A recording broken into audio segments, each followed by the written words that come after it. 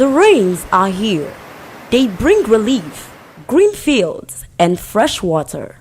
But they can also bring danger if we are not careful. Rule 1. Avoid flood waters. Never walk, wade, or drive through moving flood water. Fast-moving water can sweep you off your feet, and that water may hide open drains, sharp objects, or live electric cables. Rule 2. Stay away from weak structures and slopes.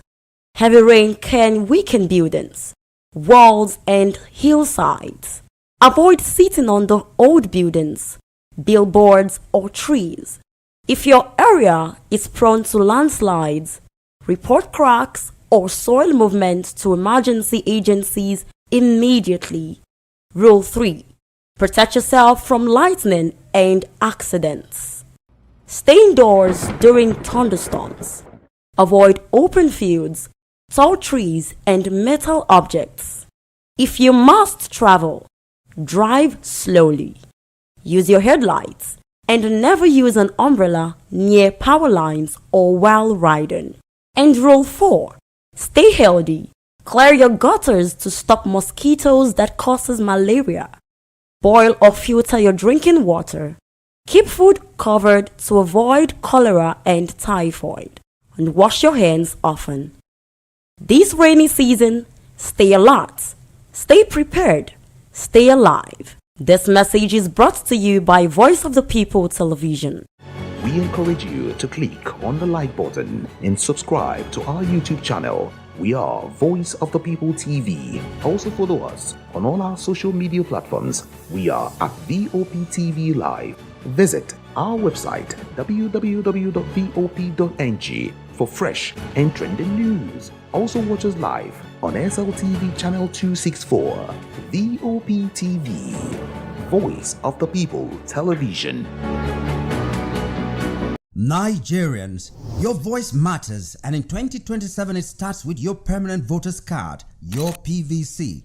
If you're 18 and above and you're a Nigerian citizen, you have the right to choose who leads your community, your state, and your country. But that right only counts if you have your PVC and your name is on the voter register. Here's what to do.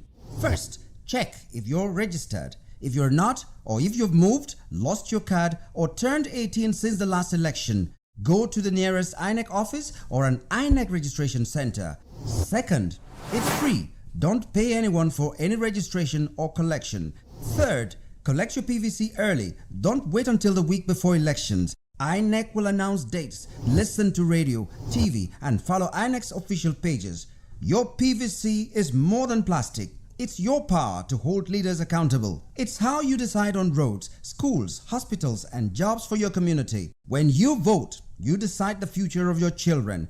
Get registered. Get your PVC. Vote in 2027. For Nigeria to work, you must be a part of it. Your vote, your future, your responsibility. This message is brought to you by Voice of the People, VOP Media. Are you ready for the extraordinary? Something big is happening on your screen. Introducing Voptv, now streaming on SLTV channel 264. From breaking news to captivating conversations, news analysis, giving you all sides to the story. We break in-depth discussions on the issues that matter, from politics to sports, entertainment, and lifestyle. Voptv on SLTV channel 264. Join us as we redefine what television means to you. Voice of the People Television, Voptv. Now you have more than a voice.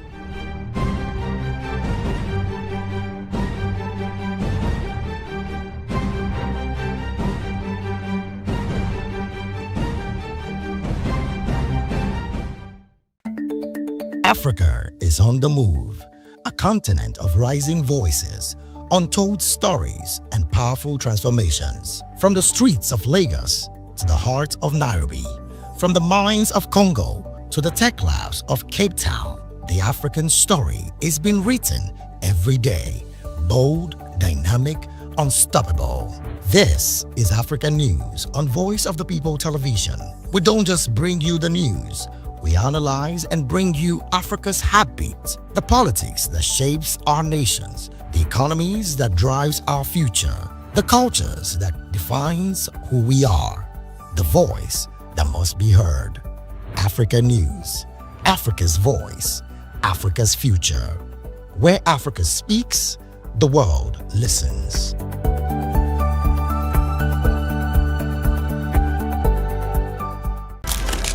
In a world where power shapes with every headline. In a nation full of questions. In a world filled with noise, the truth needs a voice. The policies that shapes our world and the economy that determines our future. Every hour, every day, the grapevine keeps buzzing. And together, we are committed to telling the stories that shape our world because your voice is our focus. Don't forget, our voice matters the most. Let us come together and share our concerns.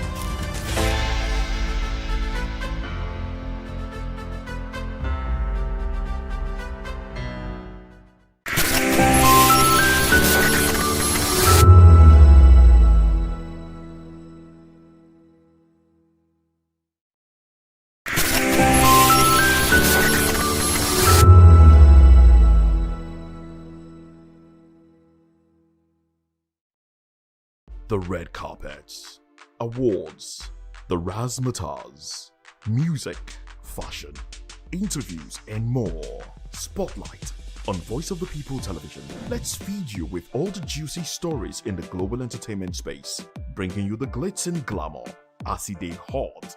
Stay tuned to Spotlight, 1 p.m. Monday to Friday. Spotlight on Voptv. Entertainment like never before.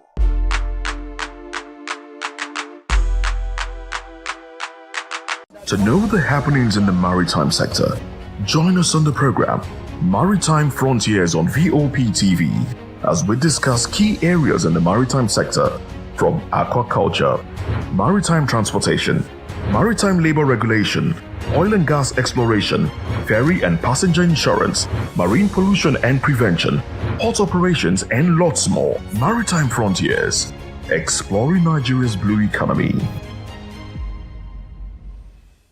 Welcome to the locker room, the home of football talk that matters.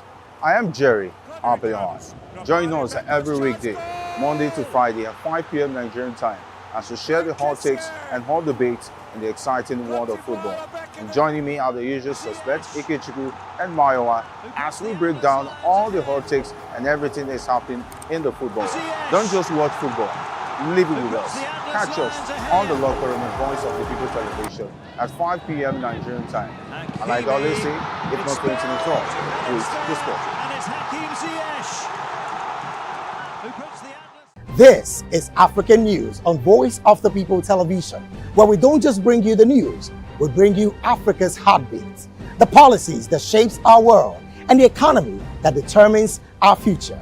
African News on Voice of the People Television. Stay with us. Behind every broken desk lies a broken promise. Education shapes the nations.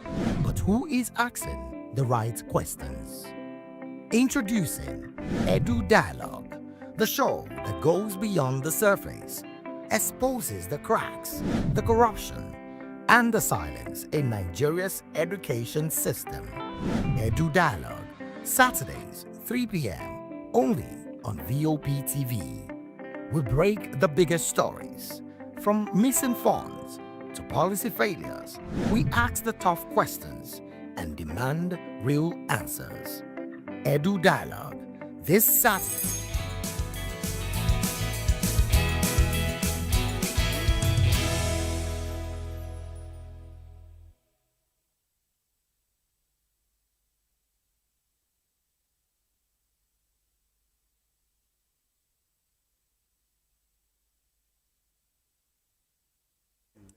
Roads are flooded and all of that, but it's not yet, packed up, and traffic is still flowing. The roads are free, but as usual, we advise road users, drivers, to be very careful, avoid road rage, drive responsibly, and be considerate to other road users.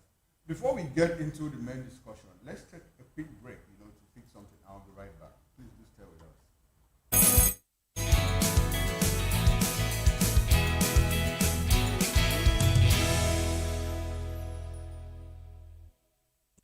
encourage you to click on the like button and subscribe to our YouTube channel. We are Voice of the People TV. Also follow us on all our social media platforms. We are at Voptv Live. Visit our website www.vop.ng for fresh and trending news. Also watch us live on SLTV channel 264. Voptv, Voice of the People Television.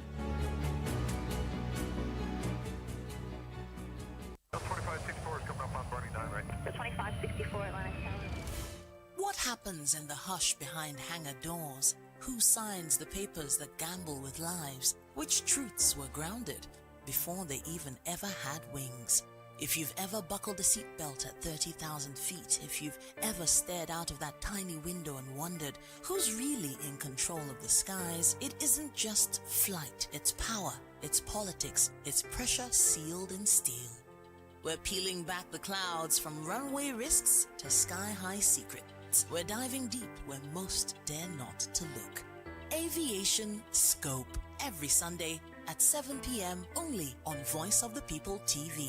We don't just report, we reveal. We don't just ask, we uncover. Because when it comes to the skies, ignorance is turbulence. Aviation Scope, the sky isn't the limit, it's just the beginning.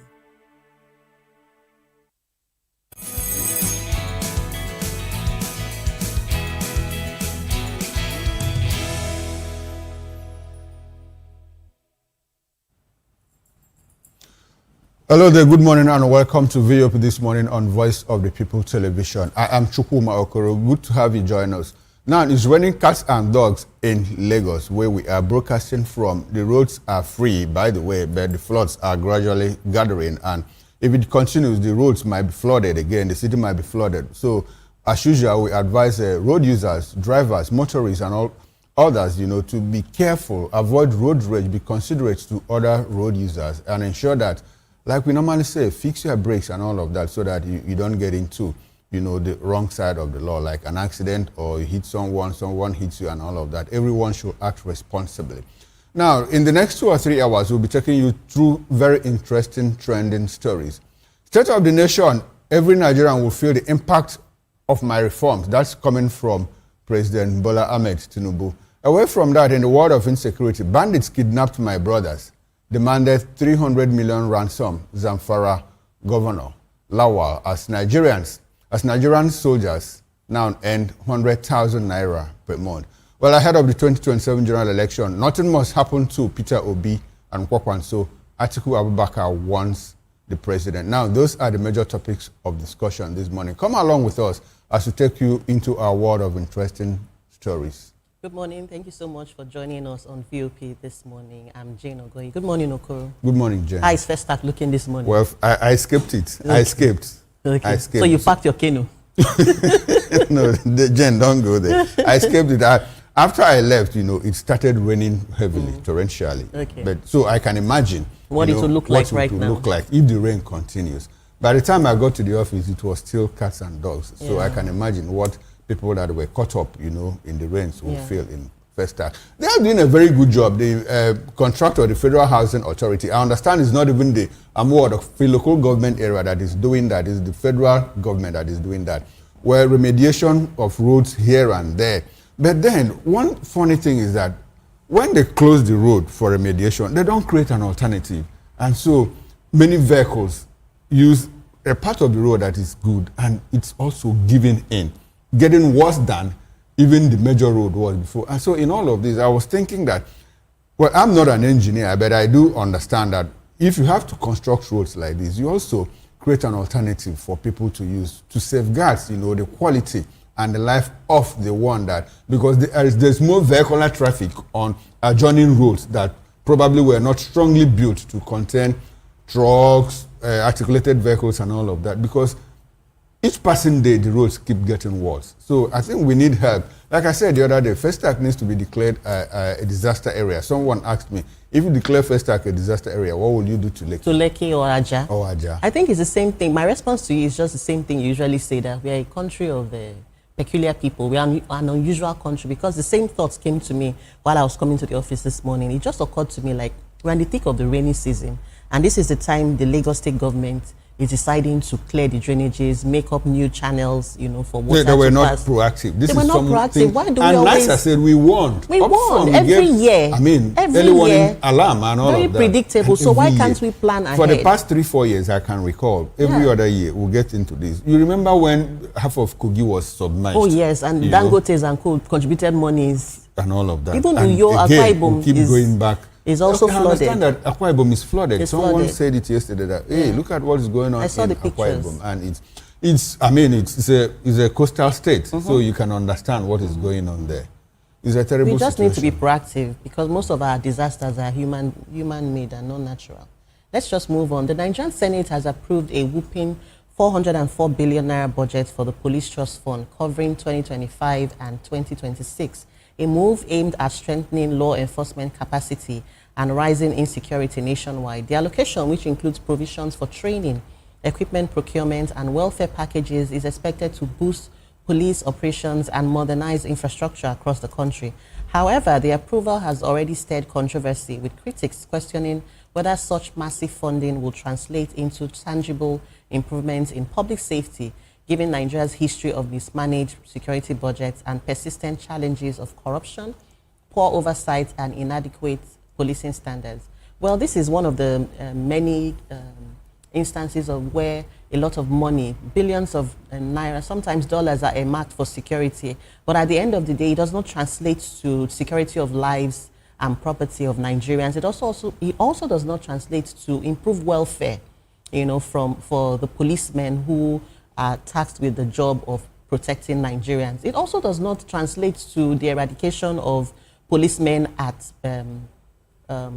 what they call it now, at those checkpoints, extorting money. It also does not, solve the problem of inadequate policing standard. There's corruption, there's poor oversight.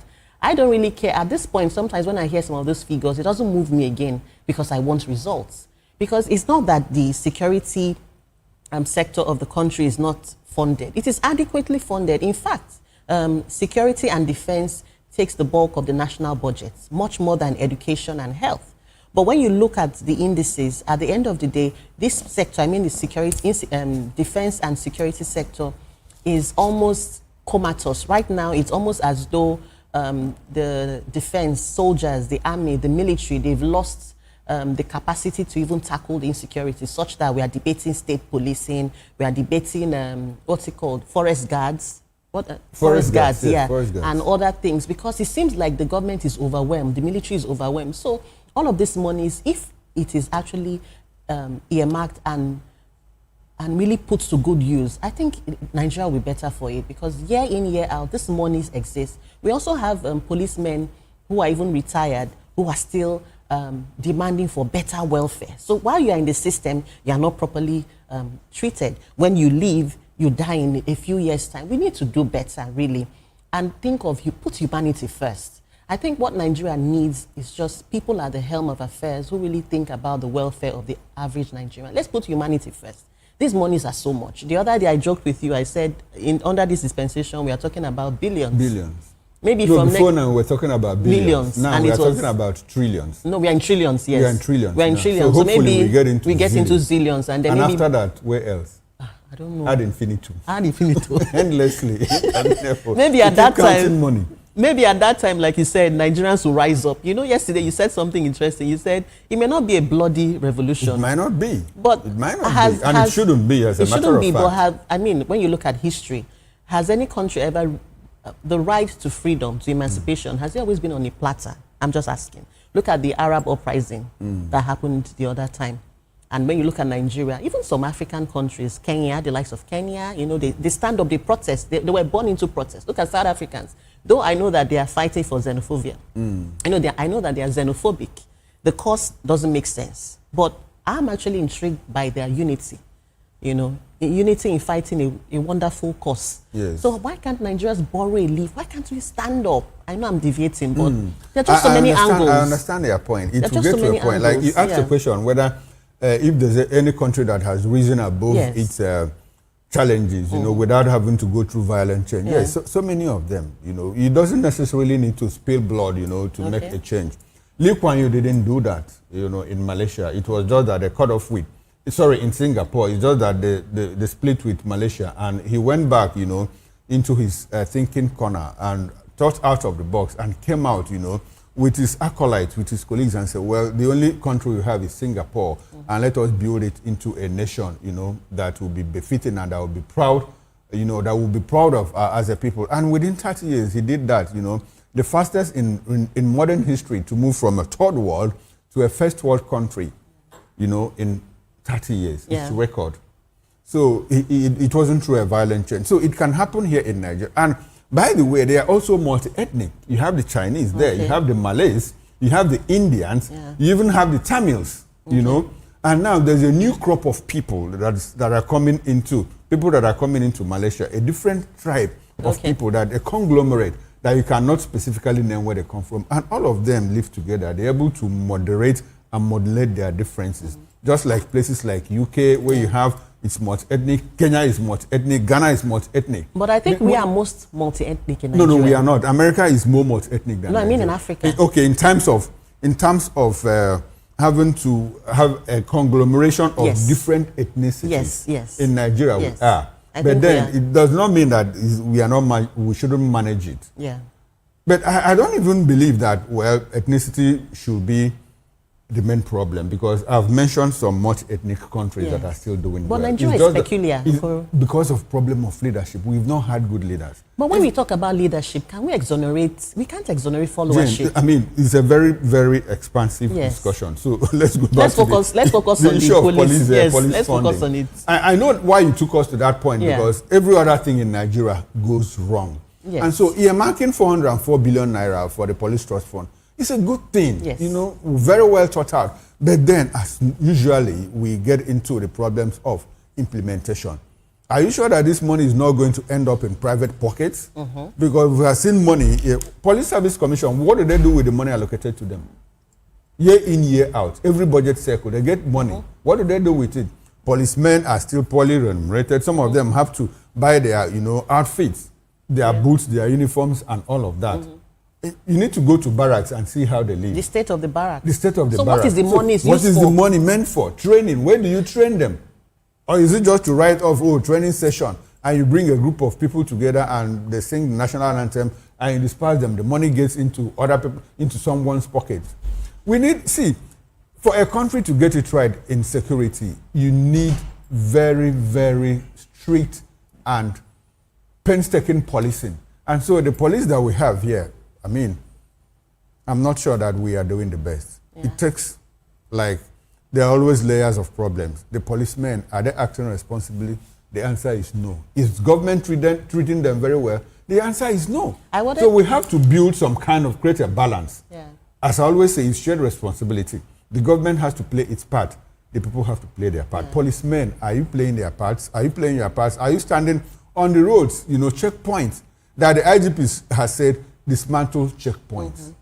Are you staying there to extort money from people, to harass Nigerians and all of that? That is not your core mandate. Your core mandate is to protect lives and property of Nigerians. But how do you even think they will have the zeal, just asking, to do the right thing when they see some of their colleagues who have been, who have retired years ago, protesting, blocking the entrance to where NAS? The zeal comes from now? The zeal comes from, let me extort as much as I can. Because when I retire, there's nothing. I'll be left fallow by the federal government, by the government that I served for 30, 35 years, and all of that. So it's a clear and present danger for any country to get it right in terms of security. It has to have a very, very good policing system. And unfortunately, that is not what we have in the country at the moment. Well, it's a good thing that the monies have been earmarked. Someone should take responsibility. And we don't want to hear stories that, we are looking for a certain amount of money from the police trust fund, swallowed by the snake, or somehow missing, and all of that. Let's leave that, Jen, and get into another interesting story. Right. Well, President Bola Ahmed Tinubu has formally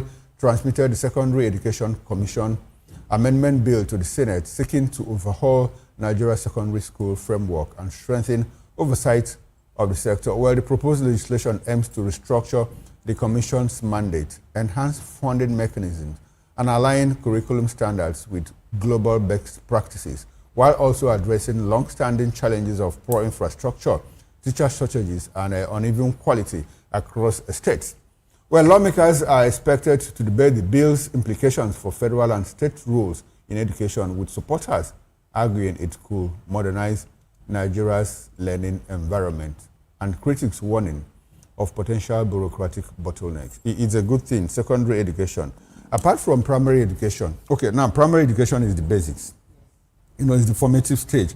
And if you lose it at the formative stage, I'm thinking that the federal government should have gone back, to the formative stage, because most of the things that I know, most of the things that you probably learned the basics, in the primary school. You attended primary school, I attended elementary school. So what they attend now is basics, basic school and all of that. So I think whether it's a difference of nomenclature or curriculum, but the elementary school we had, it was a good foundation for me, and which was improved upon when I got to the secondary education. And by the way, I also did the 5-year program. I didn't do 6334, so I'm old school. I did the 5-year program. I spent only 5 years in secondary school. And so we had grammar. And that is what the federal government is saying, where we need to go back to where we are coming from. Apparently, the 6334 system seems to have failed. Yes. But the minister came to tell us, even before telling us that he will send the proposal to National Executive Council. And I'm wondering, why are you telling us before you even send the proposal? Yeah. It hasn't been approved. So why are you telling us, making it look like it's already a policy decision? Now, back to this. Secondary education is also foundational to the extent that you have grammar, you have technical and vocational. I mean, if we're able to separate all of this, like I normally say, and I always say, we are not bereft of good policies, very well thought out. We have them. Where we have a problem is implementation. Implementation and sustenance. Continuity. Sustainability. Because you also have to implement, to measure the outcomes. If you don't implement, how do you measure the outcomes? How do you evaluate, how far? And we also need to have milestones. Within a certain threshold, have we been able to achieve, our desired outcomes in that milestone and all of that? So it's a two-way thing. While government is doing its best, policymakers, people in the Ministry of Education should also ensure. You see how secondary school teachers, and unfortunately, we even have more private schools now, than public schools. And so what is happening to the public schools? Now, this new framework now, is it going to take care of both private and public? So what are we doing? Do we have a synergy? Is it a wholesome policy initiative, or is it haphazard? Haphazard, someone is doing this one differently, another one is doing this one differently. So it's a difficult thing for me to understand, but very well thought out. Like I said again, issue of implementation. Issue of implementation, I totally agree with you. But I also think that it's, for me, I liken it to a case of building a beautiful structure on a sinking sand. This is what I mean by that. We have this beautiful idea, to restructure the secondary school education system in Nigeria. But the foundation, the structure on which this framework would be implemented is faulty. You have teachers who are not even adequately compensated. You have a lot of teachers who are working in very deplorable conditions. You have public secondary schools in Lagos, even this Lagos state, who don't even have, that are in deplorable conditions. I've seen videos, I've seen pictures of some students who are sitting on the floors. I say the condition of some of these schools. Some of these schools don't even have adequate, modernized, computer labs. You say they want to introduce coding and all of this. So how can we implement these policies without going to the basics, without going to the foundation, and ensure that the system is already stable, so that these policies can actually be implemented and can work out, just like the police funding. Education sector needs a lot of funding. Sadly, in Nigeria today, security takes the bulk of the budget, education takes one of the least, and the health sector, because of the peculiarity of the country.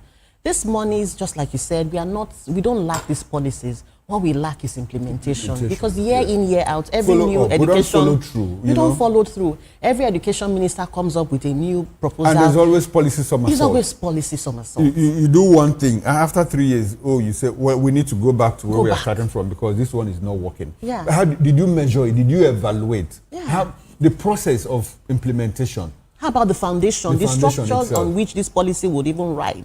Is he on a level playing? I mean, we have a lot of issues in this country, honestly. And sometimes when you want to even think about the issues in Nigeria, you don't even know where to begin. Is it education sector? Is it health? Is it transport? Is it electricity? Is it the petroleum sector? There's just so many things. I just hope that at the end of the day, some of these policies will not just be just another paperwork. Yes, I would just hope that it will not be just another paperwork. Now, let's quickly run into the newspapers and give you the headlines. Now, we'll start from The Guardian, the window headlines. State police, discordant tune as governors, senators for one abuse. Soldiers' minimum wage now 100,000 naira monthly, defense minister reveals. Xenophobic attacks, reps reject call to suspend ties with South Africa. That's coming from The Guardian. Now, the big story, luxury ghost towns, house flush funds change fortunes, realities of real estate business. Oshun 2026, Adeleke alleges APC's plot to disenfranchise voters. IOC divestment leaves indigenous firms with aging oil assets. Global cancer burden to exceed $33.2 trillion, 35 million cases yearly by 2050. Now, that's very scary. I'll take that again for emphasis. Global cancer burden to exceed $33.2 trillion, 35 million cases yearly by 2050. PF-IPC controversy grows amid new claims calls for U.S. scrutiny. Tinubu meets security chiefs as ADC insists FG APC focused on poll. The bottom strip, alleged $4.5 billion fraud. Court admits MFLA statements to EFCC as evidence. Those are the headlines from The Guardian newspaper. All right, let's move over to the Tribune, to the Punch newspaper actually. Tinubu meets security chiefs amid troops' salary backlash. President in closed-door engagements with security chiefs as attacks persist. Veterans, others fault soldiers 100,000 naira wage, demand comprehensive overhaul. 100,000 naira wage for soldiers. Interesting.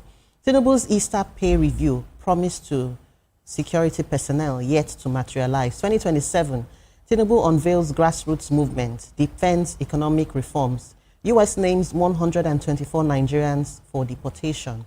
State police, governors back reforms. SDP rejects Gbajabiamila on panel. Dangote refinery sourced 22% of June crude from overseas. 2027 presidency, Wike rolls out PDP as VP candidate emerges. Those are the lead stories from the Punch newspaper. And from the Nigerian Tribune, window headlines. U.S. publishes names, photos of 124 Nigerians facing deportation over criminal convictions. Senate approves 404 billion naira police trust fund budget for 2025-2026. Adelabu following Buhari Olaniyan meet. Resolved to work for Tinubu's victory. Silent on Oyo governorship. The big story. State police, governors seek fiscal, judicial reforms. State policing requires tactical precision, not political emotion. Ex-CDS Irabo. Alleged 15 million naira corruption. Ex-CCT chairman Danladi Umar remanded in Kuje. Ndume meets Tinubu, says security situation improving. Interesting. Parties race to upload candidates on INEC portal as submission ends tomorrow. Commission to publish particulars of presidential, NAS candidates August 1. Upload of governorship, state assembly candidates begins July 18. I wouldn't betray Nigerians' trust. Reform will deliver better future. That's coming from our president, Bola Ahmed Tinubu. Says sacrifice is laying foundation for future generations. That's it from the Nigerian Tribune. And that's how far we can go on super headlines. We will return at 10 o'clock for extended review of newspaper stories, headlines, and inside stories. In the meantime, we'll go on a short break. And when we return, State of the Nation, every Nigerian will feel the impact of my reforms. That's coming from our president, Bola Ahmed Tinubu. Still, we'll be right back.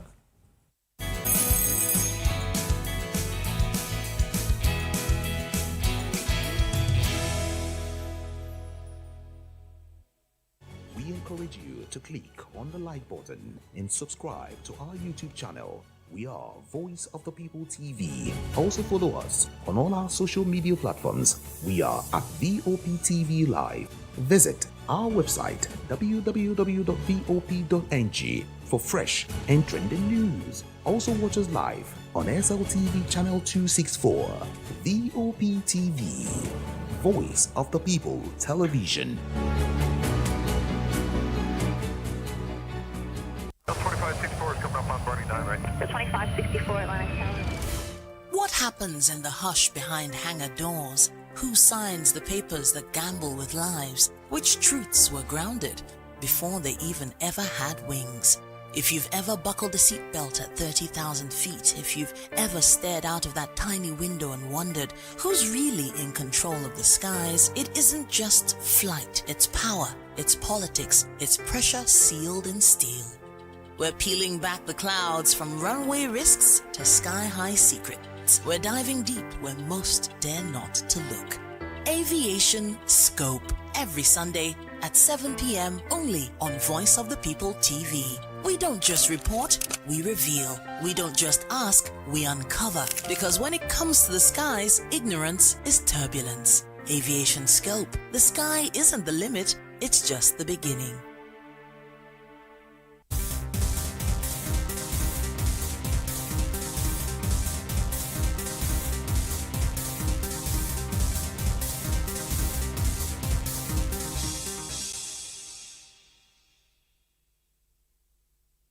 On Edge Dialogue, we bring you fresh ideas and conversations shaping the future of learning in Nigeria and beyond.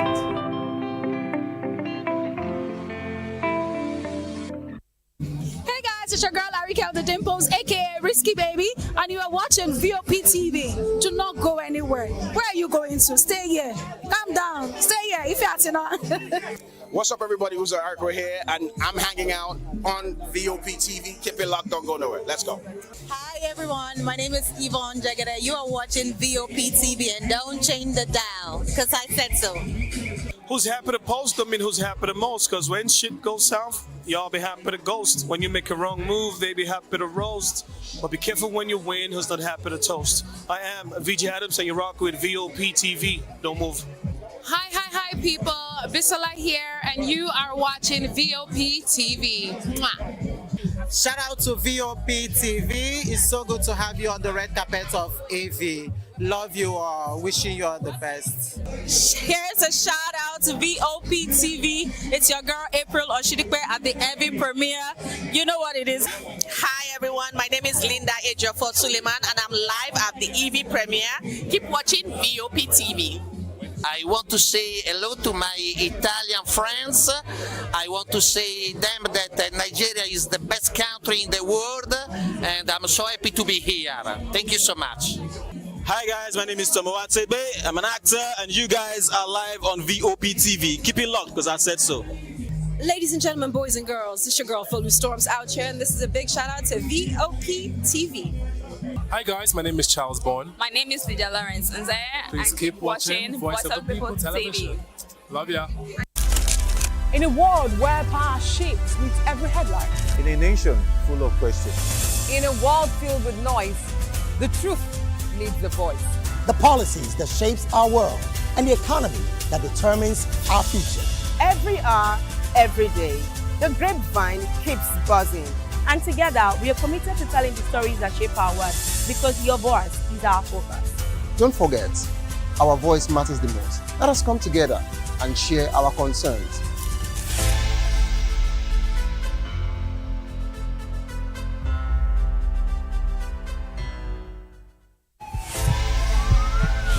This is Health Check, your weekly guide to better living, smarter choices, and trusted answers.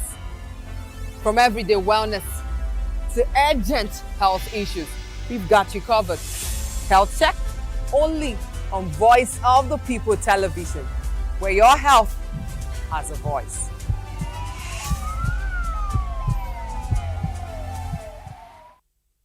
Seconds you save by crossing the road could cost you your life. Pedestrian bridges are built for one reason: to keep you safe. They are free, they are strong, and they are there to protect you. Dashing across expressways leads to injuries, loss, and grief that last forever. Using the bridge...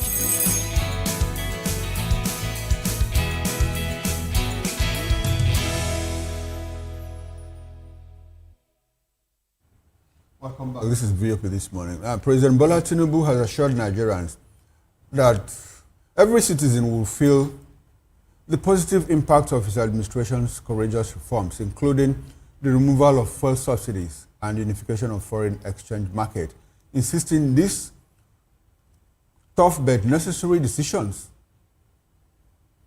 though involving temporary sacrifices, are laying a solid foundation for long-term prosperity. National renewal and a diversified non-oil economy where states no longer borrow heavily, as highlighted at the inauguration of the President Bola Ahmed Tinubu door-to-door movement in Abuja, where leaders like Senate President Godswill Akpabio and House Speaker Tajuddin Abbas praised the shift from mono-economy dependence and called for patriotic support ahead of 2027. However, NDC presidential candidate Peter Obi countered sharply, claiming that many who had booming businesses and backed Tinubu in 2023 due to his Lagos governance record are now economically devastated and reduced to hawking kwili-kwili for survival amid worsening poverty, hunger and insecurity under renewed hope agenda, arguing that public judgment is shifting based on daily hardships rather than promises, with support for opposition growing as realities bite. Meanwhile, Tinubu's special advisor Daniel Bowala defended the narrative by asserting that even Nigerians earning 60,000 naira monthly today are better positioned than many who japa abroad 5 years ago. Now, japa is our local language of saying, migrate abroad and all of that. Well, Daniel Bowala cited high overseas living costs, menial jobs for degree holders, and lack of family support networks as modern-day exploitation, while the government touts investments like over 60 billion naira in oil and gas and education assets via NEL Fund and all of that. We have our president tell us, well, no Nigerian will be left out and no Nigerian will, every Nigerian will feel the impact of my reforms. We have in the studio here to help us make sense of this development, Barrister Eze Eluche. Barrister Eluche is an attorney at law. He appears in the capacity of a public affairs analyst. Beside him, we have Mr. Dele Fanimo. Dele is a reporter as well as a public affairs analyst. And from our Benin outstation, we've been joined by Comrade Destiny Enabulele. Comrade Enabulele is a politician, former local government chairman, and former member Edo State House of Assembly, but appears here in the capacity of a public affairs analyst. In the course of the program, we'll be joined by Barrister Asim Adams. He's a constitutional lawyer as well as a political affairs analyst. Gentlemen, good morning and thanks for joining us. We appreciate your presence. Good morning. Thank you very much for the invite. Thank you, sir. Barrister Luce, let me start with you. Bola Ahmed Tinubu, nobody will be, every Nigerian will feel the impact of my reforms. The painful sacrifices we make today is to secure our future. Like they say, you have to die today to live tomorrow. The reforms are biting, they are tough decisions, but let us bear. And the sacrifices we are making will not be in vain. React broadly to this comment coming from our president. What do you see? What do you know? Thank you very much. I think the reality is that Nigerians began to feel the impact, the adverse impact of Mr. Tinubu's reign right from day one, when he supposedly removed the subsidies, non-existent subsidies, by the way, because it has been established that there was really no subsidies. What happened was that people were stealing from the system. So he removed that, so Nigerians began from day one to feel the impact of his regime. So if he still thinks that we are going to be thinking about when we'll feel the impact, it's not true. We've been feeling the impact, and the impact has continued to be very dire. The value of the naira has plummeted. The ability for Nigerians to even to travel out has been affected in the area of sports, in the area of health, in the area of all facets of our socioeconomic indexes has been adversely affected from day one of this man's regime. Now, when he talks of sacrifice, sacrifice is not only one-sided. If we are sacrificing, and this same presidency, from the first day he came, he asked for a brand new, a new jet. He changed the official cars, brought a chain of bulletproof American stretch limousines. His aides have skyrocketed in terms of their welfare and emoluments. So the sacrifice is only one-sided. Nigerians are the ones sacrificing, and these guys are having the best of time. The office of the First Lady is awash with very brand new cars almost on every annual budget, and likewise that of the president. So he's only talking to Nigerians. He's totally detached from the system. He's totally detached from Nigerians. That is why he's still saying that we should keep on looking further. Looking further what? Nigerians see an oncoming light. And that's the light in the tunnel. But that is the light of an oncoming train that is going to crush Nigerians if we allow these characters to continue in office. So, yes, we know him, we know his antecedents, and we know that we are really going through the pangs of his missteps. And the missteps are continuing. Is it? I mean, even in the area of security, you have seen that there has been a very drastic increase in the level of insecurity in the country. When he came into office, it was basically the north-east that was under a insecurity situation. But now, everywhere, even in the southwest, in the southeast, the whole country is messed up. So what is he talking of waiting till El Dorado time? Nigerians know what they're going through. And with regards to some of the comments of his aides, like this Boala fellow, very much discredited Boala, he's saying that Nigerians abroad, who are earning 60,000 naira, are better than those abroad. And you see, his reasoning was very, very suspect. He said it was because if you are earning that much in Nigeria, you have somebody who can help you out when you are down. And then those in the UK or wherever don't have any such thing. That was the height of idiocy, mind my words. Because that means this man doesn't even understand what he's talking about. So if you are earning that much, by the way, that is even below the national minimum wage. That's what it's referring to. So if you're earning that much, you are only existing because you have people who can come and give you some stipends. Okay. That is the aim of this government. They want to reduce Nigerians to beggarly status. I think he was referring to our communal living in Africa, you know, where, I mean, we watch our brothers, our neighbors back and all of that, which we find absent probably in Europe and other parts of the Western world. I think that was the emphasis. Well, giving excuses for a man like Boala is neither here nor there. No, I'm not giving excuses. Yeah, because, I mean, the language was very clear. Okay. That if you're earning that much, when you have problems, you have people who can always assist you. Because, the African support system. Must a man believe in that? You are working. You are a graduate. You now rely on people who can come and help you in terms of needs. No, the right fact is this. This government has been very, very, they have adversely impacted Nigerians. And from all indications, with their overwhelming propensity to borrow for everything, for whatever projects they are borrowing, with this level of fraud that is going on in the system. We'll deepen and expand the conversation. But before I come to Dele Fanimo, I'd like to ask you, Barrister Eze, when you talked about the president acquiring limousine, firstly the brand new cars and all of that, if you consider the humongous problems that he inherited in Nigeria, don't you think that he needs a conducive workspace, a conducive workspace to be able to think well, think properly, and face, the rot in Nigeria, everybody understands it. Don't you think that he needs that, conducive workspace to be able to take right decisions for the Nigerian people? Should that be a problem that he bought or retouched a jet so that he's able to get on time to wherever he wants to, and probably an office space, renovation, hospital, and all of that? Doesn't he need it so that he will have a conducive work environment to be able to take appropriate decisions for the Nigerian people? More serious leaders across Africa, some of them even banned foreign travel for themselves and their ministers because they realize the enormity of the problems they have in their country. But this one has embarked upon junketing all over the world, and Nigerians are not seeing any of the benefits. You ask yourself, if you invest in this plane for Mr. President, you invest in this 100-car convoy for him, what is the return on investment for Nigeria? So far, it has been absolute zero. So as far as the Nigerian state is concerned, as far as Nigerians are concerned, all those perks of office, which were even there before he came in, what was wrong with the plethora of cars that Mr. Buhari was using?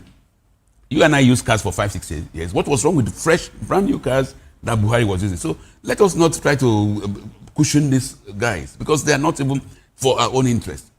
In America, if the president is traveling, they want to know what will be the benefit to the United States from each particular trip. No, but we are not trying to protect or give excuses for anybody. We are just trying to think divergently so that at the end of the day, we'll come to a conclusion that, Nigerians will understand. I agree. Now, Mr. Fanimo, let me bring you to this conversation. I heard somebody say, as a matter of fact, Peter Obi said, yes, everybody is feeling the impact of your reforms. Even your friends that were doing well before, some of them are doing selling kuli now. You know, he tried to you know put humor into it.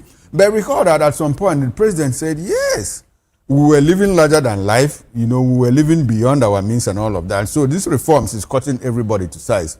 You recall that he mentioned his friend who used to drive a Porsche, you know, who is now driving one small car. He said the friend had 3 big cars, including a Porsche, but now he drives one small car and all of that. So is everybody feeling the impact adversely or positively? Which one is it for you? What do you see in all of this? Well, I think at this point, you have to realize that there's a kind of dichotomy between the leaders and the led. You see, if you want to judge by the outward appearance of some of these people in government, the tendency for you is to see that definitely there is a gap. For me, if you want me to tighten my belt, I must see you doing the same at the same time. But we have found out that those that are politically exposed are not feeling the heat as much as we are feeling it as Nigerians. And for me, I would not agree to the fact that subsidies was not existing before he came. As a matter of fact, subsidies started in 1977 when military government under Obasanjo became, after Murtala's assassination. But at that time, subsidy was intentional. It was meant to bridge the gap between we that are producing oil and those who are buying from us in case there is escalation. And it ran up to 1999 when Obasanjo came back and up to when Jonathan came. As soon as Jonathan came, it became a free-for-all, and then up to Buhari. So we saw that people were importing absolutely nothing, but building up papers, documents to siphon money from government. So people were living like kings and queens on our collective patrimony. So at that time, Nigeria was borrowing money to pay salaries. So subsidy was the right thing to do. And I also recall that even 3 leading political gladiators at that time, Atiku, Tinubu, and P2B, they all agreed that for us to survive, we needed to remove subsidy. And then, at some point, if you are close to the central bank governor or the president, you don't need to work. All you need to do is just go to CBN, get foreign exchange, particularly dollar, for 400 naira, and right in that office or at the gate of that office, you sell for 750 naira. So if you are given $1 million, you are making 350 million naira without any effort. And so this thing had to be closed. And so I support reforms in that area. But the question is, how much has this gotten back to us? We have not really gotten that. 2, if you, like I said earlier, if you are saying I should tighten my belt, I should also see you tightening your belt. But money is not available. The purchasing power of an average Nigerian is going down. And beyond the metrics of the micro economy, we have not seen the impact on our daily life, which is the micro part of it. So what I would suggest here is there shouldn't be further delay in letting this thing trickle down so that Nigerians can enjoy the dividend of whatever sacrifice we are making now. How long will it take us to begin to feel the impact of some of these reforms? It shouldn't be eternity.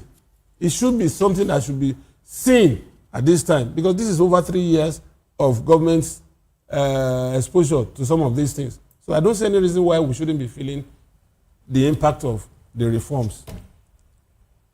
Thank you, Mr. Fanimo. Thank you. Let's move over to our Benin outstation where we have Destiny and Labulele standing by. Good morning, Destiny. Yeah, Good morning, my sir. great sister, good morning to you. Good to have you join us today. I greet my brothers there at the studio. All right. I'm sure you've been hearing going along with the conversation all the while. How long do you think this administration can sustain this temporary sacrifice narrative? It's going on 3 years. And from the look of things, they might come back into power. So how long do you think they're going to sustain this narrative? Do you think Nigerians will get to that boiling point, or we would still, keep enduring as usual? Yeah, I think we need to make it clear and as possible unambiguous.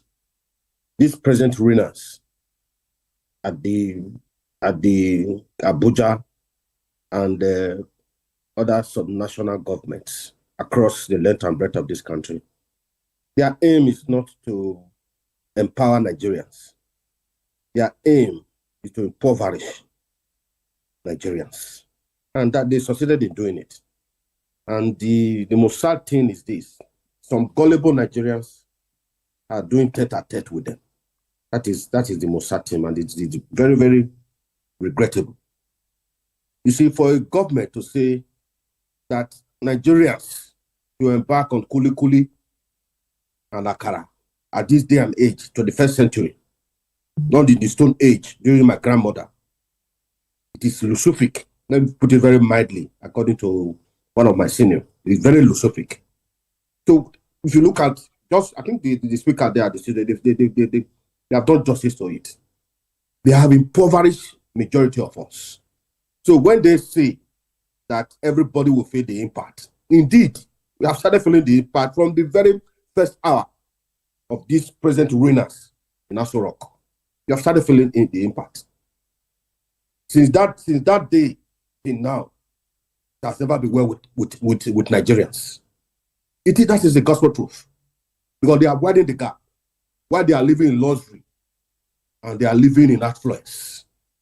And they want you and I to suffocate and begin to beg just the way El-Rufai's wives and family are begging. They want Nigerians to be begging for deliberate. That is their aim. They are ruining us as a colonial master. But at times I refuse to refer to the colonial master because to me, they have done their part. But we on our own, living, not doing our part, it is cost in us. And we must begin to look for how they can pray for the ancestors to remove the cost in us. Because I've often asked these questions. Who bewitched us? Who caused us? I'm yet to find who bewitched us and who caused us. Whether we inflicted the cost in ourselves, by ourselves. That is a subject for another day. Why am I saying all this? For a government to say that 60,000 naira, comparing to Nigerians living abroad, getting any 2,000 or thereabouts, that they are better off. They are better off. It's regrettable, Ligubros. Very, very regrettable. When I heard, I was very speechless. I was dumbfounded. I was just laughing. My friend was saying, Destiny. I said, boy, just look at this headline. I were about 6 or some of us. They were just laughing. Comrade Destiny. Yes, sir. Comrade Destiny. Yes, sir. Now, the argument of this administration is that we removed fuel subsidy.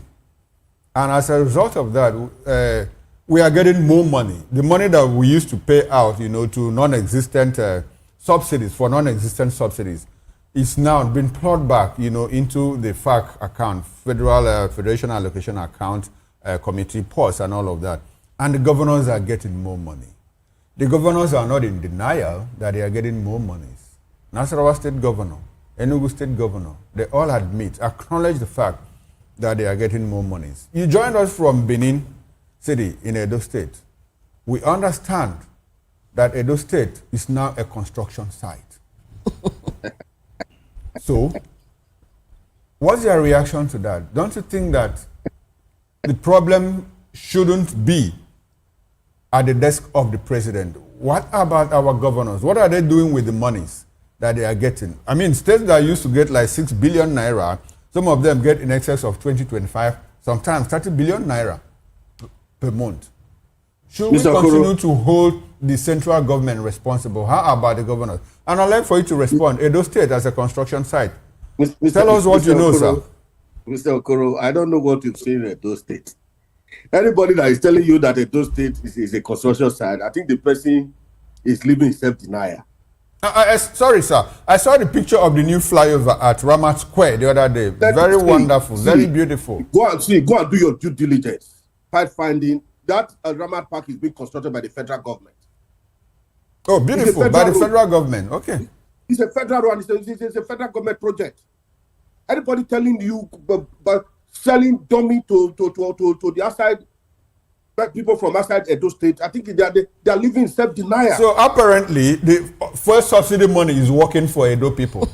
That's what you mean. Government all over, as it currently stands, by these present winners, it's in a court-like. If you see the way secret court operates, that's the way it operates. Perhaps you've not seen some of the videos from the APC chairman, Edo State chairman, while he was in Scotland.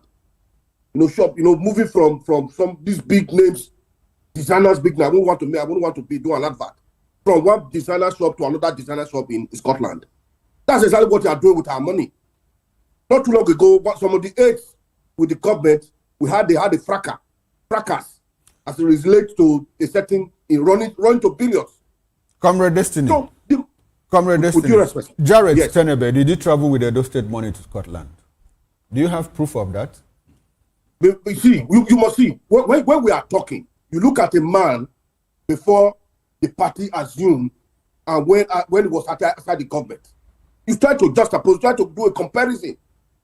If for now, Destiny is eating akara and gari, morning and evening.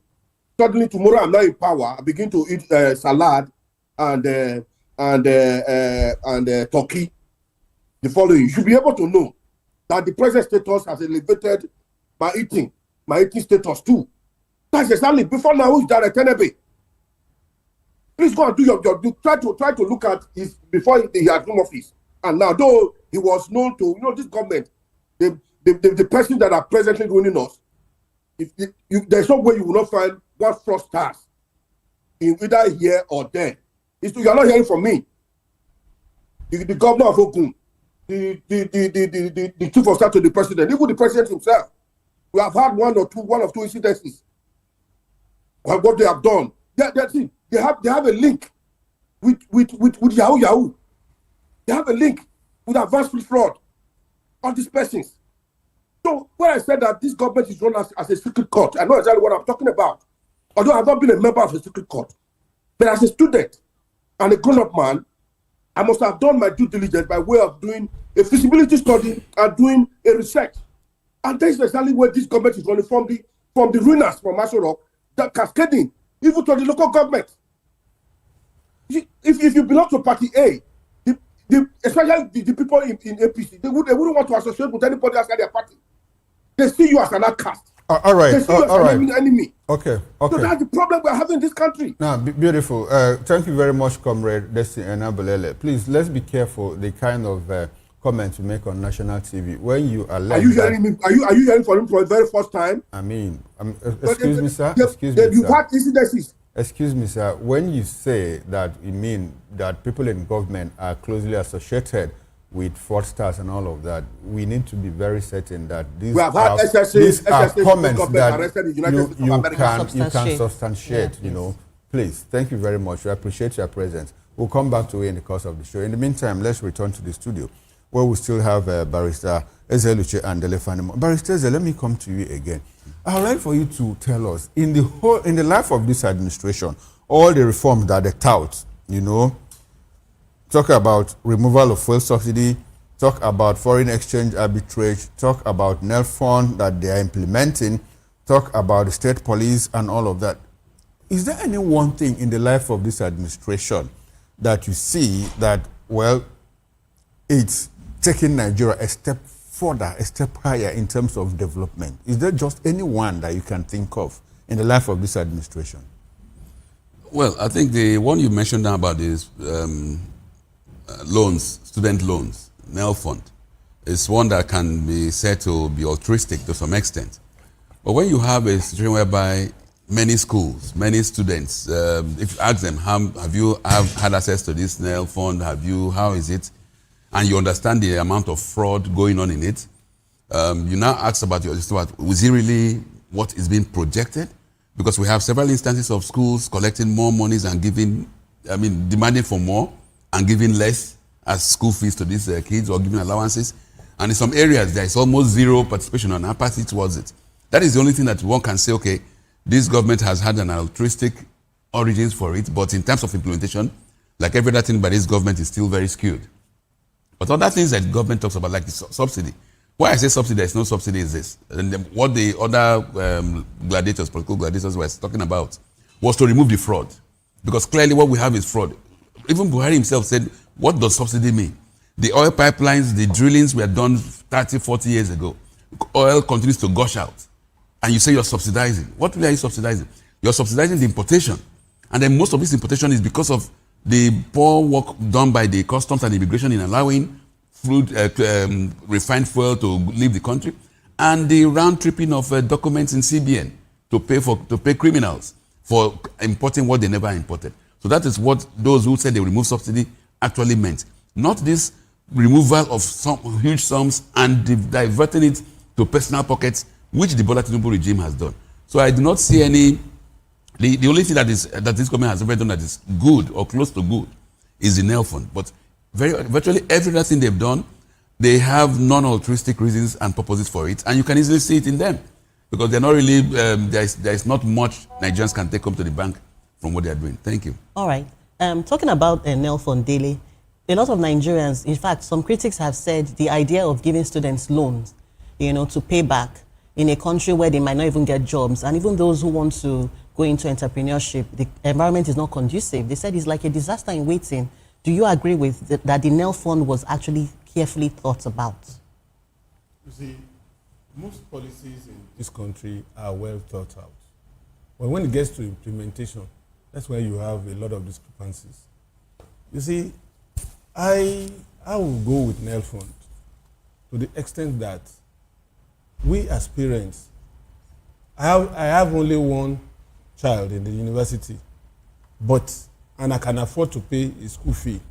But I know of families that even as low as 100, I think any university today, federal university is the cheapest. You pay as much as 150, 160,000 naira per session. Okay. But to us, it's insignificant. But there are some parents that cannot even afford, even when you bring it down to 50,000. It's as bad as that. So if such students are given the opportunity to go to school, we are also building a mass of educated young people, which will also galvanize the development of this country. Now, everywhere you turn to in this country, you have like 100 rats in a room. ETF fund, Education Trust Fund, you understand? That particular fund, there are some states till today that can't access this fund simply because they couldn't render account for the previous one. Because you have to render account and make sure that your books are in line with the instructions that go with it. They have not been able to access those funds. Now, the NEL fund, some vice chancellors, some bursars, some registrars in some of these institutions, they are so manipulated that they even raise school fee to access this fund. Excess funds. Like if your child is paying 180,000 naira, the school will now cook up books that is paying 300,000. So they pull the funds from NEL fund, and what do? As a matter of fact, they even tell that student to pay 30,000 naira processing fee. Okay, so your submission now is well thought out but poorly implemented. Yes. Okay, beautiful. So if we are going to blame anybody, it is the school authority that would have to blame. Okay, blame the the school intention authorities. was good. Very good. Okay, we'll blame the school authorities. We don't blame the supervising authorities. Beautiful. Now, let's quickly run to Barrister Asim Adams. Chief Barrister Asim Adams, good morning and thanks for joining us on VOP this morning. I'm happy that you are smiling. I don't know why you're smiling. The president's reforms are impacting positively on you. I can see that. You blame the school authority, not the supervisory authority. That's what is making me laugh. No, okay, that's based on the summation of the analysts in the studio. I don't have an opinion here. I just summarize what he said. Good morning to you, Barrister Adams. Mr. Okoro. Yes, sir. How many minutes do I have? How many minutes do I have? How many minutes do you want to take, sir? I want you to react. Can you give me 20 minutes? No. Airtime is perishable. No, I don't have that long time for you. I'm just joking. I know. I'm joking. Mr. Okoro, first of all, I want to thank you for the direction you gave to my brother, Comrade Nabulele, on calling Jared Itenebe a fraudster, etc., on national television. That was wrong. And please let us moderate the usage of our words in, either denigrating people. I know we are angry, but that is not, to the best of my knowledge, correct. That is my state. I'm from Edo State. So let that be for a discourse another day. Now, profiling what is here. I don't know if you can see a newspaper I have here. I have a newspaper of 2014.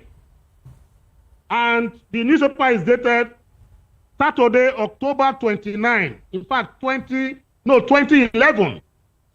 October 29, 2011.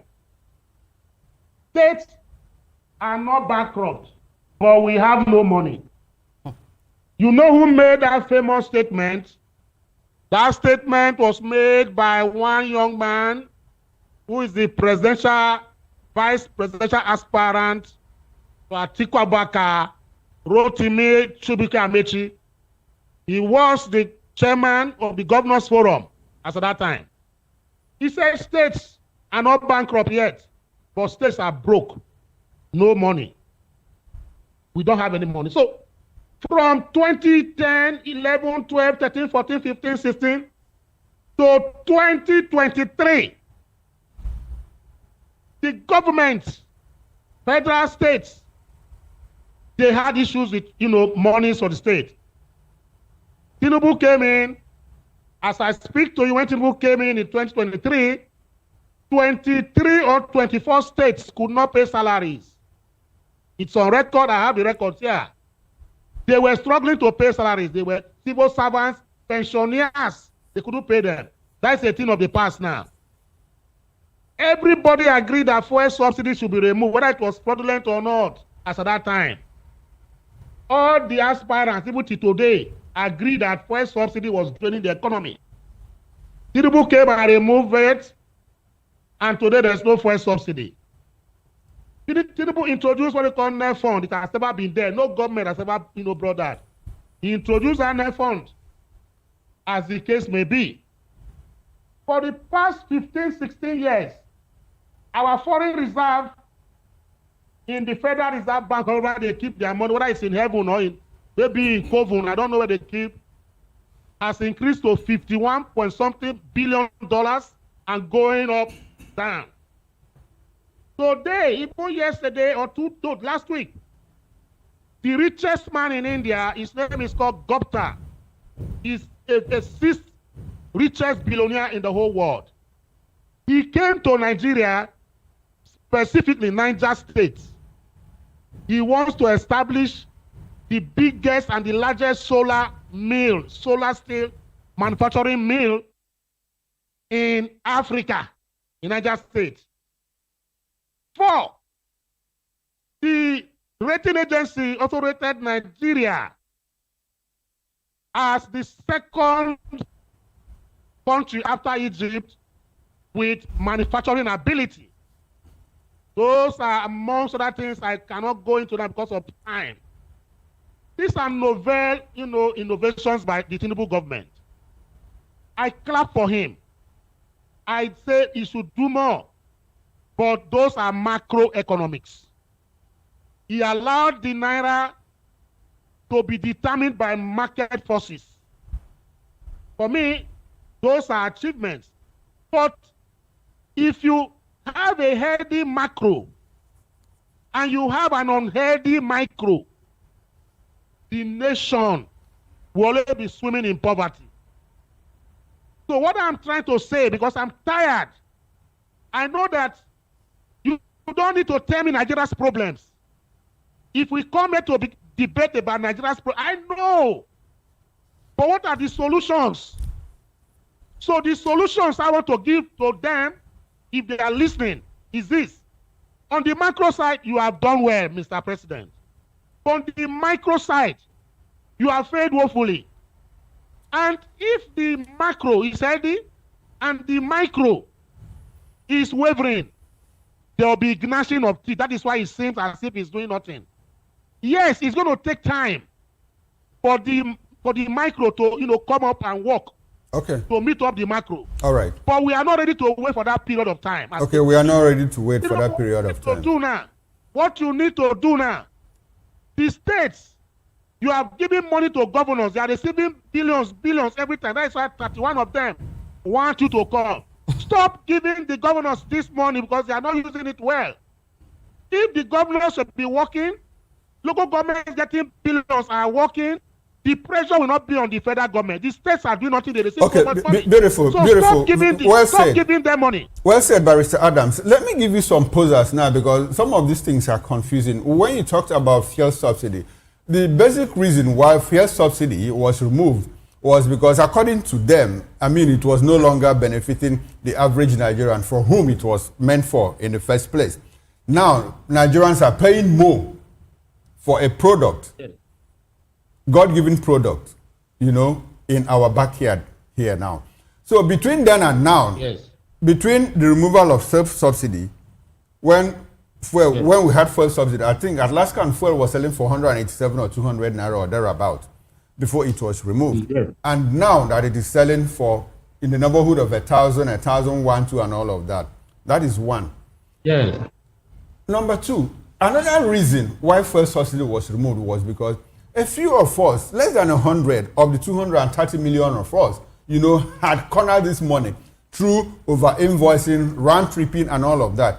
In the 3 years, I understand. In the 3 years of this administration, only one person has been brought to justice. Just one. Just one of them. And again, when you talk about foreign reserves increasing, Nigeria's foreign reserve, are you aware, do you recall the penultimate Minister of Finance and Coordinating Minister Wale Edun said that, we shouldn't rejoice because foreign reserve is increasing. He says it's increasing because we are borrowing more money. And in the life of this administration, within the 3 years, they have borrowed more than the government borrowed from 1960 to our 50th independent anniversary. This administration... It's not true. It's not true. It's not true. You need to fact check. I'll give you... Because of time, I need you to fact check. Yes, I'll give you time to respond. We have borrowed more money in the life of this administration. You'll also recall that Buhari left us at 87 trillion naira debt. Now, not even 87, but now it is in the neighborhood of 159 trillion naira. And more monies are being borrowed by this administration. You said that the macroeconomics are looking up. Now, how long will it take for it to translate to the micro, where the average Nigerian will start feeling it? I would like for you to summarize, sir.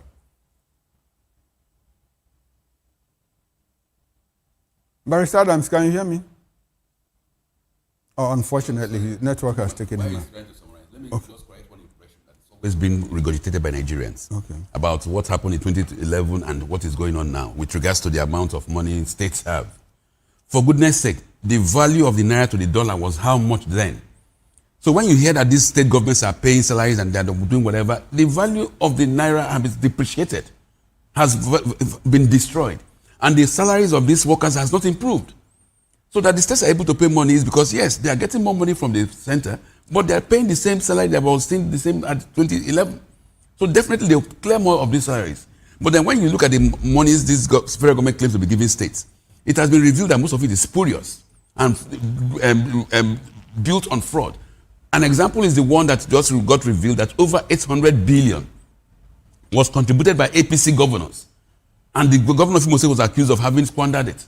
800 billion. So that means that the money this federal government even gives states or allocates to states and not even for altruistic purposes. At the fact meetings, you will hear that they have given a state so and so billions. But in reality, how much was the state giving to give back to the APC, to run the APC? So when you hear people, analysts coming out and saying there is so much improvement, improvement in what? Do you not realize these things? I mean, it's sad, but when you are on before national TV, you have to be very, very explicit and say the truth. The truth is that the states are able to pay more because the value of Naira has depreciated and they are now getting more money. And when you talk of the foreign reserves, what, for goodness sake, look at the economics. As a country, we are borrowing billions more and you claim to be having higher foreign reserves. Who are you fooling? Where is that money, so-called foreign reserves? What is it doing there? What are you keeping reserves for when you need all the... You are still borrowing money.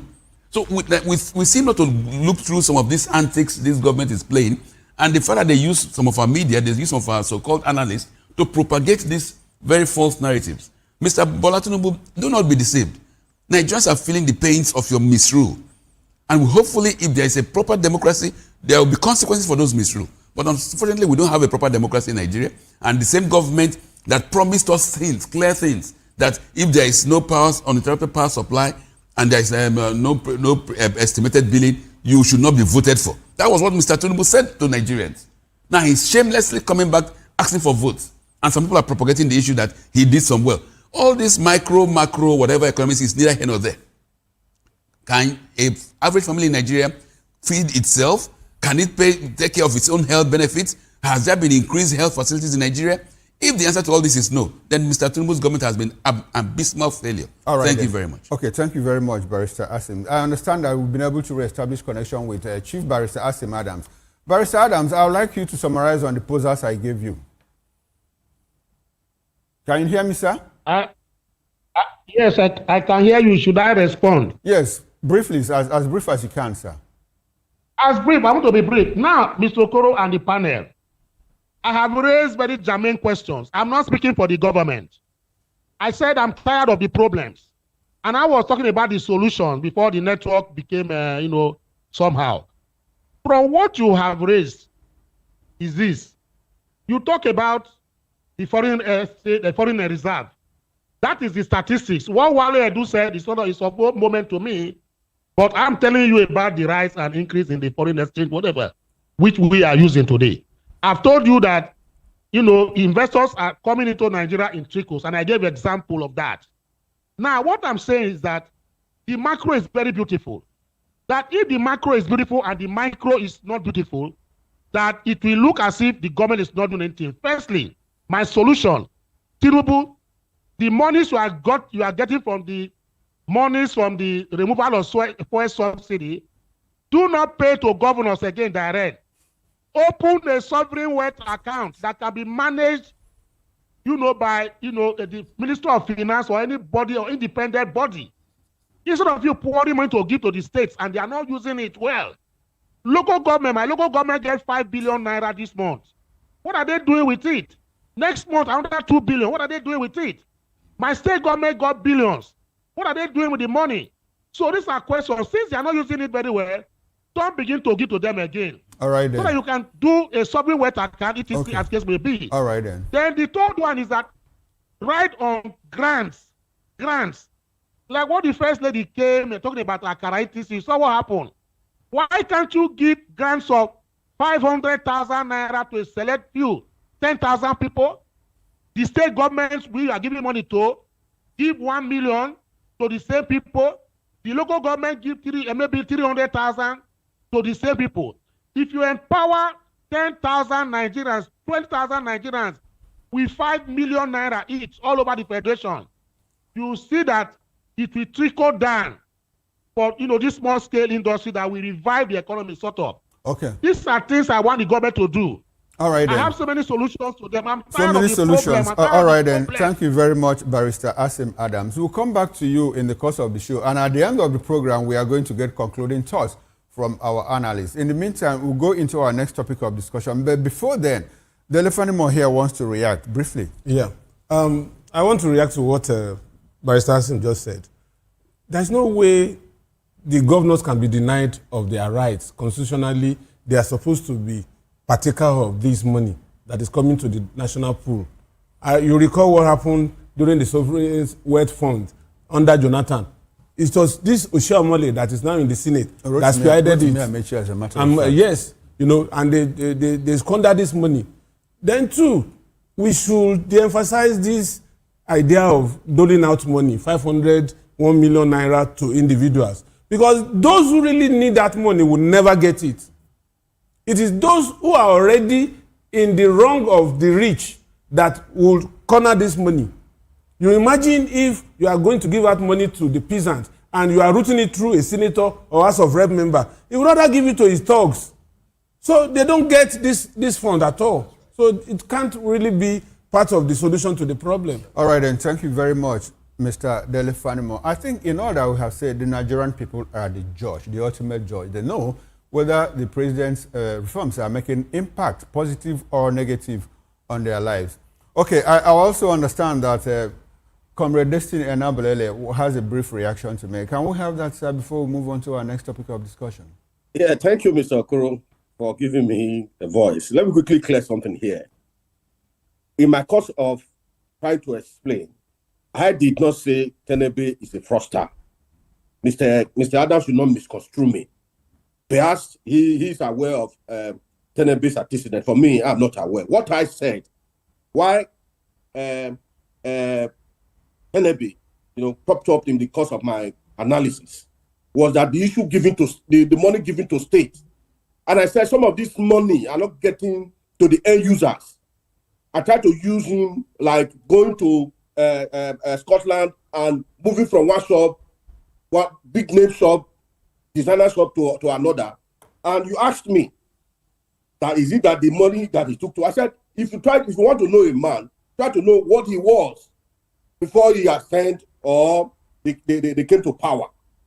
That's why. So I didn't call him a fraudster. We need to get this straight. And I went further to say that there are some states where you have some of the SSAs arrested in the United States of America, even elected council chairman like in Anambra, SSAs like in Ogun State, and there are alleged, fraud, cases, and that's why I said like the chief of staff, the issue of $25,000 that were published by the Ara reporters. So please. All right, then. Thank you very much. Thank you very much. All right, thank you very much, Comrade Destiny Enabulele. We appreciate your time and presence on the program. Insecurity, bandits kidnapped my brothers, demanded 300 million naira ransom down for our governor, Governor Lawal, as Nigerian soldiers now earn 100,000 naira. Join us again, we'll be right back.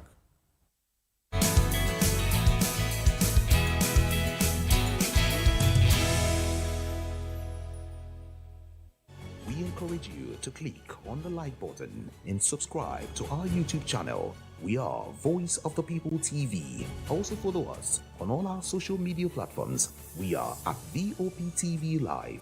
Visit our website www.vop.ng for fresh and trending news. Also watch us live on SLTV channel 264. VOPTV, Voice of the People Television.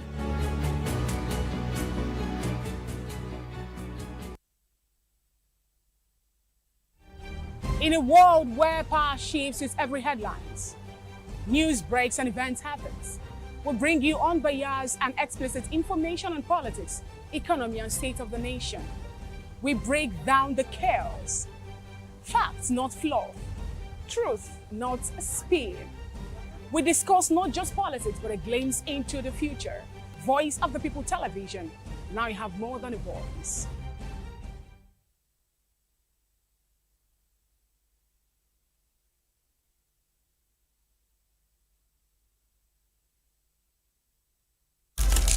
In a world where power shifts with every headline. In a nation full of questions. In a world filled with noise.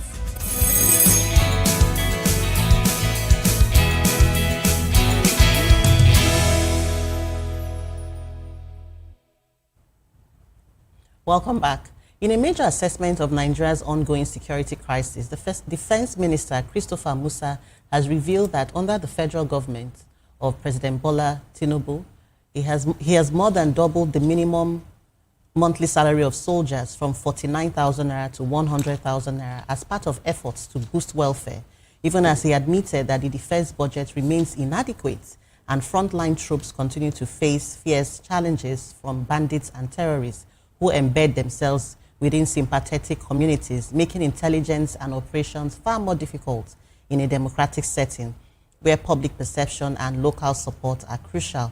Musa stressed the need for stronger collaboration between the military communities, traditional rulers, religious leaders, and local governments, while advocating for death penalty for kidnappers to create real deterrence against soft laws that embolden criminals. Citing the tragic Oyo school children abduction, where bandits allegedly used the hostages as leverage to free detained commanders and threatened mass killings if troops advance.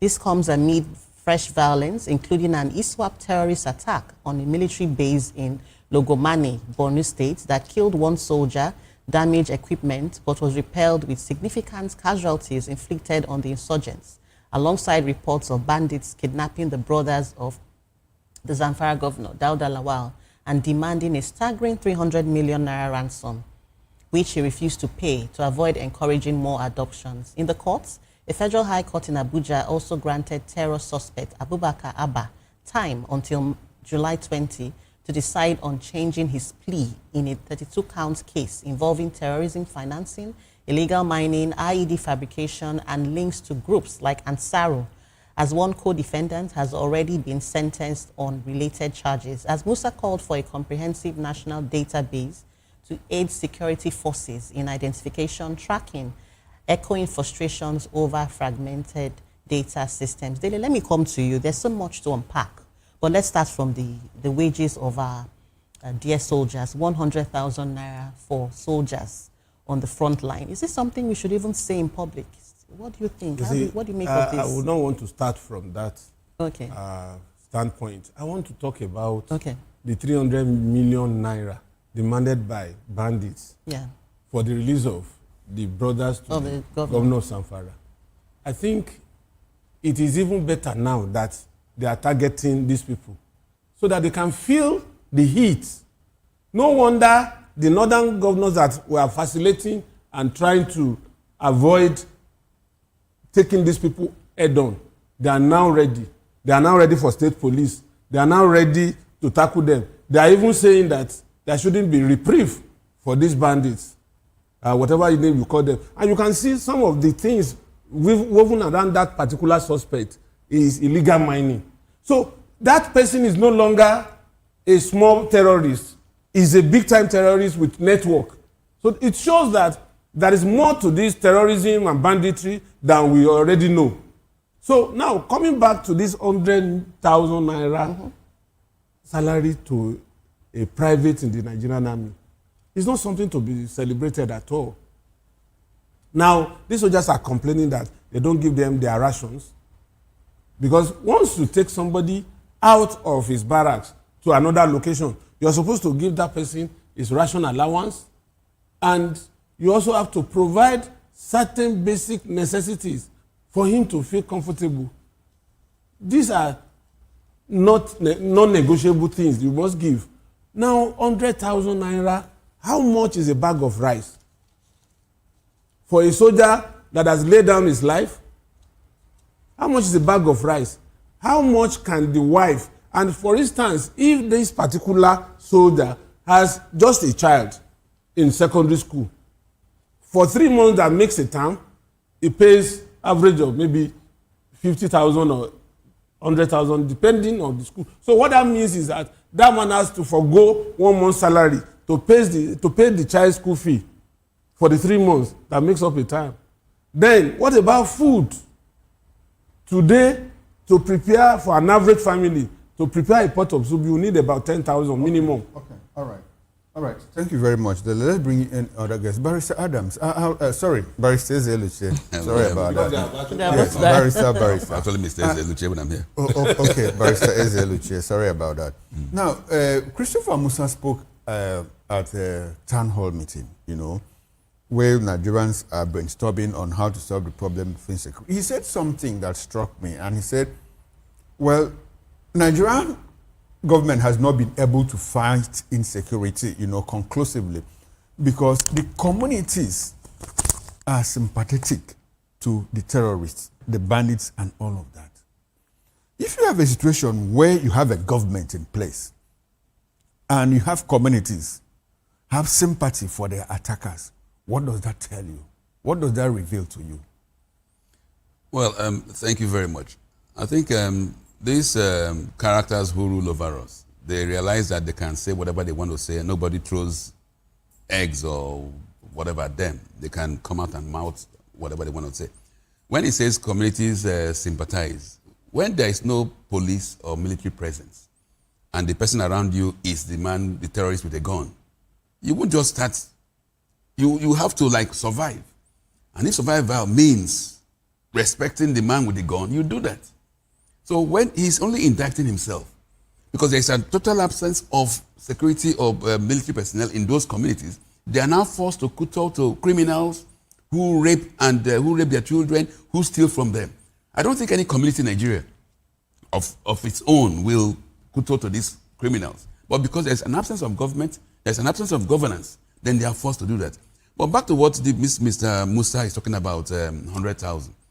As a retired chief of army staff, he went home with almost over 10 billion naira in SUVs, bulletproof SUVs, foreign trips for him and his family and everything, over 10 billion. He should first of all tell the community, those soldiers, has he, while he's now been brought back as a minister, has he forfeited those, or he's still having those ones and continuing with his 10 billion largesse, which this Tinubu government signed for these characters? Now he's telling them that he wants them to celebrate 100,000. Look, when people look at all these foreign trips that Mr. Tinubu embarks upon, each day, for goodness sake, most of the people on his entourage have at least $1,000 extra code. That's 1.4 million. Extra code for government officials, and you see that he goes with a retinue of a horde of aides, at times over 30, 40, all getting these humongous sums. And the minister is coming to tell us that because he's now paying soldiers who sleep in the forest, who sacrifice themselves, who are ready to sacrifice their lives for Nigerians, you are paying them 100,000 a month. So we should glorify you, we should clap for you. He should go and have something else to talk about.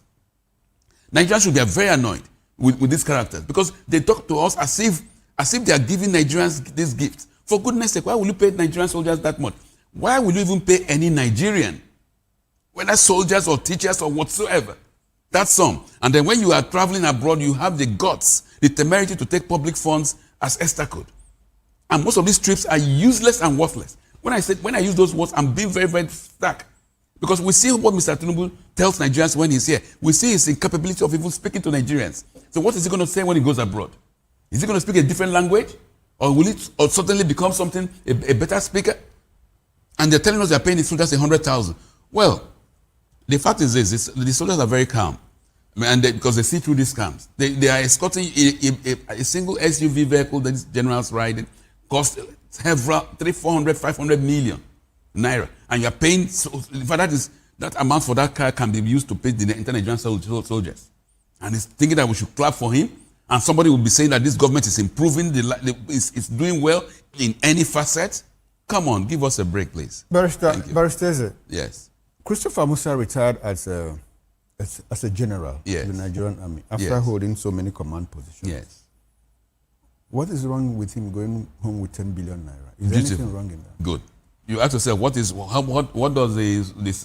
the private or the sergeant in the army or the captain, what does he go home with?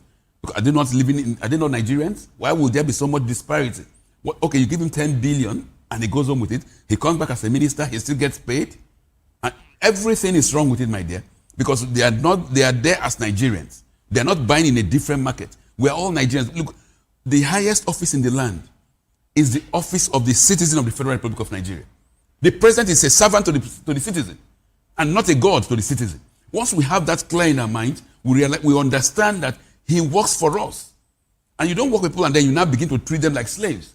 For Nigerian workers are worse off after almost 60-something years of independence than they were before the independence. Okay.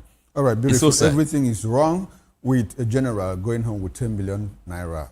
Billion. 10 billion naira, Yes. according to Barrister Ezeluche. According to the facts. So let's get the views of Comrade Enabulele. Comrade, let's get your views on this, please. Well, I will align totally with the last speaker. I'm happy we still have some persons that can speak truth to power. That is the gospel truth. To be very frank with you, I think the now Minister of Defense need to bury his head in shame. Before now, although I respect the Nigerian army before now, but coming out in the open to tell Nigerians that the issue of 100,000 naira to the Nigerian army, there's no way you can defeat the bandit or banditry with this kind of salaries. With utmost humility, there's no way. They are not being incentivized. There's nothing to encourage them. Yeah, but here we are. The president or the presidency, the higher echelon of the army, they are smiling to the banks. They are becoming contractors, while the lower cadre are suffering. That is why you see the president is just having a free day with Nigerians. You see, as put it by the last speaker, the highest office in the land are the Nigerian citizens, not the other way around. In a sane society, permit me, in a sane society, but it's very unfortunate that we are not living in a sane society in Nigeria. The highest office in the land is that of the president and the presidency. Hence, we see all these razzmatazz, all this man humanity to man, all this how Nigerian elites are underdeveloping the Nigerian country. They are. And when there's that time, we need to look at how the Nigerian elites are underdeveloping the Nigerian state. And this is exactly what they are doing. For me, when I saw it yesterday, I shed tears, to be very frank. 100,000 naira, you put your life on the line, and you are coming up in the open and beating your chest while you went home with over 10 billion naira. Come on, faith. Who bewitched us? Who cost us?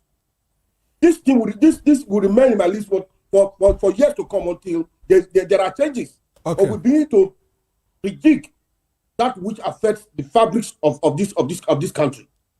It is quite sad. Very sad indeed. If you are not sad, then you are living in another world. You are not living in this country. All right, then. That the Nigerian is taking home 100,000 naira. Thank you very much, Comrade Destiny Enabulele. Thank you very much, Comrade Enabulele. Now, let's quickly run to Barrister Asim Adams. Barrister Adams, I would like for you to give us a reaction to this development.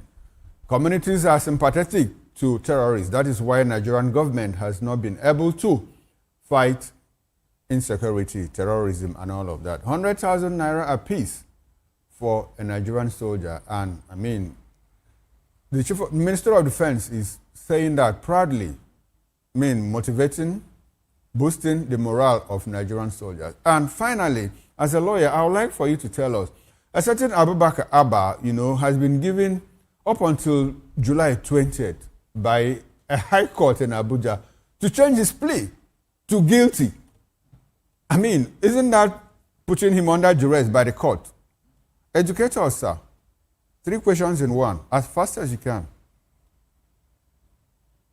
Let me start with the issue of the Abubakar.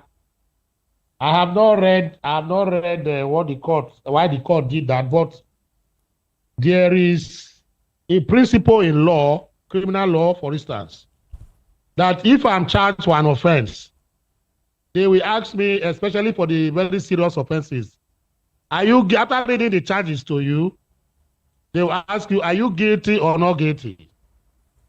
Now, if I get up to say I am guilty, the court, knowing that it's a murder case, and I pleaded guilt, I'm guilty, the court can use its discretion, to say, ask the lawyers, are you very sure that he knows what the crime against him is all about? So the court uses that discretion, so that because they say, explain to him the enormity of what is here before the court. That this is a murder case, or this is a treason. This is treason. or this carries death penalty, are you sure you know why you said you are guilty? The court has the right to do discretion to use. So that is what I feel. Maybe he pleaded guilty to the offense, and in order for fair hearing, and because a lot of people can come out tomorrow and say, I didn't understand the enormity of why I'm here. I didn't know it was a murder case. It was read to me or interpreted to me in a wrong manner.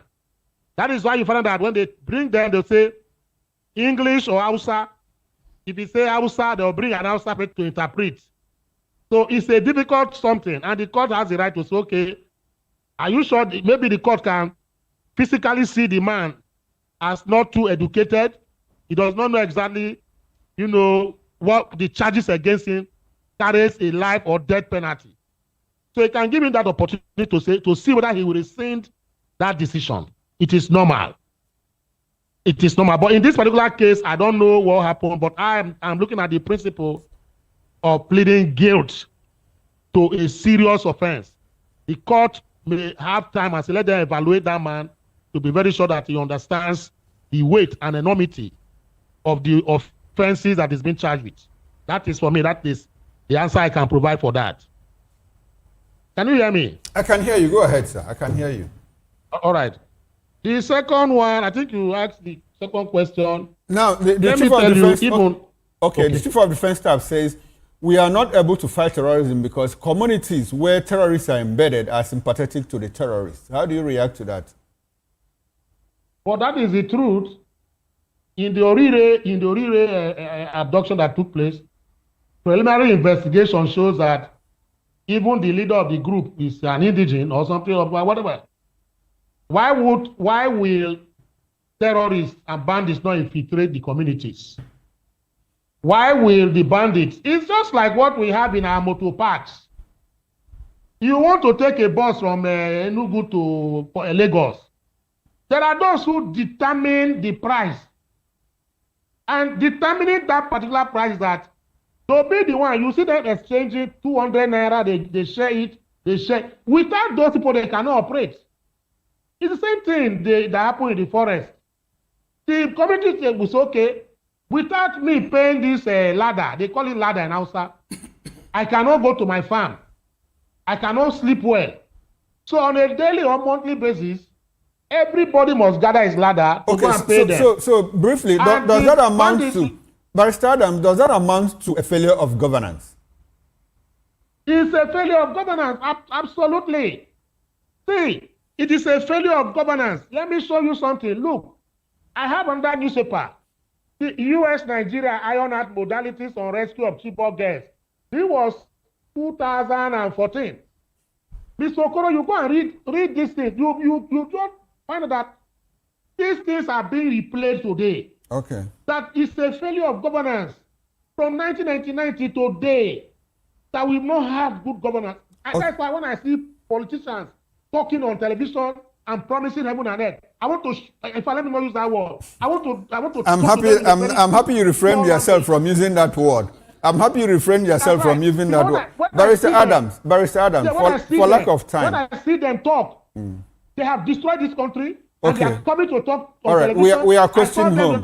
We are coasting home now. Barrister Adams, 100,000 naira. So beautiful. Land on it, sir. That one, for me, the soldiers are even privileged, though. The civil servants is still 70,000, though. That's minimum wage. That is the highest, though. It's already minimum. Yes. In Lagos and I think Edo and the rivers. Other states not able to pay up to 70,000, though. So soldiers are, because the soldiers you have, not all of them are in the war front. Private Musa is in front of his barrack collecting 10 naira from bus drivers. They are not, I don't pity for those people. All right then, Barrister Adams, we will take that as a concluding thought. We appreciate your time and presence on VOP this morning. Thank you so much, sir. Let's run to Comrade Destiny Nabulele and get his concluding thoughts as quickly as possible. Go ahead, sir. So, Okoro, let me appreciate you again. 1 minute, sir. 1 minute, sir. That the soldiers are privileged. You are just being economical with the truth. soldiers are solely in the front line, whether it is very minute that are in the war front, that is immaterial. You see, there are some key parastatals or key workers that ought to have been taken very seriously. The teachers, our doctors or nurses, the uniform men, whether the police or the army, we must treat them very well. For me, that's why you see this insecurity enveloping us, because the men at the front line, they are not being encouraged. And again, it is quite disturbing and disheartening. Mr. Okoro, I must be very frank. I understand the fears of the media. We must learn to call a spade. It's never a garden fork. When there are precedents and analysts are trying to refer to it, you allow him or her to land. Like the issue of saying what SYZ alleged. That's a no fact. So for me, I'm a little bit concerned, because I know you guys worries and fears. Because in this country, as you speak very just now, if you criticize, you are being seen as being unpatriotic. That is quite disheartening. All right then, thank you very much. If you speak, you are being seen as being sponsored. Thank you very much, Comrade Destiny and Abalele, who joined us from Benin City in Edo State. We do appreciate your presence. Thank you very much. You need to assist Nigerians. Okay, beautiful. Now let's come back to the studio. Mr. Dele Fanimo, your concluding thoughts. Well, I think the 100,000 naira, no matter what to say about it, is too ridiculous for a soldier that has laid down his life and continue to fight for the sovereignty of this country. Then on the issue of the current state of the economy, we are not comfortable with it, and the Nigerians are not having it good at this moment. Something must be done to ensure that at least there is a level of relief coming to the average Nigerian citizen. Thank you very much. Barrister Eze Eluche, your final words, sir. Yeah, thank you very much. On the issue of the economy, I mean, Mr. Tinubu came in with like he stated what he came for. He wanted to broaden the tax net. He wanted to pauperize Nigerians more, and he's achieving it. With regards to security or the insecurity situation, I think we've been how will I put it? The government has not been very, very frank with Nigerians. The soldiers need to be well taken care of, the soldiers and the policemen. When you are collecting bribes on the road, you cannot be a good security person. I mean, we have to make sure that they are above the bar. But not just soldiers, because Nigerians are all involved. Rather than give money to government, the government would have been better off paying more salaries to Nigerian workers and the soldiers. Thank you very much. Thank you very much. That's it on this segment of VOP this morning. We had in the studio here analysts who joined us to help us make sense of this. Mr. Dele Fanimo, reporter and political affairs analyst. We also had Barrister Eze Eluche, attorney at law and political affairs analyst. From our Benin outstation, from Benin City, as a matter of fact, not from our outstation, we had Destiny Enabulele, politician, former local government chairman, former member Edo House of Assembly. And from Port Harcourt in Rivers State, we had Chief Barrister Asim Adams, constitutional lawyer and political affairs analyst. Gentlemen, we appreciate your presence, your time on this show. And I hope that we can do this some other time. Now, on behalf of the backroom staff, technical director, bus manager, sound engineer, and the ingest manager, I am Chukwuma Okoro. And I'm Jane Ogoye. Thank you so much for watching. Up next is Newspaper Review on top of the hour of 10 o'clock. Please do join us again. Bye for now.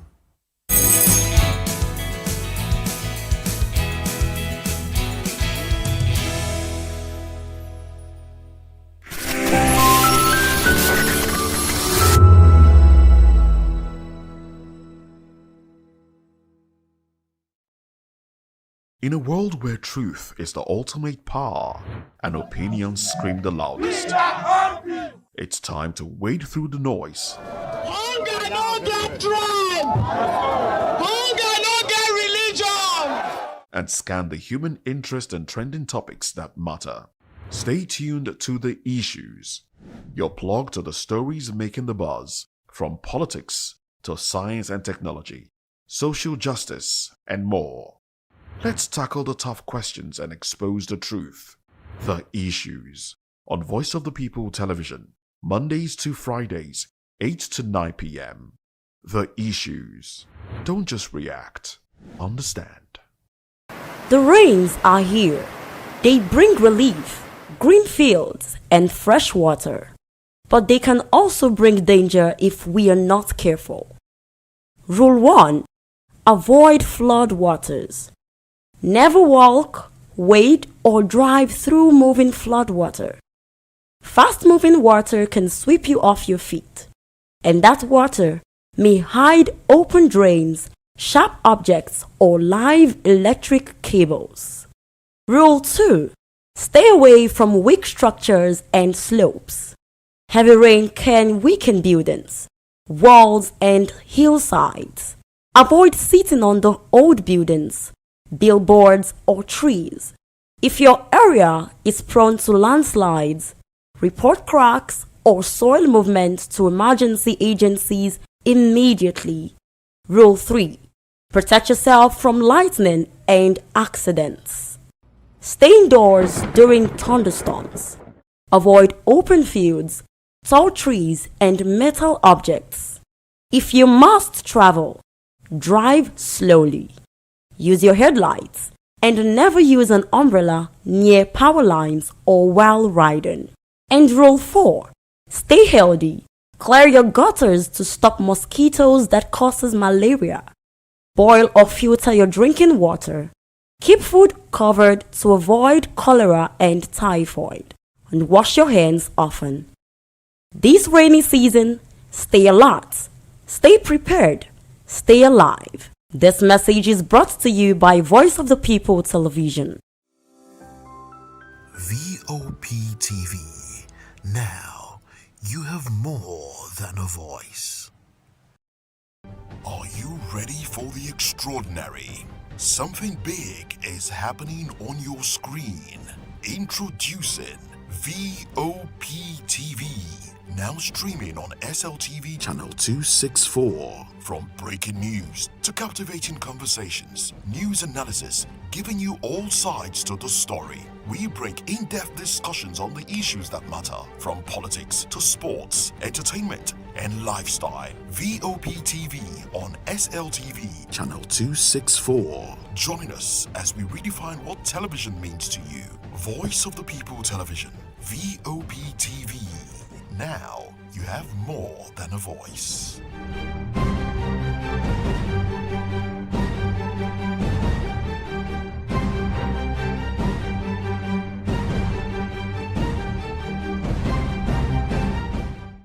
Nigerians, your voice matters, and in 2027 it starts with your permanent voters card, your PVC. If you're 18 and above and you're a Nigerian citizen, you have the right to choose who leads your community, your state, and your country. But that right only counts if you have your PVC and your name is on the voter register. Here's what to do. First, check if you're registered. If you're not, or if you've moved, lost your card, or turned 18 since the last election, go to the nearest INEC office or an INEC registration center. Second, it's free. Don't pay anyone for any registration or collection. Third, collect your PVC early. Don't wait until the week before elections. INEC will announce dates. Listen to radio, TV, and follow INEC's official pages. Your PVC is more than plastic. It's your power to hold leaders accountable. It's how you decide on roads, schools, hospitals, and jobs for your community. When you vote, you decide the future of your children. Get registered. Get your PVC. Vote in 2027. For Nigeria to work, you must be a part of it. Your vote, your future, your responsibility. This message is brought to you by Voice of the People, VOP Media. My name is Esther. They call me the Oga Patapata of them are the general overseer of them all. Every man, every woman has got a voice where integrity is the volume. So this is Voice of the People's TV. Voice of the People's TV. So this is the people's voice.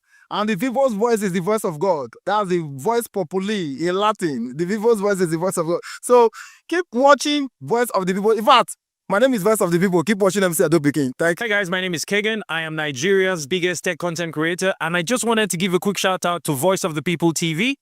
Keep watching, enjoy, and you're welcome. My name is MC Alamano. They say they call me Enjoy Med Landlord. It's VOP TV. Keep watching VOP TV. Don't touch it down. Even if you want to touch it down, increase the volume. If you don't increase the volume, why told me? My name is Collins Agawabe, popularly known as No Mide, but last, more than No Mide. Or more. Not be all so the cook right at the fry plantain. We keep on watching VOP TV. The voice of the people, the voice of Edo, If una want to get the authentic news for Edo the way it be, that's why they show and all they cut anything come on. A VOP TV.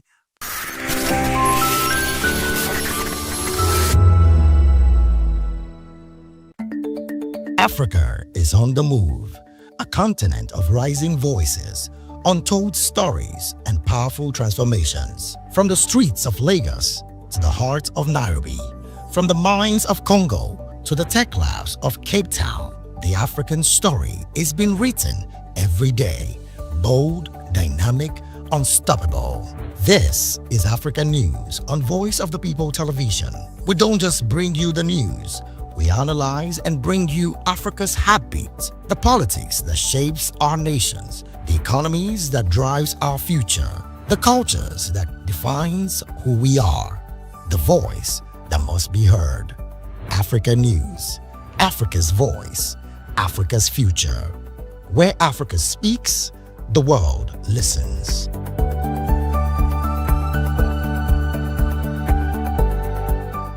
To know the happenings in the maritime sector, join us on the program Maritime Frontiers on Voptv as we discuss key areas in the maritime sector from aquaculture, maritime transportation, maritime labor regulation, oil and gas exploration, ferry and passenger insurance, marine pollution and prevention, port operations, and lots more. Maritime Frontiers, exploring Nigeria's blue economy.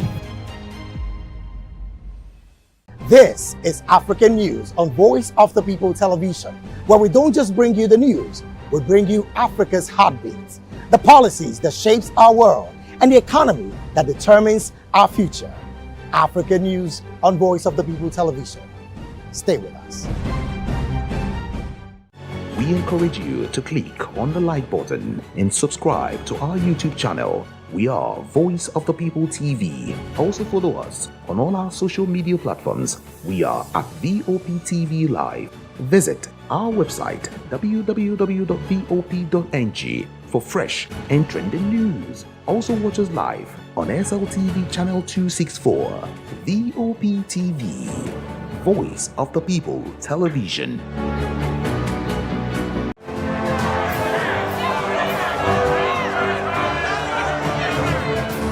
Do you want your voice to be heard? Do you know that you matter in the scheme of things?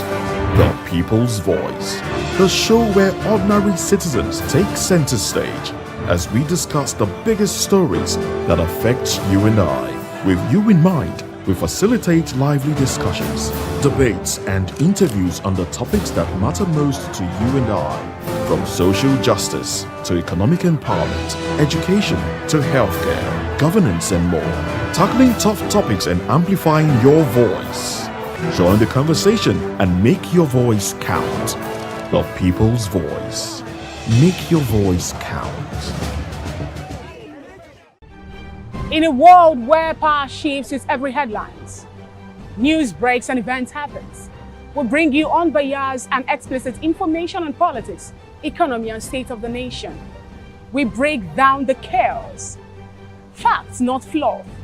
Truth, not spin. We discuss not just politics, but a glimpse into the future. Voice of the People Television. Now you have more than a voice.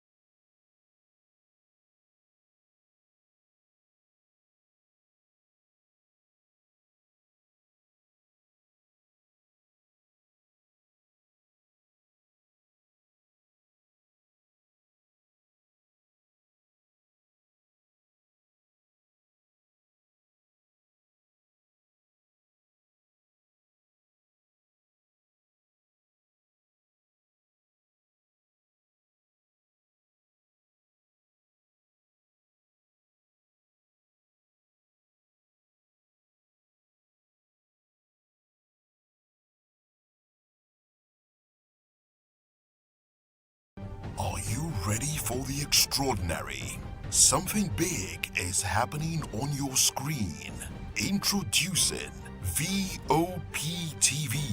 Now streaming on SLTV channel 264. From breaking news to captivating conversations, news analysis, giving you all sides to the story. We break in-depth discussions on the issues that matter, from politics to sports, entertainment, and lifestyle. Voptv on SLTV channel 264. Join us as we redefine what television means to you. Voice of the People Television, Voptv. Now you have more than a voice.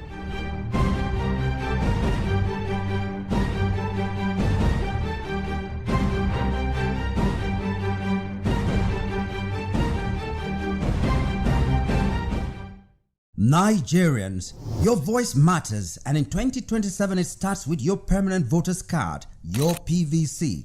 If you're 18 and above and you're a Nigerian citizen, you have the right to choose who leads your community, your state, and your country. But that right only counts if you have your PVC and your name is on the voter register. Here's what to do. Welcome to Newspaper Review. I'm Jane Ogoye, and with me this morning I still have Ezie Luche, attorney at law, and Dele Fanimo, a veteran reporter. Good morning, gentlemen. Thank you so much for staying back. There's so much. Jane, I'm here. Oh, how did I forget you? I am Chukuma Okoro. Good to have you join us again on Newspaper Review. It's fine. All right, so sorry. How could I miss you, actually? Let's begin with the Punch newspaper. Let's check out some of the lead stories there. Tinubu meets security chiefs amid troops' salary backlash. President in closed-door engagement with security chiefs as attacks persist. Veterans, others fault soldiers 100,000 naira wage. Demand comprehensive overhaul. Tinubu's Easter pay review promise to security personnel yet to materialize. At the top strip, we have 2027 presidency. Wike rolls out PDP as VP candidate emerges. And there's something on state police. Governors back reforms. SDP rejects Gbajabiamila on the panel. Who would like to go first? Dele, I put you on the spot. Is PDP likely to be on the ballot? I doubt. So the issue of who becomes VP or whatever shouldn't even arise at the moment.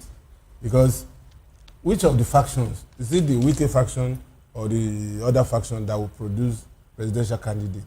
They are in various courts trying to sort out themselves, and thank God there is a lawyer here who can tell us the end game. But as it is today, I don't see anything coming out of this PDP towards the presidential election.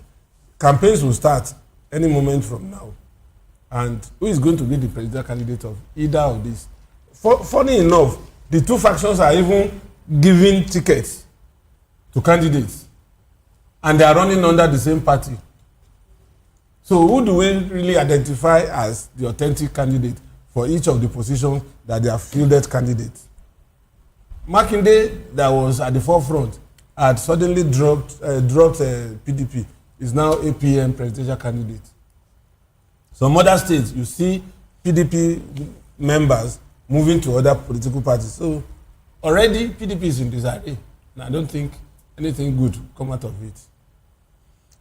Well, yeah, I mean, I rather PDP is not it's a non-issue actually, because the whole idea of the presidency has been to destroy the opposition parties. It succeeded with Labour. It's done that with the PDP using Wike, and it's still striving with the NDC and the APC. But my more interest is on the issue of Gbajabiamila being in the committee on police reforms.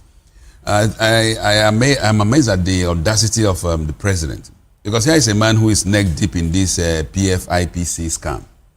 I mean, the Prince Adeyemi continues to refer to him as the source from which, and the other day, Mr. President Bola Tinubu had told the Nigerians that he stands by his chief of staff and all that stuff.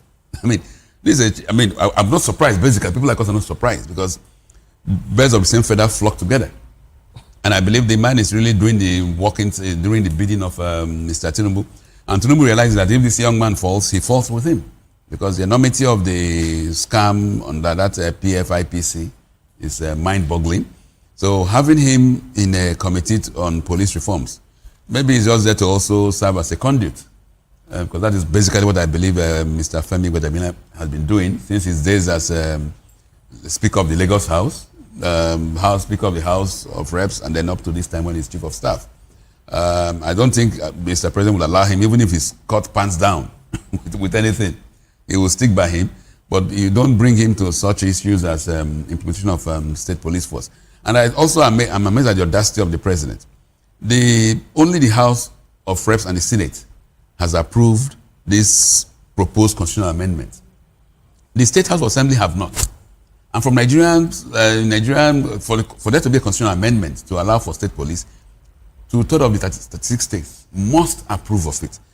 And they've not done that, and Mr. President is already going ahead to set up a committee. That tells you how he regards this country, how he regards our institutions. He believes that with 31 governors in his kitty, 31 states must approve.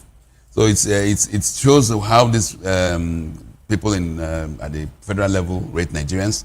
They don't think what we are doing is serious. They don't think there will be any debate on this issue in the House of Assembly. They believe it's a foregone conclusion, and that should be something that should worry Nigerians. Thank you. All right, then. Thank you very much, gentlemen. But Dele raised an issue like which is the authentic faction of the PDP. Yes. I think that has been settled somehow. Really? One, following a Supreme Court judgment. Two, INEC said they were going to release codes to political parties to upload candidates lists, on their portal, and that is more like giving INEC recognition of political parties, authentic political parties and factions, And so last week, the Abdurrahman Mohammed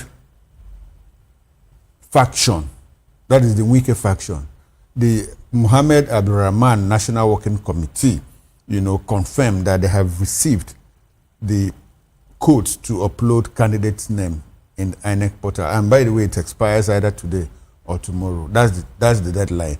So, but according to him, in an interview with Daily Trust on Sunday, the party spokesperson insisted that it is not the receipt of INEC access codes that define them as authentic leadership, but the Supreme Court judgment. So at least we now know that the Wike faction received the codes, and that is why Wike is very emphatic on, we are going to unveil our running mate, a vice presidential candidate in the coming days and all of that. So if INEC has given them that recognition, I think it is settled. So I don't know what will become of the Makinde-led faction and all of that. In the meantime, that is it, politics for you. But Wike has also said, Wike within the week, I think that was yesterday or the day before yesterday, when he conducted his monthly media briefing, and he said, I don't see PDP, People's Democratic Party, winning the presidential election. And I laughed. I said, Wike, what are you telling us? Did you ever believe that the PDP, as presently constituted, will win the presidential election? I think he was just posturing to the public and, and all of that. So he has consistently said, this PDP, we are in support of the policies of the present administration, and we will work towards his return to office in 2027. And so what he's doing is mere showmanship, just to a semblance of democracy. He said something again. Wike said something during that presidential briefing. Wike said, our definition of democracy now is when Atiku Abubakar and P2B are on the ballot. So if they are not on the ballot, we don't have democracy. Speaking about how Nigerians have defined democracy and all of that. But it gets worrying if somebody in the person of Wike could say Nigeria's democracy has been reduced to when only P2B and Atiku Abubakar are on the ballot. I don't know what he meant by that. The way I interpreted it is that, he is part of the plot to ensure that these two people are not on the ballot. To what end? To ensure that Bola Ahmed Tinubu writes home, without competition and all of that. Is that going to happen? Well, it is left for Nigerians. Like I normally say, Nigerians are the ultimate judge in all of these things. Nigerians are the Sorry, ultimate let me correct one judge. impression. Okay. When you say INEC access code will expire, whatever, that is neither here nor there. Reason being that the Supreme Court has already ruled that INEC cannot change the Electoral Act by itself. Electoral Act allows for parties to submit names of their candidates 4 months and 3 months to the election. which is around September or October. But you know that INEC appealed that judgment. Whatever they appeal, they have not ruled on that. The electoral. They have not ruled, but INEC has come out to say the deadline is today. Yes, they can say whatever. I was quoting INEC. I know. I'm not saying that you are wrong. But what I'm just saying is that the Electoral Act is still that the parties have up to 4 months for submitting their list, and then 3 months to change. So those dates are still very far off. And then whatever INEC access codes are there is neither here nor there for now. Thank you. All right, thank you. And let's bring Comrade Destiny and Nabulele into the conversation. Good morning again, Comrade. Thank you for staying back. Yeah. Yes, it's even, I'm sorry to interject. I'm happy that we have Comrade Destiny and Nabulele. He's a PDP stalwart, so let him brief us, give us update on what is going on. I hope I'm not putting you on the spot here. No. But at least you still belong to the PDP, am I correct on that? 100%. Okay, Which beautiful. of the factions? Which of the factions? Which of the factions? Turaki led. Okay. You know me now. I'm a realist. Okay, so your faction is under the boss now. There is no way I will join the judiciary to destroy the democratic process of Nigeria. Whatever that means. You know what it means. You are not hearing from me for the very far. At least Dele Faro to me once said that Nigeria wrote a book that Nigeria needs a crime judicial system. It's not from me. Even Professor Chidi wrote a book too, this electorate. It's not from me. So for me, what we have seen, these shenanigans, is it is pathetic that the judiciary have allowed themselves to be used as an object of ridicule and misleading Nigerians. That is the sad thing. Because what has happened, the issue of this PDP saga. The law, there's an existing law. I think we have lawyers there. That the party, whatever happened, is an internal mechanism of the party. They have a way of settling themselves. So the judiciary now, they are just being meddlesome, to my own understanding, at least. So for us, it's sad. Well, let me go back to the subject at hand. You see, just at the last speaker, the audacity of Mr. President it is very sad. It's to tell you that it sees Nigerians. These Nigerians as if we are nobody. As if we are nobody. That is the gospel truth. So to some of us, although I have been saying it from the section of his even before in the course of his election, that he's not a Democrat. I think I have been exonerated from all his antecedents, from all his policies and programs. You will agree with me that he has never been a Democrat. Although he has before now, from facts before us, there's one time or the other of not being with the late Sani Abacha. And from the Chagori and what have you will exonerate me too, that indeed he was, or perhaps is Abacha in Agbada. That is the sad thing. So for Wike to say that that he don't think that PDP will win the presidential ticket, I think Wike is playing with the sensibilities of Nigerians, not only PDP, of Nigerians. He was just being sarcastic. So they know how they are just dribbling us. I think Wike need to be very careful. There's what we call karma. You might have it all for years, but at the later end of your life, that's what defines a man. So you should be very careful. If indeed such statement emanated from him, let me reserve my comment. I try to be very careful with the choice of words this morning. It is quite sad. It is disheartening the level they are taking our politics to, our democracy to. Look at what is happening around us. Look at what is happening around us. Everybody are living in fear. Everybody. Journalists, the average Nigerian, even the men in uniform. I'm in Abuja now. I had a chat, not a chat. We were somewhere, some army, young, lower cadre. We're talking. They are living in fear. That even those that are enjoying it are just the organs that are eating jollof rice in Aso Rock. They are the ones enjoying it. Even the police. So that is where we find ourselves. A small, that's not up to 2% of Nigerians are manipulating us to the detriment of majority of Nigerians. And we are thinking that all is well. The Baja Gate, for instance, is enough to close this government. is enough for you to have a ghost or a fake presidential agency. Presidential.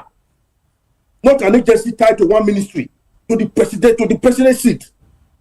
Well, at any rate, a fake government begets a fake agency. At any rate. But for me, I've never believed in this government. And I stand, by God's grace, history will exonerate me. All right, Comrade, before we come back to the studio, there's this story on the front page of The Guardian that I want you to react to. State police discordant tunes as governors, senators for one abuse. Oshomele wants governors abusing policy voted out.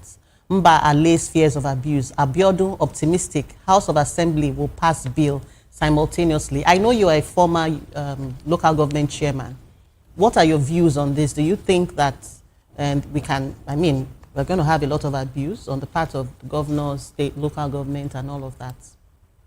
First thing first, before the amendment, we must look at three things. Look at the funding, the recruitment, and again, look at sense of checks and balance. There's what we call Police Service Commission. So these three things, we must look at it dispassionately. The process of recruiting, is it the same job for their thug wing, or to encourage or to tell the boys in their party thank you for and give them uniform? If you recall, it was in Edo State that one blessing Agbomere wore a police uniform. At the time, if you recall, if you go back, if you cast your minds back, it was from Edo State. If that can happen in national, police system, so for me, there's no. I advocate for state police, but with this crop of people that is running this country, we shouldn't expect anything fantastic from this government. If a government can, if DSS can lead or perhaps led thugs to attack a Nigerian citizen, but you shouldn't expect anything fantastic from the state police. For me, I've said it from the very beginning that there are very disastrous, permit me, days ahead for Nigerians, and Nigerians need to wear the toga. They need to be brave, and they need to be very courageous in confronting the monsters. All right, thank you, comrade. We'll come back to you. Let's bring it back to the studio. Dele, state police. I know you've always been for state police, but do you see any form? Do you foresee abuse? What are your views on this? The fact that we envisage abuse when owning firearms in the US, when the law was passed, there were a lot of issues around it, and over time they got over it, and up till now there are still pockets of somebody running amok, shooting and all that. But the point is, we need this. For me, the need for state police outweighs the position of people that are saying that it could be abused. There was a time PDP was in government for 16 years. And in fact, they were saying they will be in government for 60 years. But somehow, they are no longer here. Look at what is left of PDP today. So what makes you think that this government will continue ad infinitum? So what we are saying is, if policing is localized, it pays more. And apart from that, up till now, some states are even running the federal police by providing all their needs. You see all the pickup vans in Lagos. You see they will inscribe funded by state security funds. The bulletproof jacket, even the uniform and all that. So let us have state police. There is no way somebody who is not from my community will be posted to my community and identify dark spots immediately he arrives. He still has to make consultations, meet with stakeholders and all that. But if I'm taken back to my community today, I don't need anybody to take me around.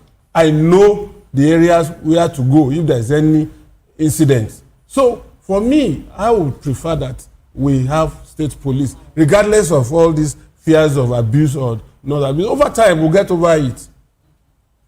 Yeah, my view has always been to decentralize the police force, not really state police. And that means that apart from even a state level policing, you also need local government policing, you also need village policing. And in that way, you see that there will be a balance of terror, a balance of force. So when you are coming from the state police command and the village police command says, no, this man is not to be arrested, there will be a counter. And that's what happens in most democracies or in federal systems. In the United States, for instance, you have state governments having the police force, you have the counties, you have the cities, you have even schools and colleges having police forces. So that's what we need in this country, so that when the politician at the state level wants to try to mess up, the one in the village will say, no, we know this area. You don't come here. Then there has to be a meeting point whereby the various police forces will be able to now streamline their activities and maybe have better communication so that there will not be too much infractions between the police forces. So yes, we need decentralization of the police force. Okay, all right, thank you very much. I think the concern of a lot of Nigerians, many Nigerians do agree that Nigeria is ripe for state police, but the concerns that are shared across board, are one, the issue of the state governors, abusing the state police. Unfortunately for us, the new draft, the proposed bill that is before the State's House of Assembly, doesn't even help matters.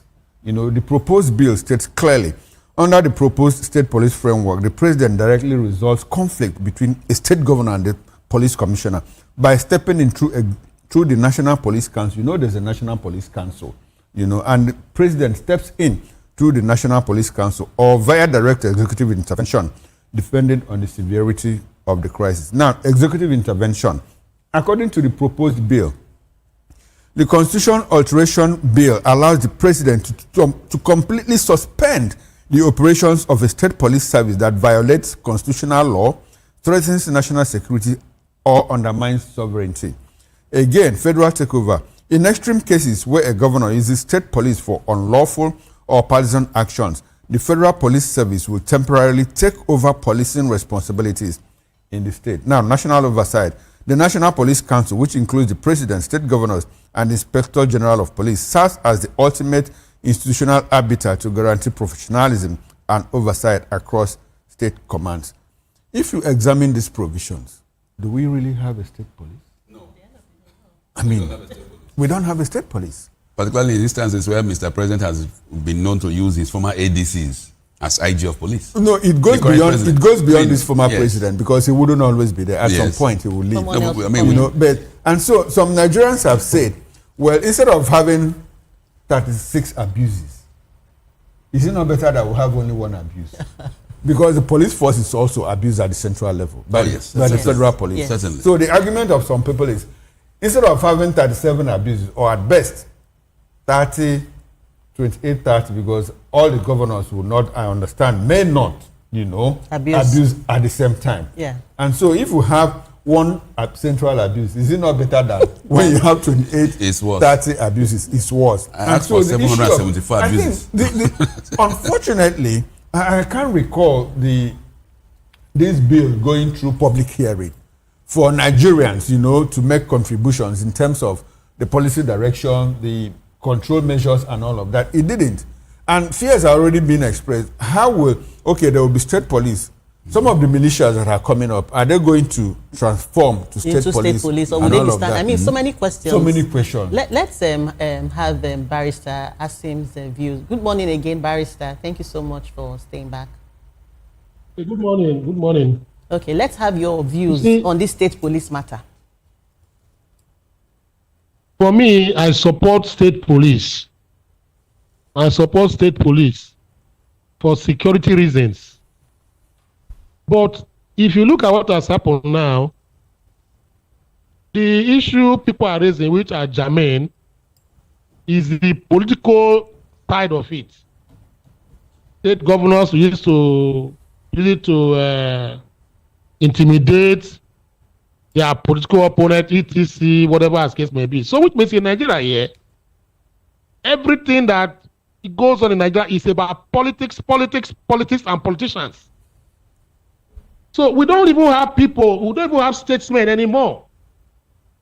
Because you see, when you have a good system, which everybody, even in the 1960s, 1980s, and till now we have been saying about state police. People are not talking about whether they will be effective in securing lives and properties. That argument has not been put in place. But all we talk about is control, political control. I mean, it's somehow, let me tell you something. There is this saying I normally say that if a man waits for everything to be perfect before he takes any action, that man will live old and die without taking any action at all. Now, let the way it has come up, let me put it very succinctly. I heard when Mr. Okoro read out some portions of the bill before the House. That is just about 2 or 3. Have you looked about the financing of the bill? It's not every state. The bill says that not all the 36 states will turn out state police because of structure, because of payment. Lagos State, Rivers State, Anambra State, FCT, they can do their state, they can even recruit up to 1,000 or 10,000 because they can pay. So it is on this particular platter now that particular submission of the whatever you're going to operate your state police will be sent to National Assembly. They will look whether you have the capabilities to establish state police or not. For me, I have said that the advantages of state police over or outweighs the disadvantages. The issue of control, I have suggested, because that is where people are talking about, I have suggested that the Nigerian state, the police, the State Police Commission should be a commission made up of individuals from different areas. The Reverend Fathers, the priests, celebrities, CSOs, retired police officers, people like activists. If you have a comrade in Abulele in that particular state police commission in Edo State, you have some other activists who are there. Without the governor's input, state police will work very well. I see this kind of whatever. The NJC, if you look at the NJC that talks about lawyers and how to discipline them, the federal government don't dictate to them. They know what to do. There was a point they may have confusion. For instance, in Rivers State, when NJC nominated, Desi Okocha as the chief judge of Rivers State, Rotimi Amechi said it will not be over his dead body. That he will bring somebody from a customary court for appeal, the judge there, Agumagu. Yes, for a very long time there was bickerings, etc. The courts were closed, but the NJC had their way. At the end of the day, yes, Amechi closed the courts in Rivers State. But NJC stood their ground and said, if Agumagu brings any report to the NJC, they will not honor it. And the NJC held their ground. NJC, to an extent, is an independent body because they are made up of judges and people who seemingly have integrity. The CJN of Nigeria is the chairman, but members of that particular board are people that will look the CJN in the face and say, Madam, we will not accept it. We are going to discipline this judge. We're going to do this. We're going to do that. So that is why I feel that if the SPC, the State Police Commission, made up of strong-willed individuals, recommend somebody for commissioner of police in the state, the governor will say does not like it. They will tell the governor there's no way you will bring your candidate that we will take. We will not approve of it. Let it end there at the end of the day. It may take some time, but we'll perfect the situation. Because we need state policing. Like what Barry says, as they said there. Even local government, we have to even have police. Even compounds, vigilantes. In Rivers State where I stay, why do you have relative pieces on my state?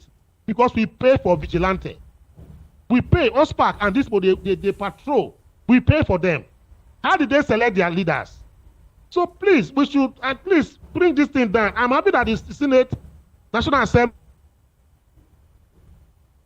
Oh, okay.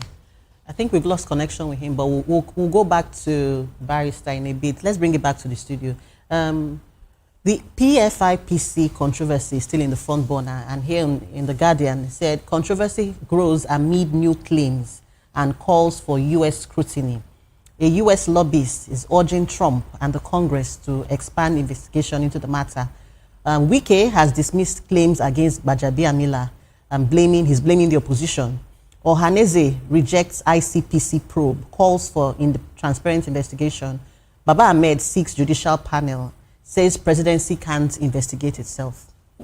Well, the PFIPC scam is it's a turning point for this regime, because some of us who have always known that this government is run on fraud, we have a very critical evidence, a core evidence, in the sense that when you see what this PFIPC went through, virtually every segment of government is involved.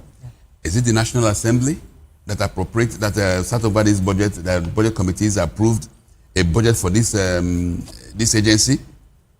Is it the central bank that allowed this agency to open accounts, not just one account? Is it the head of service that allocated a very luxurious office space for this agency? Is it even the Foreign Affairs Ministry, although to their credit they raised the first flag, that this agency invites ambassadors to meetings and they meet? Or is it the police officers? Is it the police force and the DSS that have allowed their security personnel to guard and protect the officers of this agency? The entirety of government, the entire fraud scam of this government has come to the fore. And the worry for Nigerians is this. Not too long ago, in the US, there was this news that one of the reasons why the United States government was trying to protect the ban on people from certain countries from coming to America was because their official records are not, they're not sustainable.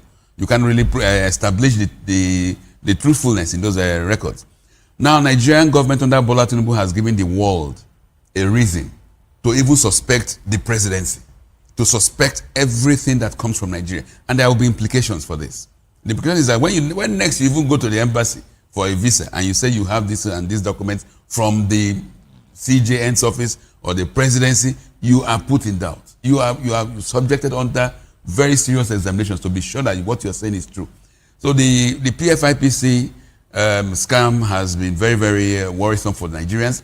To make it worse, Bola Tinubu comes out on air and says he's strongly behind the integrity of his chief of staff, who is neck deep in this scam. What integrity are you talking about? The same Femi Gbajabiamila was disbarred by a U.S. state, the state of Georgia, from practicing law because of fraud. That is the person Mr. President says is very much behind his integrity. What integrity are we talking about, really? Because if you have been found to be fraudulent, not even by a Nigerian system, or by a foreign system, you not talk of integrity. So they have smeared Nigerians' name locally and internationally with this stench, which we've already known that they have. Because even the same president who is talking about this, his records are not even very opaque. They're not very, very clear. His schooling, his academia, certificates, his age, his origins, everything about this president is in doubt. It's up in the screen, up in smoke screen.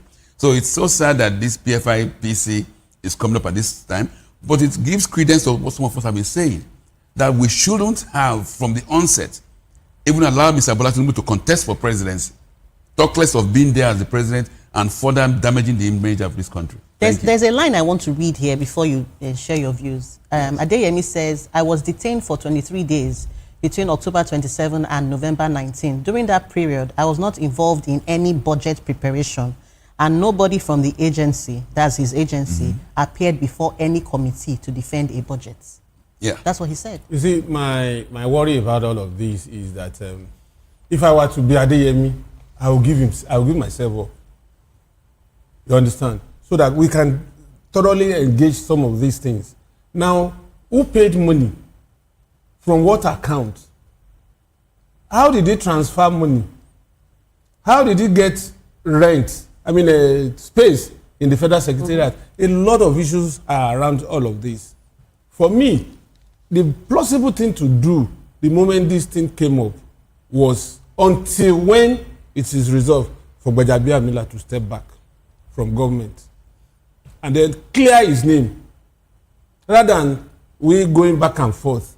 Even the VDM interview by Adeyemi did not even give us enough facts. It's like the guy is Maybe somebody is telling him to play this game. I don't know.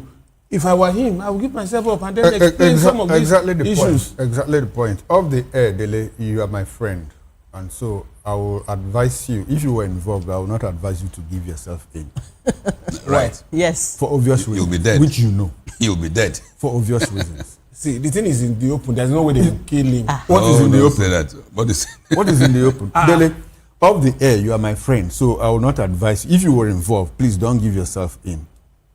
For obvious reasons. I also joined now, that that's plea. it. I joined that plea. Please, yes, don't give yourself in. Fortunately for us, you are not a day. You are not a day. Now, I'm not a politician, but I've reported politics for a very long time. And so, what I've learned is that, and I've learned a lot, any day I have a problem with my wife, I just pray I don't have problems with my wife, I'll simply blame the opposition. I'll blame my kinsmen, who are the opposition in that marriage. I will even blame my in-laws, who are the opposition in that marriage. How on earth could somebody like Nyesom Wike come to say, this is the handwork of the opposition? Was it the opposition that went to the National Assembly and presented a budget? Was it the opposition that went to defend the budget? This man said he was in detention for 23 days. And within those, by the way, we don't even know why he was in detention. Yeah, it's not stated. It's not stated. He has never said that. He said when he was released, their office space was given to another agency. Okay, so that's apparently he was in detention. He had come into, maybe in the way of yeah. some powerful elements. And that was why he was detained for 23 days. During that period, this agency's budget was submitted. Yeah. Nobody, according to him, from that office, from was that there department, to defend it. Was there to defend. But they approved it. But they approved it. And now you're asking for 48% of that budget approved. That is at the center of the controversy. Allegedly, though. Allegedly, Now, why I don't cut flags for Adeyemi is that you paid 400 million naira. What were you expecting? What were you thinking? 400 million naira with a balance of 200 million naira. What did you want to achieve? If I have 400 million naira of my own, where I made that money, I remain there. Must I be in government? Must I serve in government? So he more like made an investment. And so that is why at the center of this drama, both Adeyemi and Femi Gbajabiamila should be brought to justice, be brought to book. Unfortunately, we have a government that is shielding the president chief of staff. And the president himself is very, very active in doing that. You say ICPC, should investigate. What? Investigate what? The commission, the agency. And you back your chief of staff. And Wike is coming to, I mean, birds of the same feather, they flock together. That's exactly what is happening. And like Barrister Ezeluche said, this is a watershed in the life of this administration. We have had cases here and there where we have had doubts and questions about this administration. But this one is one obvious fact, and they are not even hiding it. Flying it in our face, that ignominy, that you can't do anything, there's nothing you will do, and all of that. And on top of now, SDP has rejected Femi's appointment, as chairman of that 7-man committee. How could you, under such circumstances, you are appointing Femi embattled, to come and head a commission where you have the Attorney General of the Federation, Senior Advocate of Nigeria, you have the National Security Advisor, you have the chairman of the NBA, Afamo Sigwe, you have who again? I think there are about 7 of them. 7-man committee to be headed by a man whose character is in question at this moment. Let's run to Barrister Asim, and we'll bring it back because we're almost coasting home. Barrister Asim, let's have your views on this PFIPC, the controversy. The problem I have with most of us Nigerians, we live only in the now. We only live in the now. We always profile what is happening today. But we forget that there was a reason the Oronsaye Commission, Steve Oronsaye Commission was set up to look into government parastatals and agencies and look for ways to delete, streamline, because there were too many. That was where the excuses came in, where these phony and contraptions, emanated.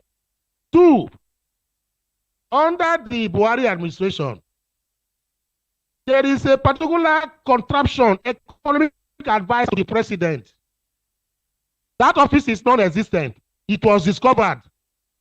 But during the budget, whatever they were budgeting money to that particular office, it was a continuation of that particular whatever now that this FCPC, or whatever they call it, came in. Now, let me tell you, go to, I think, item 23 of the budget, where this particular agency was mentioned. It is written, Office of Economic Advisor to President slash this Adeyemi, whatever. That was how monies were given and voted to that particular office.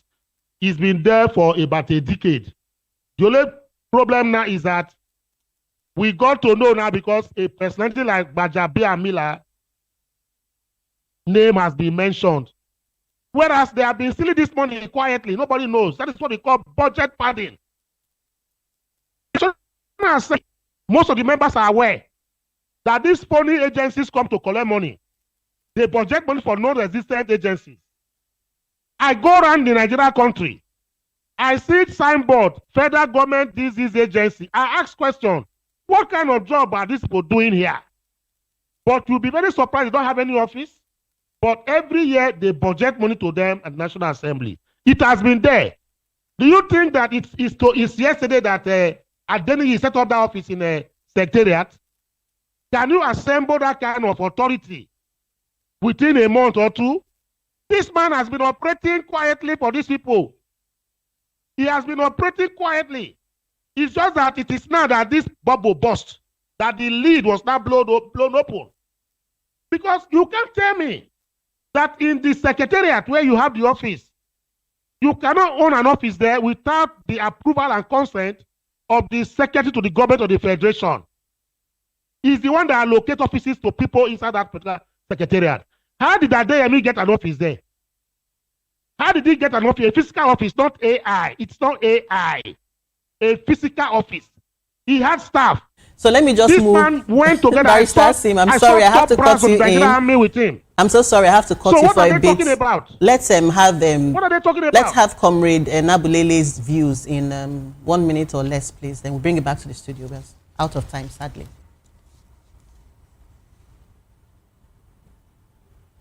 Okay, I think you have to unmute yourself. Your mic, rather. Yes, I said the issue is very clear. It is audible to the deaf and visible to the blind.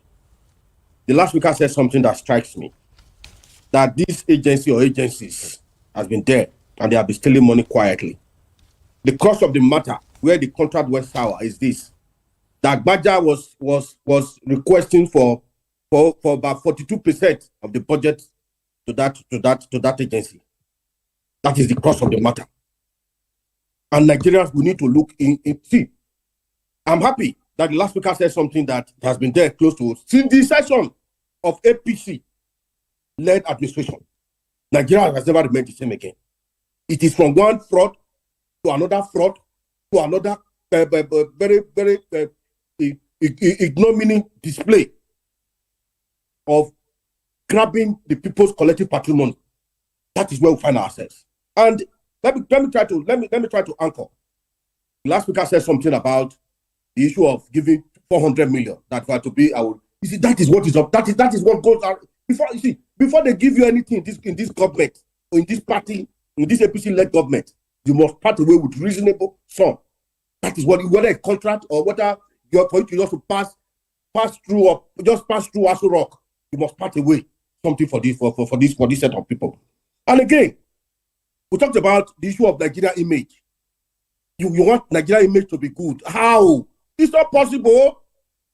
When the man that is presently, ruining this country, the president, has been alleged for 15 thousands in dollars. That is one. The man that is the chief of staff has been equally alleged of about $25,000 in the United States as well.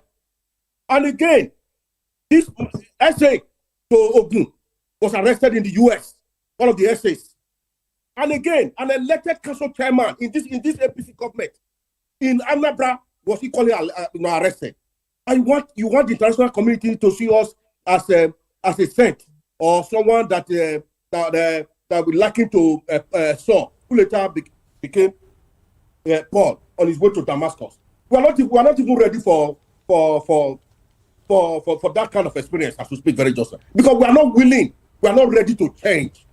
That is where we find ourselves. We are finding ourselves. As I have said earlier, before now, Nigerians must take the bull by the horn. Okay. Don't be intimidated. Thank you. A closed mouth is a closed destiny. Thank you very much, Comrade Enabulele. I'm so sorry, I have to cut you short. We have less than 2 minutes. There's a photo on the front page of The Guardian that I would like us to zoom in on. It's the launch of the president's inauguration of the national executives of BAT's door-to-door movement. Can we please zoom in on the pictures, on the photo? It's on the front page of The Guardian. In the photo, you can see that the Senate President is presenting 38 vehicles. Can we zoom in on the picture, if we can? Front page of The Guardian. Meanwhile, the ADC is insisting, that's the photo, the Senate President presenting 38 cars to, the working committee members. And then at the other hand, the Kebbi score remains short for 7 months. But the APC is insisting that they are focused on the polls. And, the APC is saying they are not focused on the polls, but the ADC is saying they are. Victims of Onire abduction still in captivity 55 days after. Atiku Kwankwaso demand protection for Obi. Let's just have your concluding thoughts because we are almost out of time on this matter. For me, my concluding thought about all of this is that campaign has not even started. That we should be seeing all of this. We should wait for next month when campaign will actually start. Then I'm still worried that the continued holding on to these Orire victims, it's a minus to us as a country. Our security agencies are not doing enough. And today we hear they have moved them from one point to another. Yeah. And if you have all the intelligence, why are you not moving The in? army chief said they are holding the kids as human shield. That's what he said. But I know yesterday. that a place like America, Yeah. this kind of thing will not happen. Yeah. They should have technology. If you can't get this technology within, you should reach out to other countries to help so that we can have this. Because if eventually these people die in captivity, I will feel very, very sad that we can't handle such a delicate situation. I know there could be minor collateral damage, yeah. but then it shouldn't be that we just leave them on their own. My one is, I believe that this PFIPC has exposed this government to what it is. Anybody asking for Mr. Diemi to come back and hand over himself to the government wants him to kill himself. Because the government, they can investigate the police, the CBN, they have other places to investigate first before this so-called Diemi shows up. And with regards to donating cars to APC members for this by door-to-door, the wife of the president was urging Nigerians to go and learn how to fry akara, bean cakes, and kulikuli, and they are busy distributing multi-million naira cars to people, to their party members. Shame on this government. Shame on them. Nigerians should do the needful. Kick them out of office. Yeah, thank you very much. All right, and I think the president should do better for Nigerians. That's it from me. All right. Barrister Sim, your final words, please. In 20 seconds. Final word is that the government should look at the Nigerian people. They are suffering. I don't know how they are going to do it, but please, they should quickly work out a model for a good government and economic reforms that will affect the people.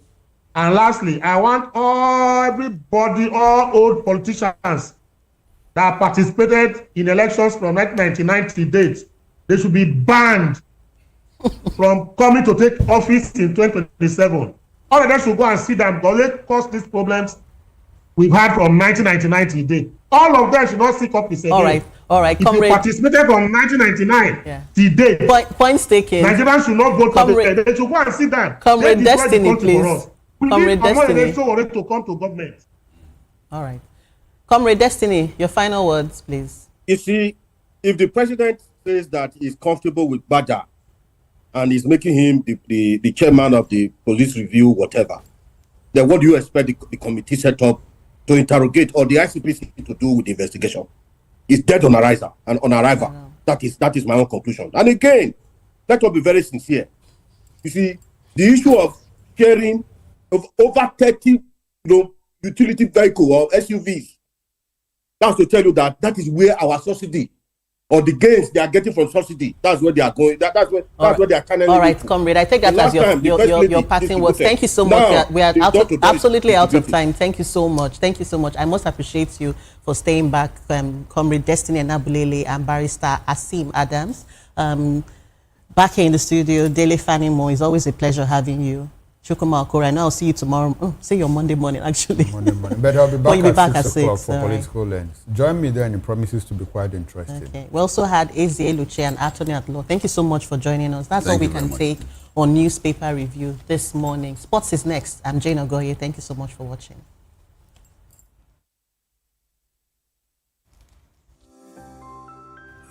Voptv. Now, you have more than a voice.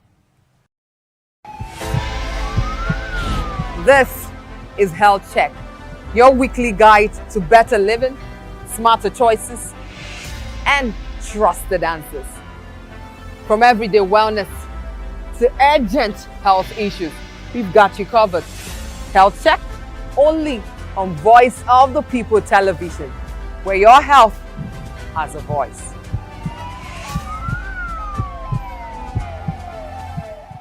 Behind every broken desk lies a broken promise. Education shapes the nations.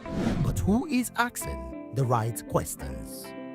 Introducing Edu Dialogue, the show that goes beyond the surface, exposes the cracks, the corruption, and the silence in Nigeria's education system. Edu Dialogue, Saturdays, 3 p.m., only on Voptv. We break the biggest stories, from missing funds to policy failures. We ask the tough questions and demand real answers. Edu Dialogue, this Saturday, 3 p.m. on Voice of the People television. Join us as we drive into the world of politics through insightful interviews with prominent political figures, both serving and former governors, ministers, senators, legislators, party chieftains, activists, and analysts. Get first-hand information into the decision-making processes that affect our daily lives. Highly engaging one-hour program that brings political discourse into focus. I am Chukwuma Okoro. Political Lens, Monday through Friday, 6 to 7 p.m. Join us. In a world where truth is the ultimate power and opinions scream the loudest, it's time to wade through the noise. Hunger no get tribe! Hunger no get religion! And scan the human interest and trending topics that matter. Stay tuned to The Issues, your plug to the stories making the buzz, from politics to science and technology, social justice, and more. Let's tackle the tough questions and expose the truth. The Issues on Voice of the People television, Mondays to Fridays, 8 to 9 p.m. The Issues. Don't just react, understand.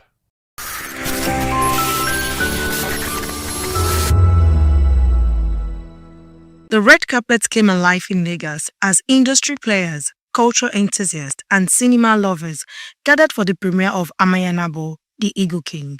Written and produced by media entrepreneur Betty Irabo and directed by veteran filmmaker Fred Amata.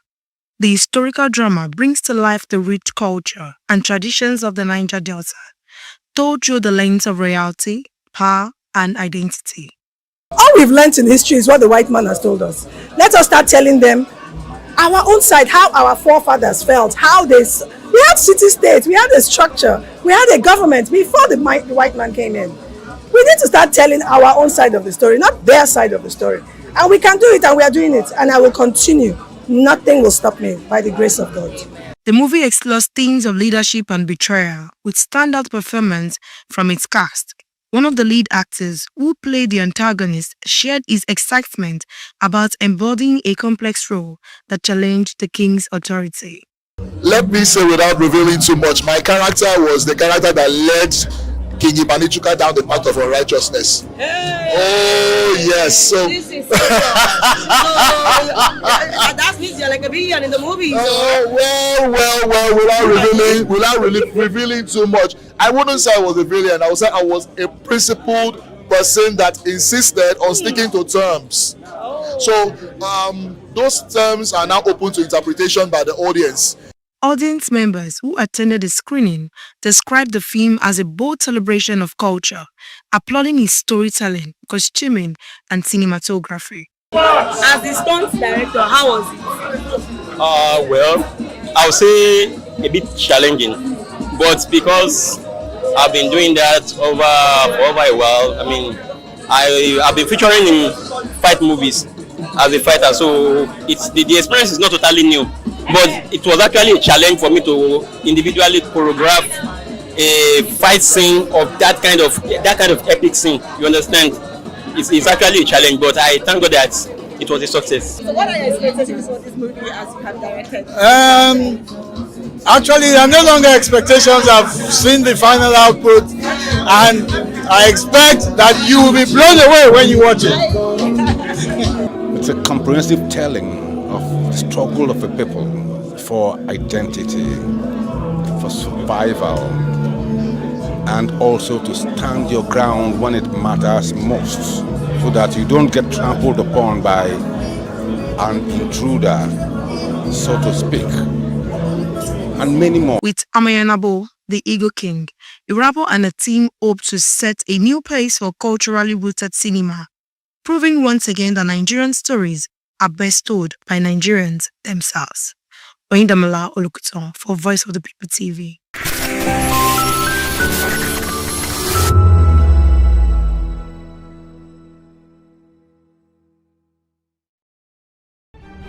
In a world where power shifts with every headlines, news breaks and events happens, we bring you unbiased and explicit information on politics, economy and state of the nation. We break down the chaos. Facts, not fluff. Truth, not a spin. We discuss not just politics, but a glimpse into the future. Voice of the People Television. Now you have more than a voice.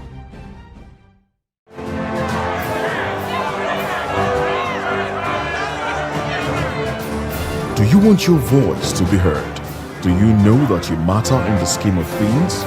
The People's Voice, the show where ordinary citizens take center stage as we discuss the biggest stories that affect you and I. With you in mind, we facilitate lively discussions, debates, and interviews on the topics that matter most to you and I. From social justice to economic empowerment, education to healthcare, governance, and more.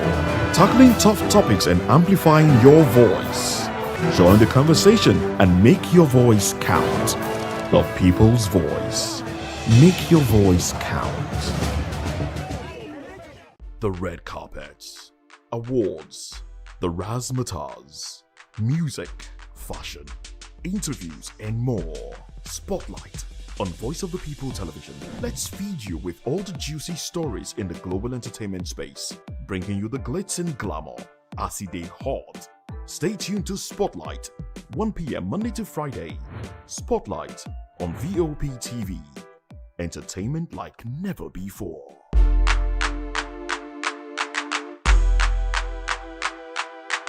This is African News on Voice of the People Television, where we don't just bring you the news, we bring you Africa's heartbeat, the policies that shapes our world, and the economy that determines our future.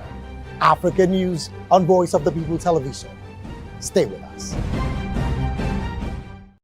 That 10 seconds you save by crossing the road could cost you your life. Pedestrian bridges are built for one reason: to keep you safe. They are free, they are strong, and they are there to protect you. Dashing across expressways leads to injuries, loss, and grief that last forever. Using the bridge takes less than 1 minute. Losing a loved one lasts a lifetime. Parents, teach your children. Drivers, slow down near bridges. Everyone, please use the pedestrian bridge every time. Your life is worth the climb. This message is from Voice of the People's Television. In a world where power shapes with every headline. In a nation full of questions. In a world filled with noise, the truth needs a voice. The policies that shapes our world and the economy that determines our future. Every hour, every day, the grapevine keeps buzzing. And together, we are committed to telling the stories that shape our world because your voice is our focus. Don't forget, our voice matters the most. Let us come together and share our concerns.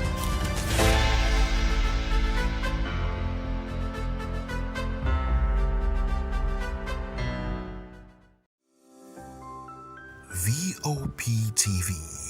Now you have more than a voice.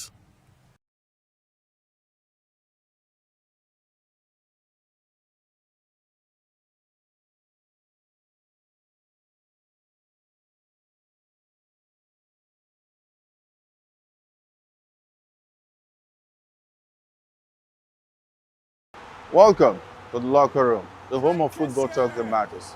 I am Jerry Arpillon.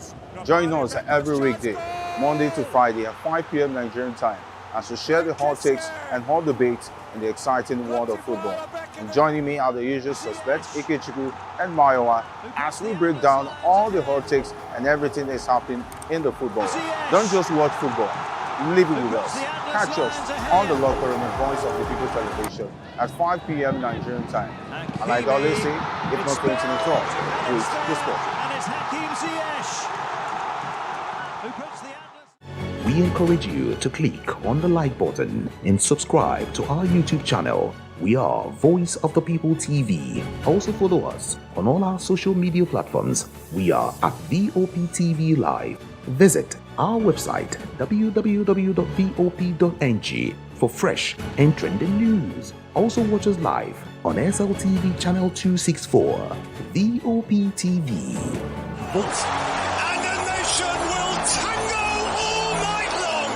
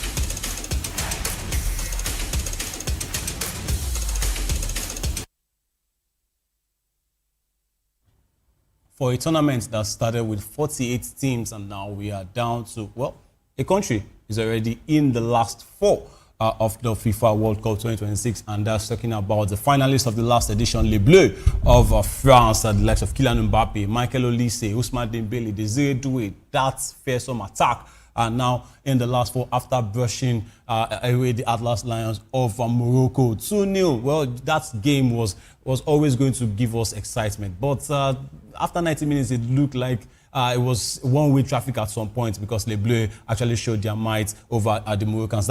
So far, they've had a fantastic tournament and they are not bowing out with regret. But of course, when you are coming up against the likes of Kylian Mbappe, a player that is trying to get into his third final and try to get the second star for himself and the third star for his nation, so you have to prepare a lot. But then the Moroccans, they can hold their heads up high, even though their minister, or let me say their football representative, came out to say, look, they are doing it for Morocco and not for Africa. So Africa did not really give them that much support. But then they are still Africans. There's nothing they can do about it. But they are out of the tournament, and France are now into the last 4. We are still waiting for other teams, likes of Belgium, likes of Spain, likes of Argentina, who will also be involved in the quarterfinals. But France are waiting for whoever. They've made a statement. After that win over Morocco, they've made a statement now saying, look, anybody can get it, right? If we can beat the likes of Morocco. We've beaten Senegal as well.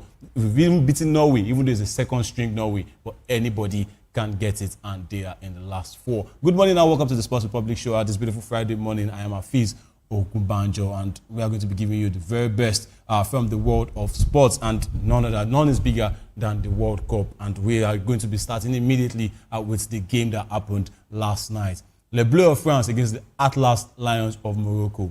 Mbappe against Hakimi. It's like a PSG get-together when you really look at it. And a Real Madrid get-together as well, because the likes of Ibrahima Konate, Brahim Diaz, Kylian Mbappe, you know, the Real Madrid players. But of course, Achraf Hakimi, Desiree Doué. Achraf Hakimi actually knows Kylian Mbappe as well, right? Because they've played together at Paris Saint-Germain. Ousmane Dembele, Desiree Doué, like I mentioned, Bradley Barcola, Michael Olise, who might actually end up playing for Real Madrid as well. So it's a PSG and Real Madrid get together, you know, sort of. Then we have likes of William Saliba, you know, of course, in there. In the Moroccan midfield, Ayub Bouadi, having likes of Azzedine Ounahi as well, Nail Enainawi. It was just a collection of stars, and of course, France prevailed 2-0. So France they brushed Morocco aside at the World Cup, but there is a certain concern in the French camp, because one of the stars, in fact, this major star of that French national team, Kylian Mbappe, he missed the penalty.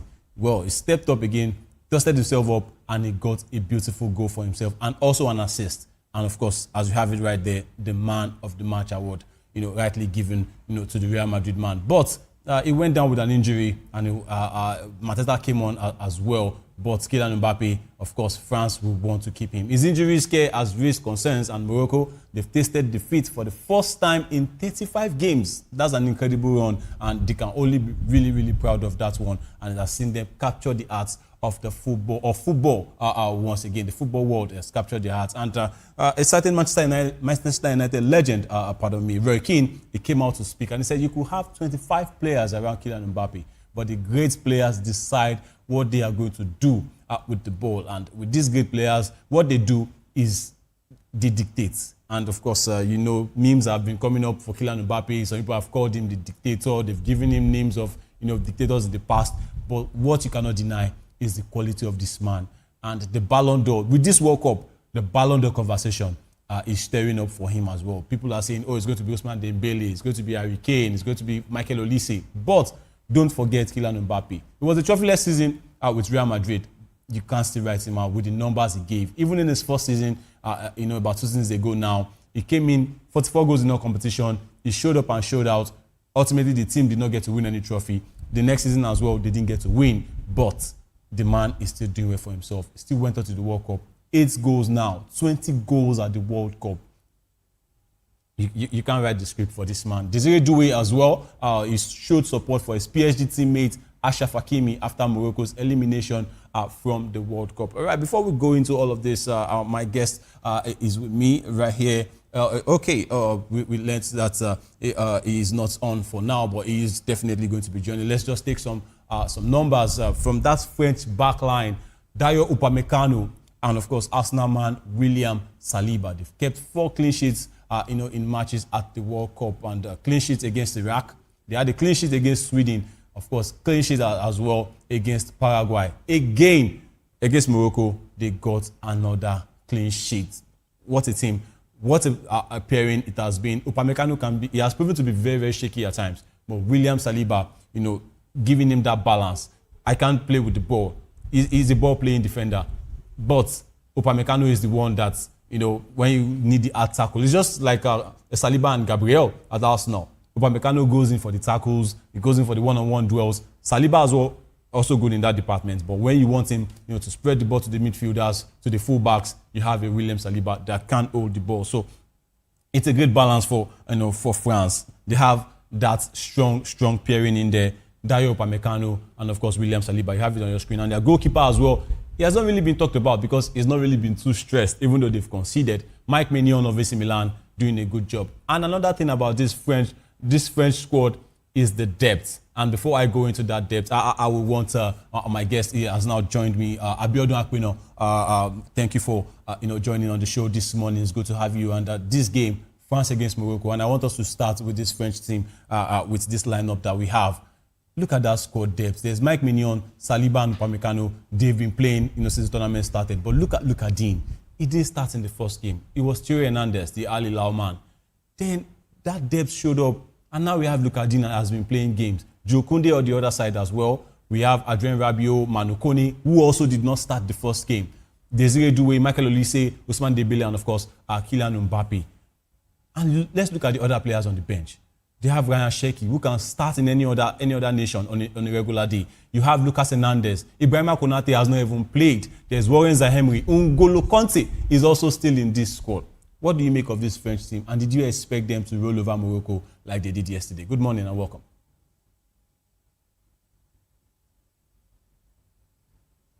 Good morning, Fizz. I don't know if you can hear me clearly. Yeah, I can hear you. Good morning. Welcome.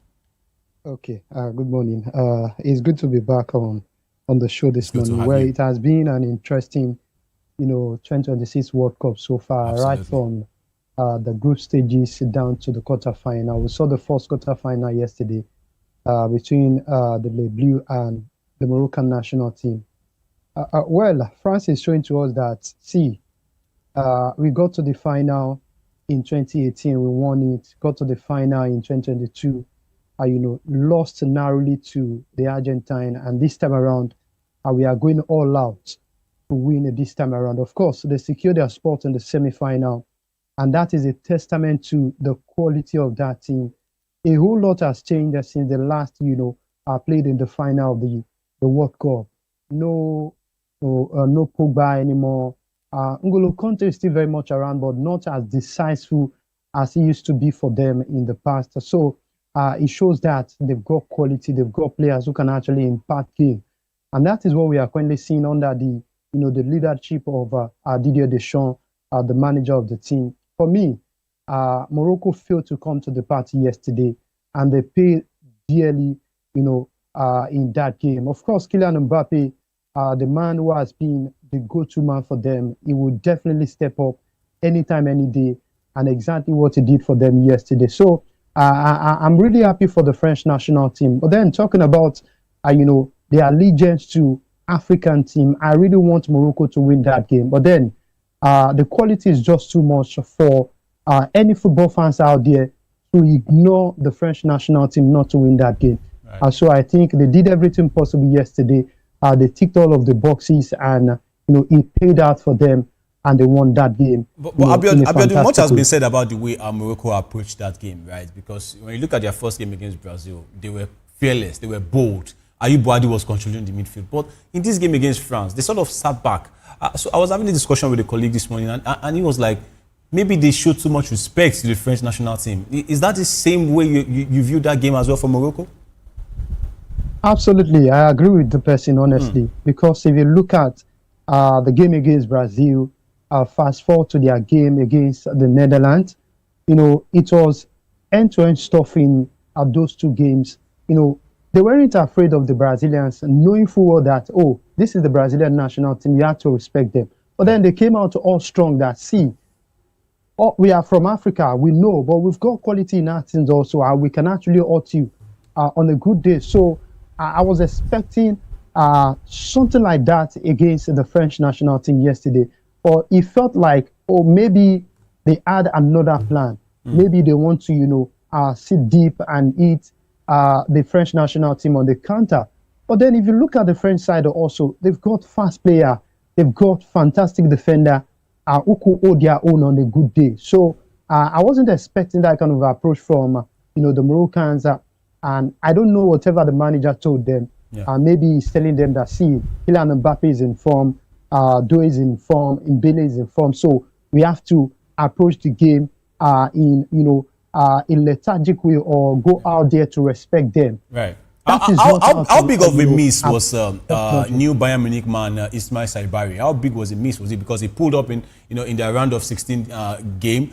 So how big was a miss? Was it that it was the one that started as a number 9? Sofiane Raimi then came in from the bench and also got some goals. But obviously you can't compare the both of them, right? Saibari is the one that, even if he's not a traditional number 9, he still goes on to supply the goals. But when he pulled up with that injury in the quarterfinals, and now he couldn't play this game, obviously.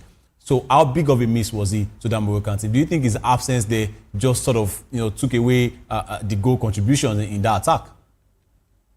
Yeah, I agree, because if you look at the contribution of Saibari so far in this competition, it's been very, important for them in the insightful game. And in fact, for me, I knew it was going to be difficult for them going forward, because this is the man who has actually, scored a total of 4 or 3 goals, if I'm not mistaken, so far in this competition. So you want to bank on that kind of person. You want to bank on that kind of quality going forward into a big game. So with other players coming in, of course, they are also quality players, but then you cannot compare with what a certain Ismail Saibari will bring to the table. So I think they miss him in that game. It could have been a different ball game entirely if he was involved in that game. But then, injury is also part of the game. Once you are out of the game, you have to rest for other players to come into the party. Adebini was, on the field of play yesterday. Maybe something could have, actually changed in that game. But the quality of the French side was just so phenomenal. You look at Dembele, you look at Desire Doué, you look at Olise, you look at Kylian Mbappe. These are monsters that you don't want to face. So for the Moroccans yesterday, they knew what they are up to. All they had to do yesterday is, to go all out in that game. But then I think they were a bit cautious, knowing that, okay, we know that these guys have got quality. They are very solid in their midfield, and their defense is also very, very solid. You look at Saliba, you look at Upamecano. These are guys who have really, held their own so far in this competition. Is that the best pairing for you? Yeah. What do you say? Is that the best defensive pairing for you? Because if you look at the Spanish defense as well, Laporte and Kubasi, they haven't considered a goal at all. But Upamecano and Saliba for this French team, even though they've conceded against Norway, they also conceded against Senegal. But is that the perfect pairing, that perfect contribution for you for Saliba and Upamecano? Who would you rate as the better pairing? Saliba, Upamecano, or Kubasi and Laporte? Well, I think I will go with the French guys because of the experience. Of course, William Saliba is still quite young. Right. I think 24, 25 thereabouts. Right. And Upamecano, in as much as you want to malign him for, his mistakes. Can be shaky at times. In some cases, yes. But then it's been very, very solid for the French side this season. We saw towards the latter end of the season for Bayern Munich also, it was top-notch. So I would want to go for these two guys. But for the Spanish side, well, for me, I think it's just a couple of games before you see, the other side of the Spanish side. Of course, Pau Kubasi has been solid for Barcelona, but then he's also got mistake in him. And the young man also talking about Aymeric Laporte also. I don't know, maybe because of, his injury crisis before he left Manchester City, kind of contributed to his downward performance in terms of the man we saw when he recently joined Manchester City. So I think I will go for the French national team in terms of how solid they've been so far in this competition. Right. William Saliba, Upamecano, these are guys that can actually, hold their own on a good day. Absolutely. All right, let's go on. Still with the French team, still sticking with them.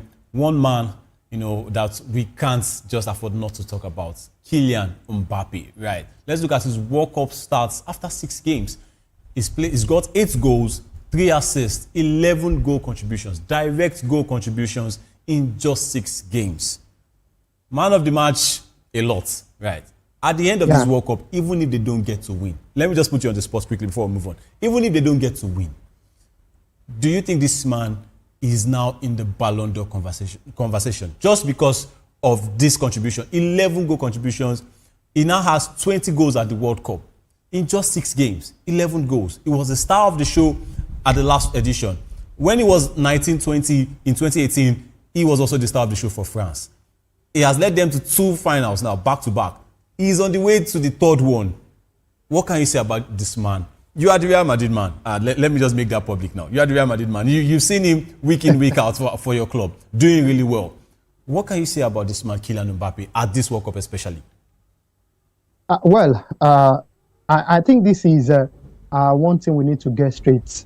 Prior to this moment or prior to this World Cup, Kylian Mbappe was doing well, no doubt, for Real Madrid. But then it became the enemy of the fans. The fans saying, "Oh, he's not tracking back, he's not doing this, he's not doing that." But then you sign him to come into the team and score goals, and that's exactly what this guy has been doing. But for me, his performance at this World Cup so far, well, let me just say I'm not surprised, because we saw him in 2018, we saw him in 2022, and now we are also witnessing what we saw, 8 years ago. The same Kylian Mbappe, getting to that level where you can actually say, okay, it seems this guy is the next Cristiano Ronaldo and Lionel Messi combined in terms of, his consistency, in terms of his stats. And you want to put that kind of player in the Ballon d'Or conversation. Of course, Madrid had a very, very bad, campaign in the Spanish La Liga, even in the Champions League. But then you cannot look away from what Kylian Mbappe has done in terms of his consistency and the stats. And for me, every time we talk about the Ballon d'Or conversation, once is around the World Cup time, trust me, the whole of the conversation is going to be on the World Cup. And the voters also will look at the individual performance of a certain player. Of course, when it comes to the voting, loyalty, or let me say likeness, will come into play. But then you cannot look away from what Kylian Mbappe is currently doing right now for the French national team, and of course what he did for Real Madrid, in the Spanish La Liga. So it will be so unfair not to have Kylian Mbappe in that conversation. He might not go on to win the Ballon d'Or at the end of the day, but then I think it deserves to be in that conversation for what he's done for the French national team so far at this World Cup. And of course, we have the likes of Michael Olise, and with those two on board, even with Ousmane Dembele happy to play the backup role, France are actually going to be unstoppable. Look at that midfield. Conte, when going into the tournament, a lot of people say, oh, it should be N'Golo Conte starting. Definitely, if you have taken opinions of people, they will tell you N'Golo Conte should be starting. It doesn't even look like his age at this point in time. Adrien Rabiot as well contributed well. Aurelien Tchouameni, that move to Manchester United did not materialize again. He's going to be signing a new deal with Real Madrid, also in that setup. Then you have Manu Kone from Roma, still doing well at this World Cup. Getting that belief of Didier Deschamps is in the team. So you could see that squad depth is everywhere in this team, and you won't be wrong if you say this team are actually the favourites. They might go on and win the whole thing. There is still Argentina and Lionel Messi. There is Spain and Lamine Yamal and Rodri also. But this French team, trust me, with the PSG boys, both the former and the present ones, they can do anything. Still moving on to the World Cup, let's talk about another Frenchman. This time is former Arsenal manager, the legendary one, Arsene Wenger. He said Spain is the only team capable of beating this French national team. They haven't conceded at this World Cup. Right? They will be going on to play Belgium. Should they get the better of the Belgians, they will be playing France in the semi-final. Abiodun, quickly, let me get your thoughts on this one. Arsene Wenger saying Spain is the only team that capable of beating France. He is a Frenchman and is still identifying some weakness, in the French squad, saying, look, they've been very, very good attack-wise, but Spain, if they can take advantage of this defense, Upamecano can be shaky at times, they can take advantage, they will be able, to get the better of Le Bleu. But it's the same Spanish side that we saw against Portugal. That fact that they don't have, let me say, a typical number 9, I think is still worrisome for them, because they had to bring in Mikel Merino to come and do the business of a number 9. Mikel Oyarzabal is a left winger primarily. He's not a number 9. So do you still share the same sentiments as Arsene Wenger, even with the fact that Spain don't have an out-and-out number 9? Do you think they're capable of beating this French side? Well, I cannot, actually say Arsene Wenger is wrong, because he's a veteran manager. He's been there, done that. So you cannot rule out his opinion. But I think I'm looking at, looking at this situation in a different direction, because for me, I saw the Spanish side against the Portuguese, national team. Of course, they won that game, but they were not that phenomenal in terms of, the performance. I wasn't on the edge of the chair, looking forward to that moment.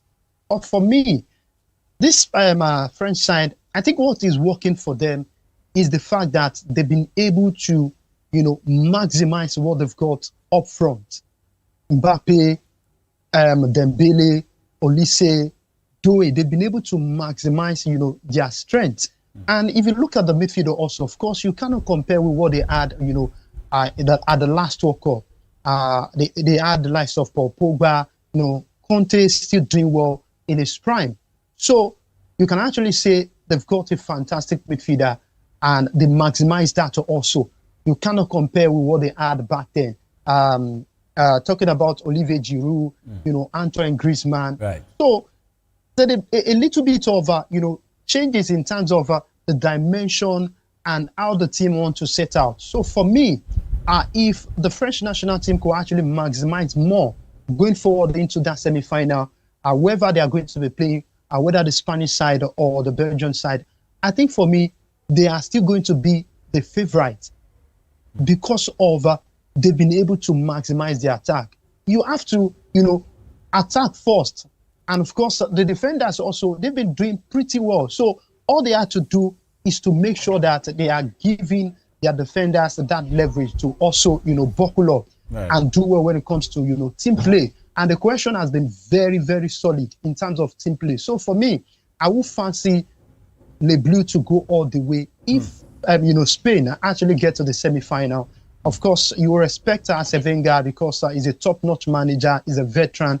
But with what I've seen so far, comparing to, when Spain had the likes of Torres, David Villa, these are out-and-out strikers that can actually give you goals. But Spain are lacking in that direction right now. They are lacking in that position. So I think France, for me, all the way, whether they are going to be playing in the semi-final. But Abiodun, we've also seen Spain on occasions. I mean, in the Euro 2012 final, they won that game without an out-and-out number 9. It was David Silva at the time, playing false 9. I think the Spanish game has evolved into not really needing an out-and-out number 9. But of course, there will be games where you would know that you need a number 9 that can put chances away. I mean, I remember Arsenal as well, some seasons back, not having an out-and-out number 9. They had to go into the market to go and get a certain Victor Gyökeres. So there are some games where you just need to have a number 9 because that's his job. He's going to be there to put chances away. Even Kylian Mbappe, that was a left winger primarily. He has evolved his role into that number 9, that position, and he has been doing well for himself, getting goals. You just have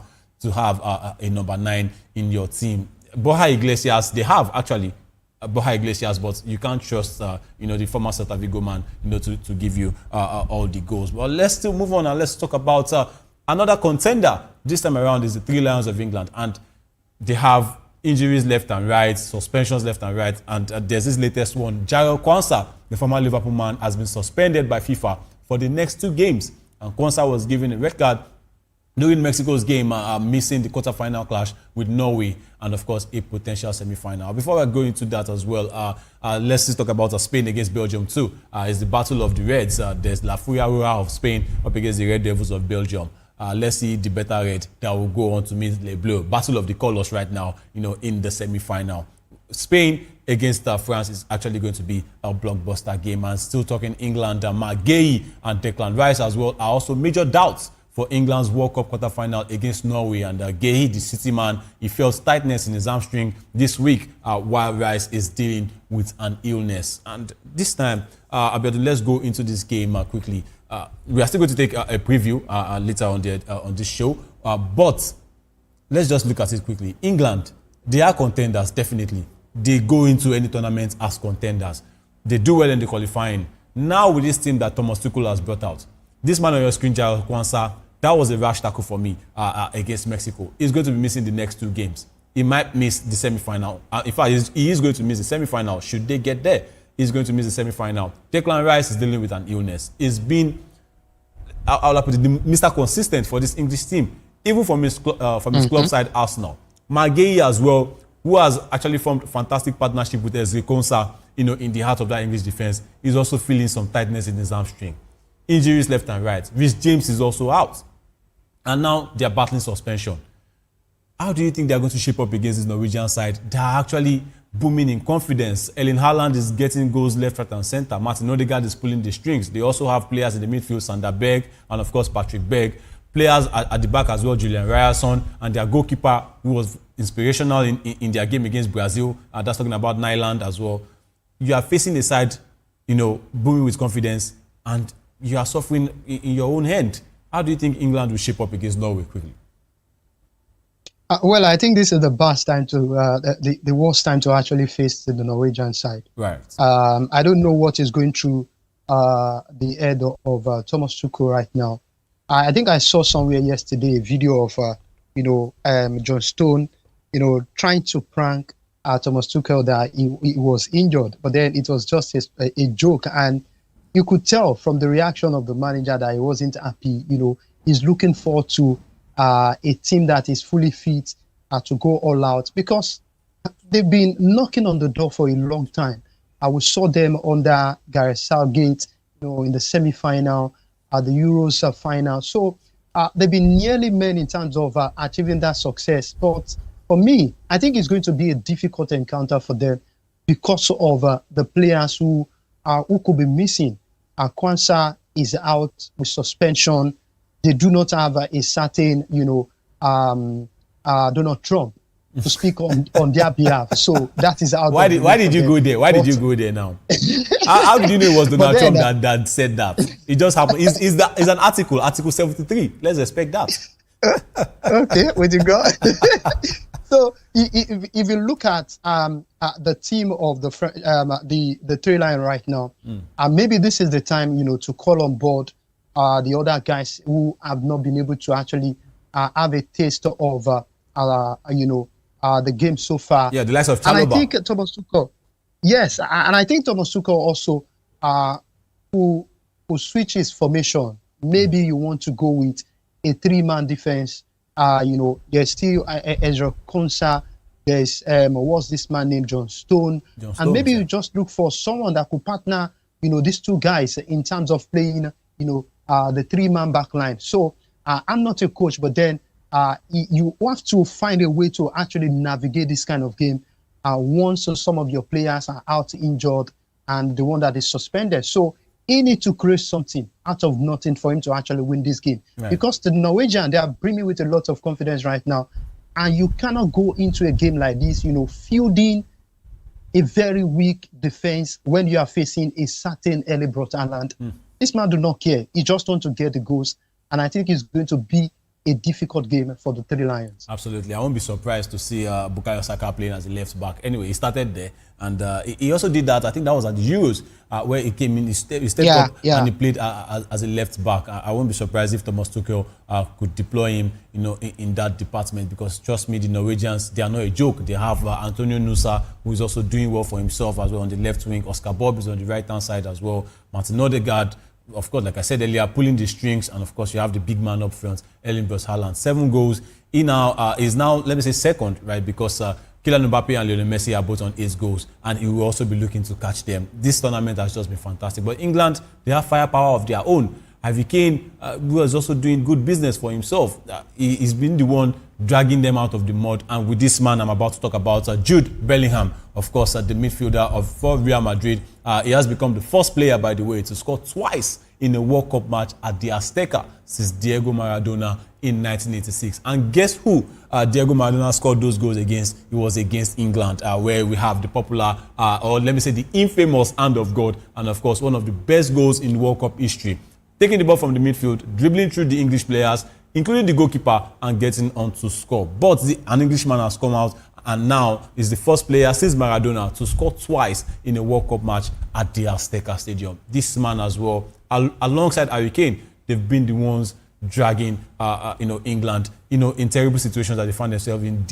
Their individual brilliance has just been showing. And Abiodun, let me quickly talk about Jude Bellingham. Just before the World Cup started, this man, people have been coming out saying, oh, he shouldn't be the one to be considered for the World Cup. He didn't have a good season with Real Madrid. Let us consider Eberechi Eze. Let us consider Cole Palmer. Let's consider Phil Foden. But this man has stepped up to show that he is the complete midfielder. When you need him going forward, he is there. He is providing. He is scoring. When you need him to attack, when you need him to defend, he is there defending everything. This man, Jude Bellingham, it seems like is a complete midfielder. Now, Abiodun, let me quickly ask you, is it wrong or is it out of place to call Jude Bellingham a world-class midfielder at this point? Well, I think that is going to be an understatement because he's not just a world-class midfielder, he's a world-class player. Wow. You just have to put the respect on that name. And time again, it's shown to the world that, see, I might be out of form, but then the talent is still there, the class is still there, you know. Right. You just want to deliver when it matters. And for me, it's been the go-to man for the Three Lions.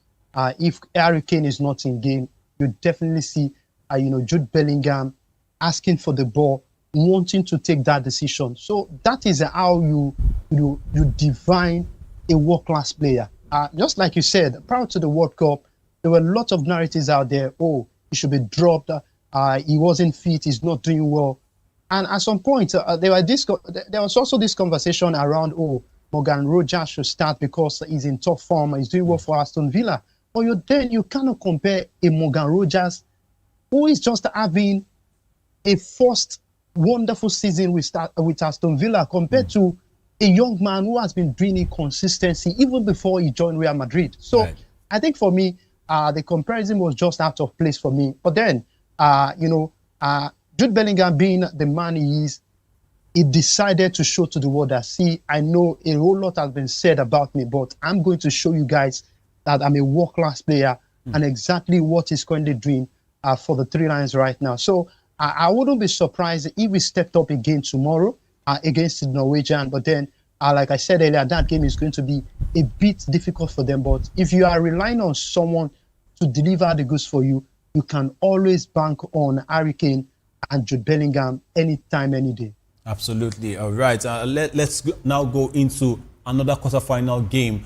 Argentina, the defending champions of the World Cup, against a team that's actually proven themselves at this World Cup, knocking out a team that I feel will actually worry the Argentines, and that's talking about Colombia. They knocked them out on penalties. Manuel Akanji, I don't know if the ball has been found from his penalty that he took in that shootout. I don't know if the ball has been found because he skied that way over the top. And there's one thing, Abiodun, quickly. I don't know why centre-backs are really involved in penalty shootouts these days. From the Champions League final where we saw Gabriel of Arsenal.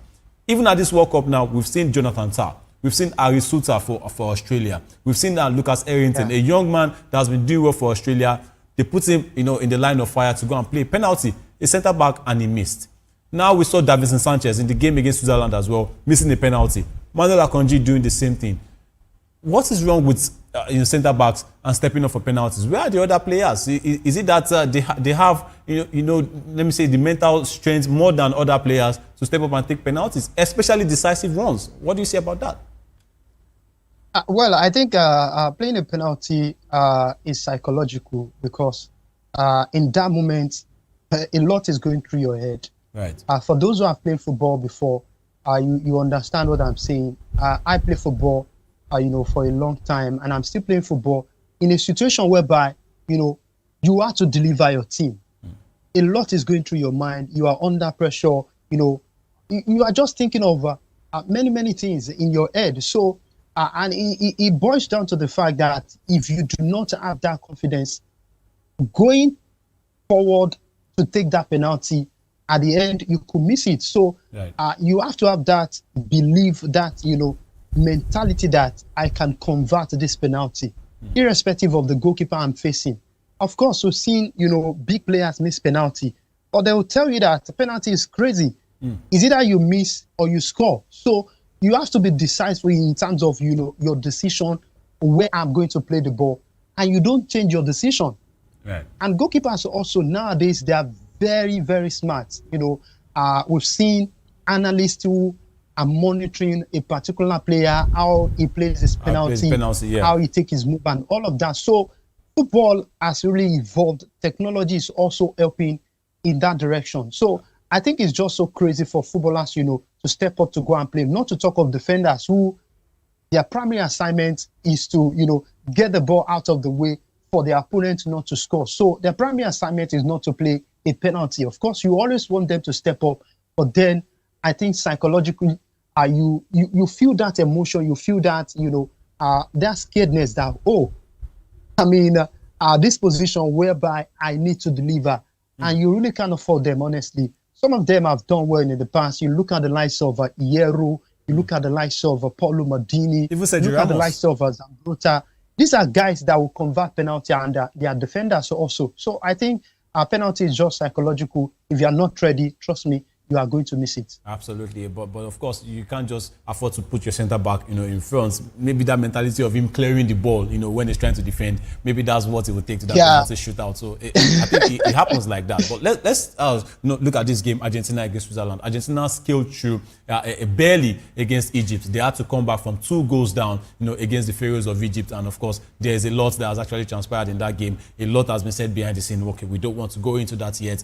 I think that has been trashed out, but.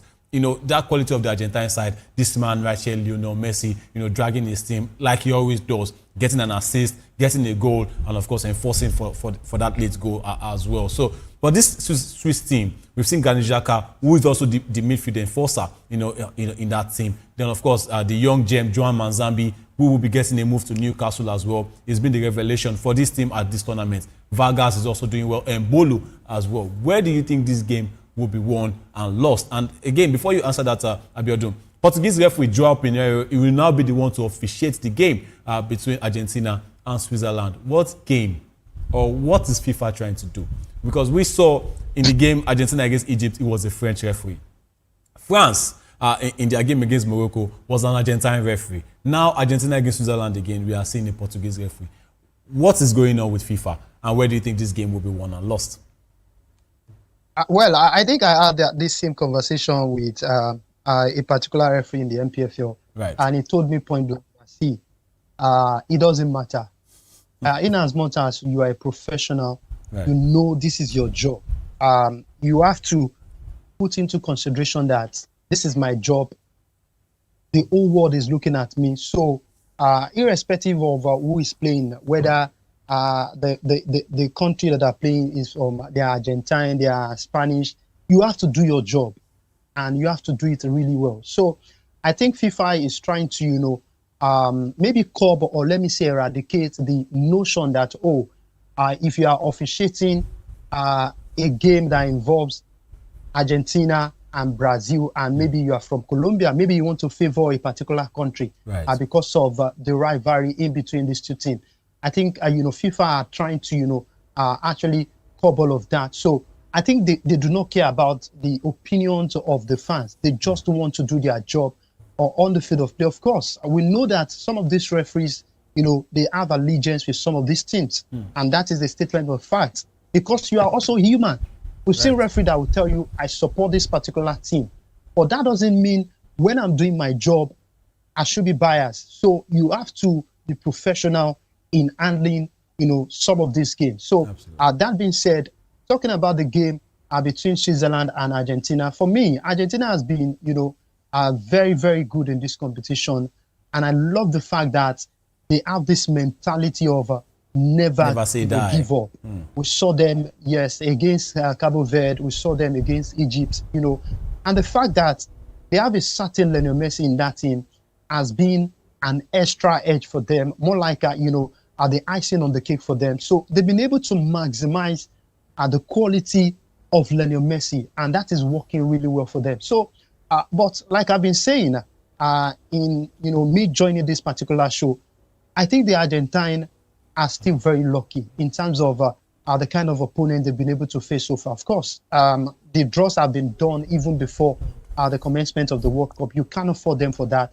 But then I think they've been lucky in terms of the quality of opponents they've been able to face. But my own unpopular opinion, going into the game against Switzerland, I think they should be very careful, because this Swiss side, they've got young players who could run our defense. They've got, experienced midfielders who are also very good.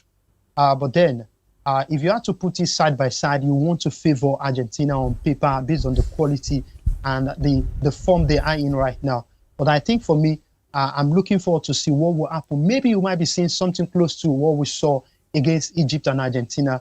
But if you have to rely on the quality of Messi, trust me, I think it's just that, I'm not trying to win for Argentina. Absolutely. I mean, you said a lot there. Let's hope that the Argentine players will actually listen to everything you said, and they will take that into their game against Switzerland. But Swiss people will not like what you just said as well. It's like you're not even tilting their way to for them to also win that game. But still speaking FIFA, members of the European Parliament have called for an investigation into Gianni Infantino, claiming he has completely lost control of the tournament, and they are demanding immediate explanations over the Folarin Balogun red card controversy. I mean, that's one.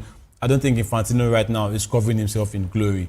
From rumors that not rumors really, when he came out to say, oh, he suffered with Argentina, and he quickly backtracked and he said, oh, I'm a neutral.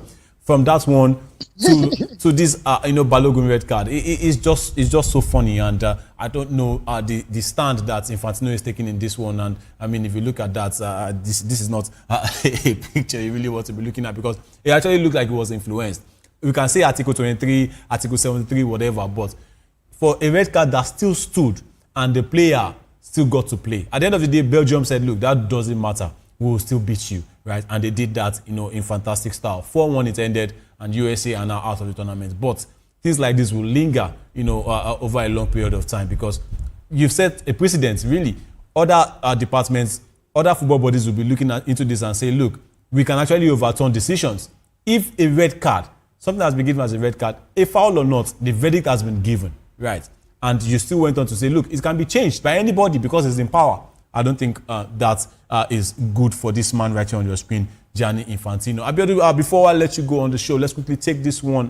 Bruno Guimaraes, of course, the Newcastle man, he told his club and his teammates that I want to leave for current Premier League champions Arsenal. And as it stands now, it seems like he has agreed to a 5-year contract personally with the Gunners. What do you make of this move? Look at the Arsenal midfield. There is Mikel Merino in there. There's Martin Zubimendi in there. Declan Rice is in there. Miles Lewis-Kelly is in there. Christian Nogard is also in there. Right. I'm looking at the players that can play in the central midfield and, of course, the defensive department as well in the midfield. I'm not looking at Eberechi Eze and Martin Odegaard. They are the attacking midfielders. But look at these other names I've mentioned. Where do you think Bruno Guimaraes will fit in this Arsenal side? And who do you think will be on the bench for him? Well, I think this is a statement of intent for Arsenal if they go all out to sign Bruno Guimaraes. For me,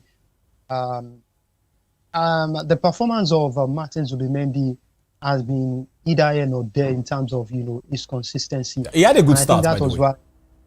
Yes, he had a good first half of the season, but you for a team that wants to win the league, you are not expecting a player you bought for a lot of money to just give you his best performance in the first half of the league, and he just went on to bed in the second half of the season. So you want that consistency.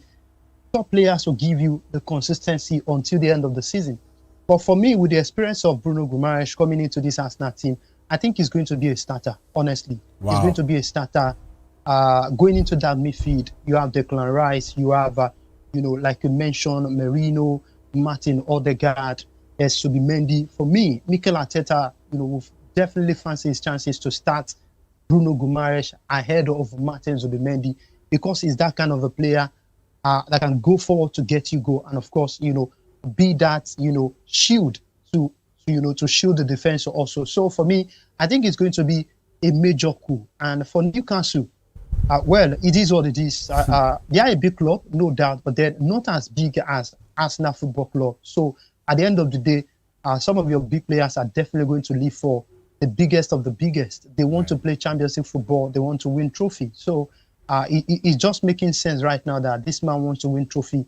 He wants to play with the big boys. I don't think you can blame him, just like you said, Abiodun. I mean, he wants to, win trophies, and what better side to go in the Premiership than the team that just won it? I was talking about Arsenal. I think he sees that they have this championship mentality. He sees what Mikel Arteta is doing, and he feels like he can be a part of that. But you don't trust a man that is always kissing the badge. You understand? About 2 seasons ago, he agreed to a new contract. He was kissing the badge of Newcastle, and now he's leaving them. I mean, there's no loyalty in football. Thank you very much, Abiodun Akwedo, for getting on the show with me this morning. Always my pleasure. Thank you. Right, and I also want to say a big thank you to the guys behind the scene for making this show a fantastic one. So we come your way again next Monday, giving you the very best from the world of sports. I am Afiz Ogunbanjo. It's been the Sports Republic, and I'm saying have a wonderful weekend and the rest of the day. Bye for now.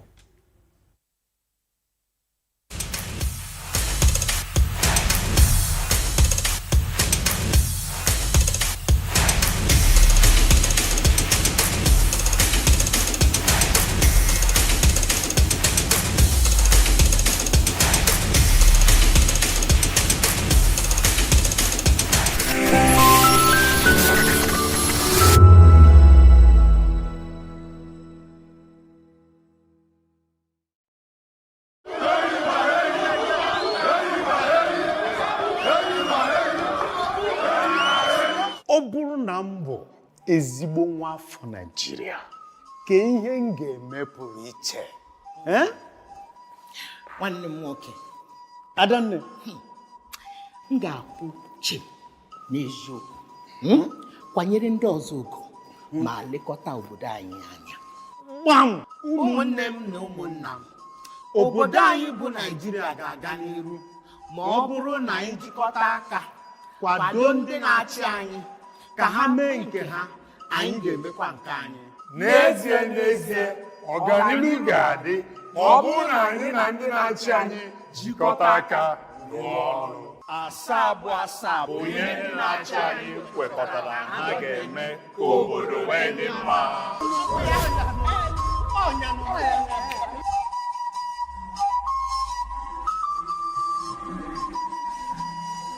Igbo kwenu! Igbo kwenu! Igbo kwezuenu o! Ọ bụrụ na bụ ezigbo onye Naịjirịa aga m eme na-edosa ụzọ anyị ụcha oge niile na-akwụtụsi n'ụzọ eziokwu na-emere ndị agbata obi anyị ebere. Ndị ọchịchị ga-arụ ụzọ ọma na-abịa, nwee ụlọ ọgwụ ọma na Anambra, mee Enugu ka ọ dị nchebe ehihie n'abalị.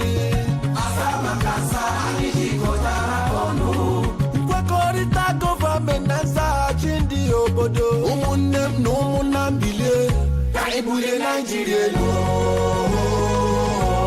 Nkwekọrịta ndị ọchịchị anyị ga-aza, ọnụ obodo anyị ga-eme ya.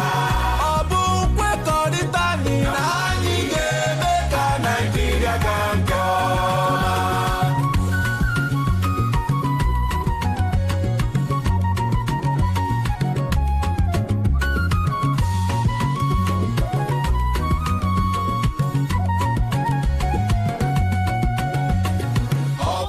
Nchebe gburugburu mebe obibi onye njide. Ndị ọchịchị ga-eweta ahụike. Ọ bụrụ na nrọ ọrụ ike mụta aka ọrụ, ndị ọchịchị ga-emepe ụzọ ọrụ n'Ebonyi Imo. Ọ bụrụ na nkwanye ugwu nye agbụrụ niile n'otu ndọrọ ndọrọ ọchịchị, ndị ọchịchị ga-ekpe ikpe ziri ezi nye onye ọbụla. Anyị jikọtara ọnụ. Nkwekọrịta gọọmenti na nzaghachi ndị obodo, ụmụnne m na ụmụnna m bilie ka anyị bulie Naịjirịa elu. Nkwekọrịta dị ọchịchị anyị ga-aza, ọnụ obodo anyị ga-eme ya. Ọ bụ nkwekọrịta anyị na anyị ga-eme ka Naịjirịa gaa nke ọma.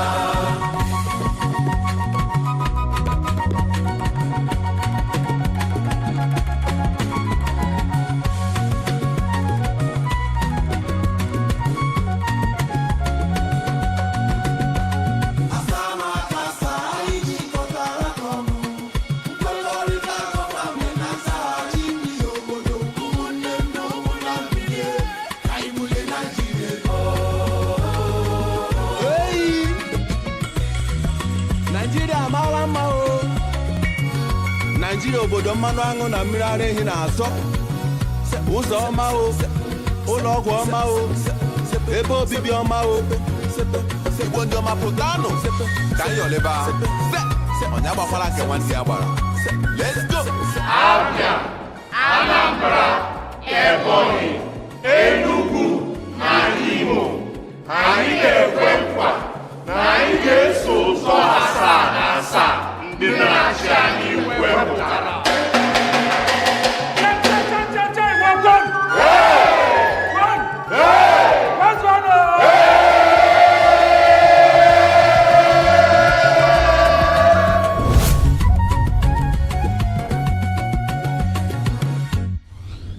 Powered by National Orientation Agency.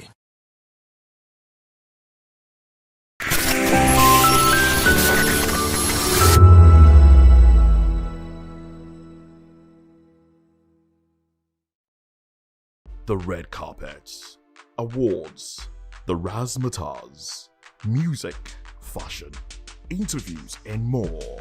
Spotlight on Voice of the People Television. Let's feed you with all the juicy stories in the global entertainment space, bringing you the glitz and glamour as it is hot.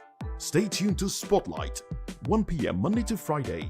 Spotlight on Voptv. Entertainment like never before.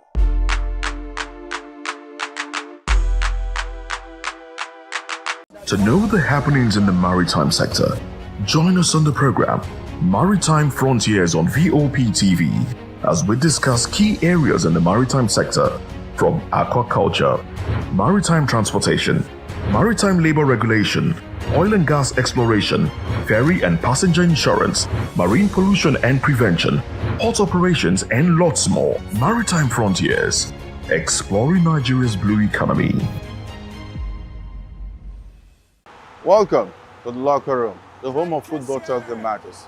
I am Jerry Arpillon. Join us every weekday, Monday to Friday at 5 p.m. Nigerian time, as we share the hot takes and hot debates in the exciting world of football. And joining me are the usual suspects, Ikechukwu and Mayowa, as we break down all the hot takes and everything that's happening in the football. Don't just watch football, live it with us. Catch us on the locker room and Voice of the People Television at 5 p.m. Nigerian time. And like I always say, if not 20 minutes off, please discuss. Behind every broken desk lies a broken promise. Education shapes the nations. But who is asking the right questions? Introducing Edu Dialogue, the show that goes beyond the surface, exposes the cracks, the corruption, and the silence in Nigeria's education system. Edu Dialogue, Saturdays, 3 p.m., only on Voptv. We break the biggest stories from share the hot takes and hot debates in the exciting world of football. And joining me are the usual suspects, Ikechukwu and Mayowa, as we break down all the hot takes and everything that's happening in the football. Don't just watch football, live it with us. Catch us on the locker room and Voice of the People Television at 5 p.m. Nigerian time. And like I always say, if not 20 minutes off, please discuss. Hello, my name is Inejo. Keep watching Voptv. What up? My name is Usimachiku. You are watching Voptv. Keep it locked. Hello, I am Floyd Igbo. Keep watching Voptv. Hi, everyone. I hope you're doing good. Keep watching Voptv. And, just have an amazing day. Thank you. Hi, guys. It's your boy Praise. Keep watching Voptv.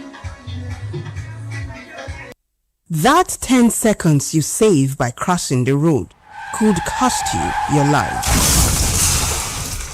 Pedestrian bridges are built for one reason: to keep you safe. They are free, they are strong, and they are there to protect you. Dashing across expressways leads to injuries, loss, and grief that last forever. Using the bridge takes less than 1 minute. Losing a loved one lasts a lifetime. Parents, teach your children. Drivers, slow down near bridges. Everyone, please use the pedestrian bridge every time. Your life is worth the climb. This message is from Voice of the People's Television. Join us on People's Voice, where we amplify the voice of those that matters the most. Join the conversation. Share your thoughts with me. I am Savior Udo. Weekdays, Monday through Friday, from 4 p.m. to 5. Don't forget, our voice matters the most. Let us come together and share our concerns. The rains are here. They bring relief, green fields, and fresh water. But they can also bring danger if we are not careful. Rule 1. Avoid flood waters. Never walk, wade, or drive through moving flood water. Fast-moving water can sweep you off your feet, and that water may hide open drains, sharp objects, or live electric cables. Rule 2. Stay away from weak structures and slopes. Heavy rain can weaken buildings, walls, and hillsides. Avoid sitting on the old buildings, billboards, or trees. If your area is prone to landslides, report cracks or soil movement to emergency agencies immediately. Rule 3. Protect yourself from lightning and accidents. Stay indoors during thunderstorms. Avoid open fields, tall trees, and metal objects. If you must travel, drive slowly. Use your headlights and never use an umbrella near power lines or while riding. And Rule 4. Stay healthy. Clear your gutters to stop mosquitoes that causes malaria. Boil or filter your drinking water. Keep food covered to avoid cholera and typhoid. And wash your hands often. This rainy season, stay alert, stay prepared, stay alive. This message is brought to you by Voice of the People Television. Welcome to Romeo Pizza.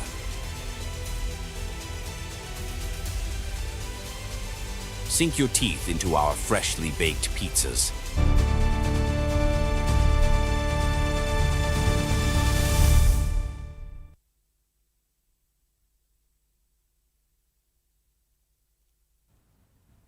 Well, hello and welcome to the Media News and Voice of the People Television. I am David Edwin. First, the headlines. Atiku Abubakar asks Tinubu to explain audit bill rejection. Senate backs Lafarge sale to Chinese investors. Tinubu to meet security chiefs. Troops foil terrorist infiltration in Borno State. Police announces restriction of movement in Edo State. Preliminary reports on Asaba road plane landing incident. And in business, Nigeria boss tops world stock market. In sports, Morocco's boss Houabi concedes France deserved the victory. In entertainment, Funka Kindele recalls hustling to survive at Shinilag. And now the news info. Former Vice President Atiku Abubakar has given President Bola Tinubu a 7-day ultimatum to comply with what he described as his constitutional obligation by either signing a Federal Audit Service Bill into law or formally notifying the National Assembly of his reasons for withholding assent. He also accused Tinubu of violating the Constitution by failing to act on the bill within the period prescribed by law, warning that continued inaction undermines democratic governance and public accountability. Atiku, in a statement issued by his senior special assistant on public communication, Frank Shuaibu, said the president's delay in assenting to or rejecting the bill months after it was transmitted by the National Assembly amounted to a disregard for the Constitution. The Federal Audit Service Bill is a proposed legislation intended to strengthen the independence of the Office of the Auditor General, modernize Nigeria's public audit system, and improve oversight of government spending. According to Atiku, delaying action on a bill designed to deepen transparency and accountability sends the wrong signal at a time when Nigerians are demanding stronger institutions and prudent management of public resources. Atiku alleged that the president's failure to act reflects what he described as a broader pattern of constitutional disregard in the current government.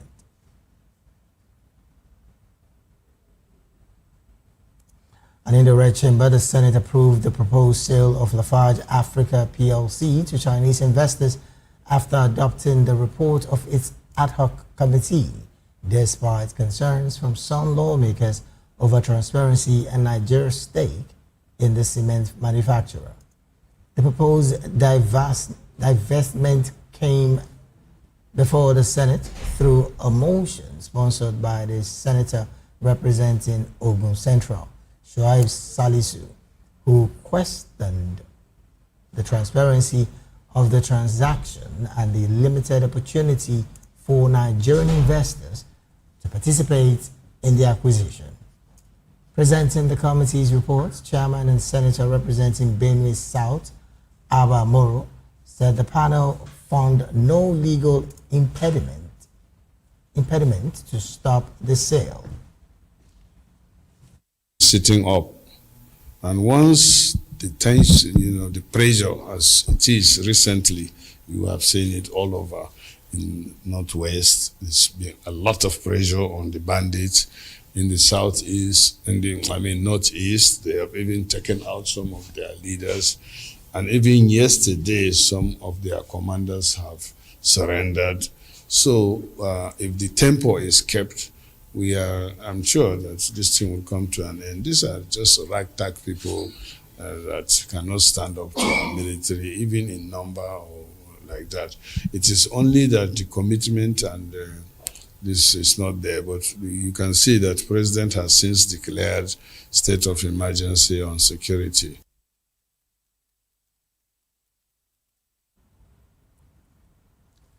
Still in the red chamber, the Senate also approved 403.1 billion naira for the Nigerian Police Trust Fund to strengthen policing and support the fight against terrorism, kidnapping, and other security threats.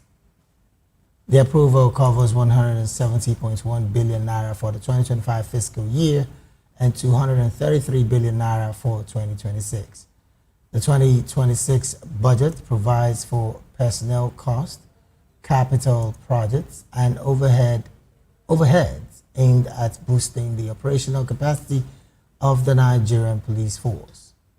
Lawmakers expressed confidence that the funding will improve the provision of equipment, infrastructure, training, and other resources needed to strengthen security operations.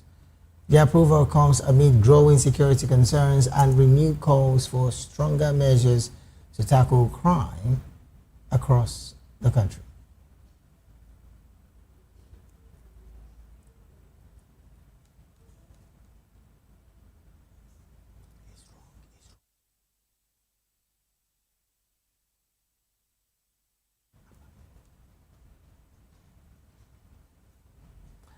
Away from the Senate, President Bola Tinubu has convened a high-level security meeting at the presidential villa in Abuja with the nation's top military commanders, intelligence chiefs, and senior security advisors. The closed-door meeting reviewed the country's security situation and ongoing military operations across various theaters.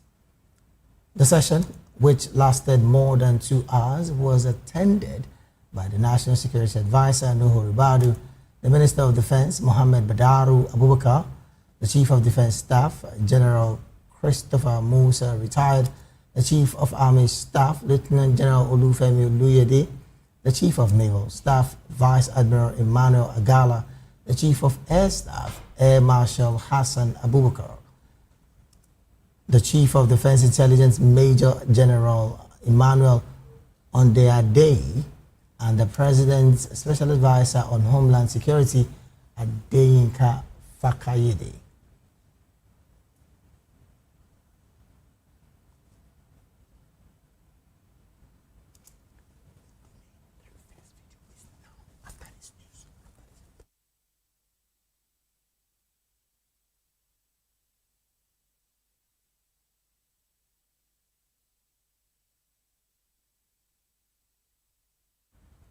Meanwhile, Senator Ali Ndume has called for stronger actions to tackle Nigeria's worsening security and economic challenges following a meeting with President Bola Tinubu at the presidential villa in Abuja.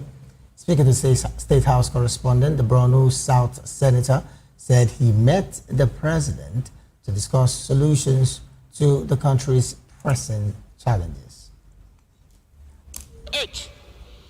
That concerns surrounding foreign ownership within cement industry should not be a source of concern, as Lapage at the moment holds approximately 18%.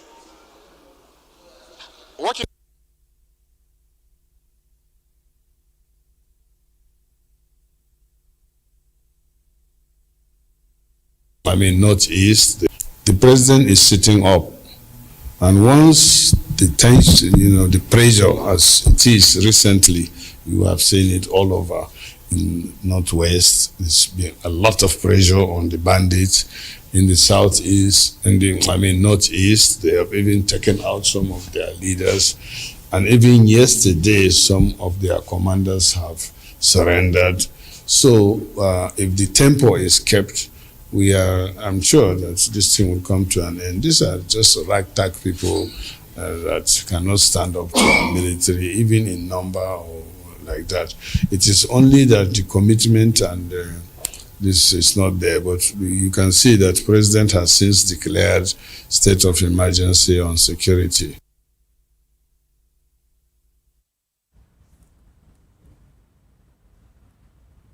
Reacting to the decision by the 19 northern governors to establish a regional security trust fund, Ndumi welcomed the initiative, saying security should not be left to the federal government alone. Moving on to other stories, the federal government has reviewed its anti-kidnapping strategy and launched the second phase of the multi-agency anti-kidnap fusion cell expansion to states. The initiative is aimed at strengthening intelligence sharing and improving coordination in the fight against kidnapping. It was unveiled by the National Counterterrorism Center under the Office of the National Security Advisor with support from the United Kingdom's National Crime Agency during a stakeholders meeting in Abuja. Speaking on behalf of the National Security Advisor, National Counterterrorism Center Coordinator Adamu Laka said kidnapping remains one of Nigeria's most serious security challenges and requires stronger interagency collaboration. He noted that criminal groups have continued to adopt their tactics by exploiting technology and operating across multiple jurisdictions. The UK National Crime Agency International Liaison Office, Mountain, reaffirmed Britain's commitment in supporting Nigeria in tackling kidnapping and organized crime while commending the professionalism and dedication of Nigerian security agencies. Elsewhere, troops of the Joint Task Force Northeast Operation Hardin Kai have successfully thwarted multiple coordinated infiltrations attempts by ISWAP terrorists across Borno State in the early hours of today. This is as troops on Thursday, 9th of July 2026, intercepted a suspected foreign terrorist drug carrier conveying a large consignment of illicit drugs, alcohol beverages, and other prohibited substances believed to be destined for terrorist elements operating within the Lake Chad Islands. This was disclosed on Friday in a press statement signed by the acting media information officer of Headquarters Joint Task Force Northeast Operation Hardin Kai, Captain Mohammed Goni. Goni explained that the successful interception further highlights Operation Hardin Kai's determination to deny terrorists access to logistics and supplies that sustain their criminal activities. He stressed that available intelligence has consistently shown that illicit drugs and intoxicants are frequently used by terrorist groups to stimulate fighters, suppress fear, and facilitate violence operations. He further said the theater command commends the vigilance and professionalism of the troops and assured the public that operations against terrorists and their collaborators will continue relentlessly. Goni also encouraged the public to continue providing timely and credible information to security agencies in support of ongoing efforts to restore lasting peace and security across the Northeast. Away from security matters, the House of Representatives has rejected a proposal to cut diplomatic ties with South Africa over the xenophobic attacks on Nigerians.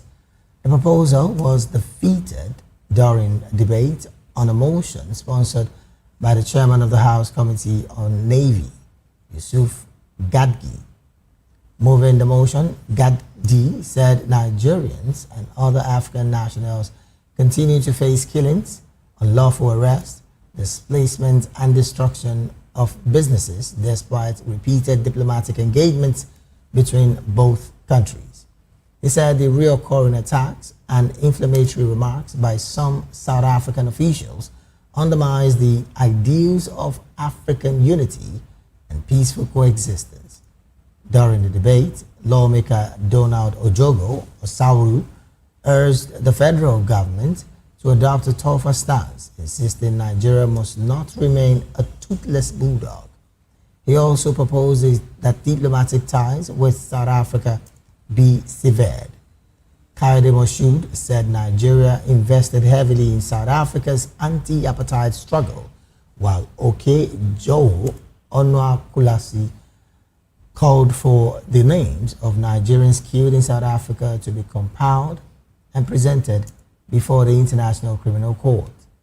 At the end of the debate, Deputy Speaker Benjamin Kalu put the proposal to a voice vote, but the House rejected it. Elsewhere, the Edo State Police Command has announced a statewide restriction of movement from 12 a.m. to 6 p.m. on Saturday for the local government elections.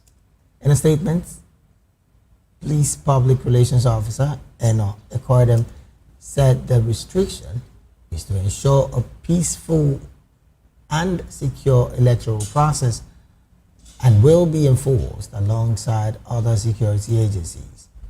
Only officials of the Edo State Independent Electoral Commission, accredited election observers, media personnel, security operatives, emergency responders, and other essential workers on election duty will be exempted. The police said security personnel will have been deployed across all 18 local government areas to protect voters, electoral officials, and sensitive materials, warning that anyone who violates the restriction or disrupts the election will be arrested and prosecuted. Still in Edo State, the Edo State Independent Electoral Commission says it has concluded preparations for the polls across the state's 18 local government areas. The Commission says measures are in place to ensure a free, fair, credible, and peaceful election. Our correspondent in Benin City, Rhoda Johnny, has more in this report. Independent Electoral Commission. Edo State Independent Electoral Commission says it has completed all preparations for the 2026 local government election scheduled to hold across the state's 18 local government areas, 192 wards, and 4,519 polling units. Briefing journalists in Benin City, the ESSEC chairman assured residents of a free, fair, credible, transparent, and peaceful election, noting that all necessary arrangements have been put in place. He said logistics for the distribution of election materials, transportation, security, election personnel, ICT and communication systems have been adequately coordinated to ensure a smooth exercise. The Commission has worked diligently over the past several months to ensure that every aspect of the electoral process complies with the Constitution of the Federal Republic of Nigeria, the electoral laws of Edo State, and internationally accepted democratic principles. Today, I was pleased to announce that the ESSEC is fully prepared for the conduct of elections in all the 18 local government areas. 192 wards, yes, 4,519 units in Edo State. Logistics. One of the most critical components of any successful election is effective logistics. I'm pleased to inform the good people of Edo State that all sensitive and non-sensitive electoral materials have been produced, inspected, sorted, packaged and will be distributed according to established operational procedures. Speaking further during the question and answer session, the ESSEC chairman highlighted measures put in place to ensure a smooth, peaceful and credible local government election across the state. Concerning the result transmission, if you are looking for electronic transmission, like the one you are proposing that has not even worked in the federation, I don't know why you should be expecting it at the local government. We will not do that. But election will be transmitted through hard copies of presentations. Then when you talk of the duration of the period of election from 8:30 to 2:30. But that doesn't mean at 2:30 those people who are online, you drive them away. But they must be part of the exercise till the last person has voted and counting has started and collation has taken place and result has been declared. Brother Johnny, Voptv News.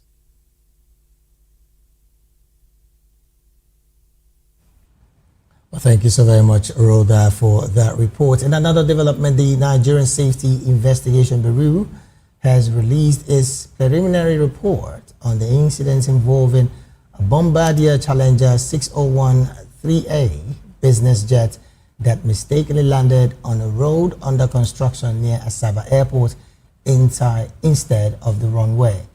The VMO Aero Limited aircraft was flying from Lagos to Asaba on June the 10th, 2026, when the incident occurred. According to the NSIB, the crew aborted their initial approach before making a second approach to runway 11, although the aircraft navigation system indicated it was correctly aligned with the published RNAV approach. It landed on the nearby paved roadway instead of the runway. The Bureau said investigators have recovered and downloaded the cockpit voice recorder and flight data recorder at its Transport Safety Laboratory in Abuja.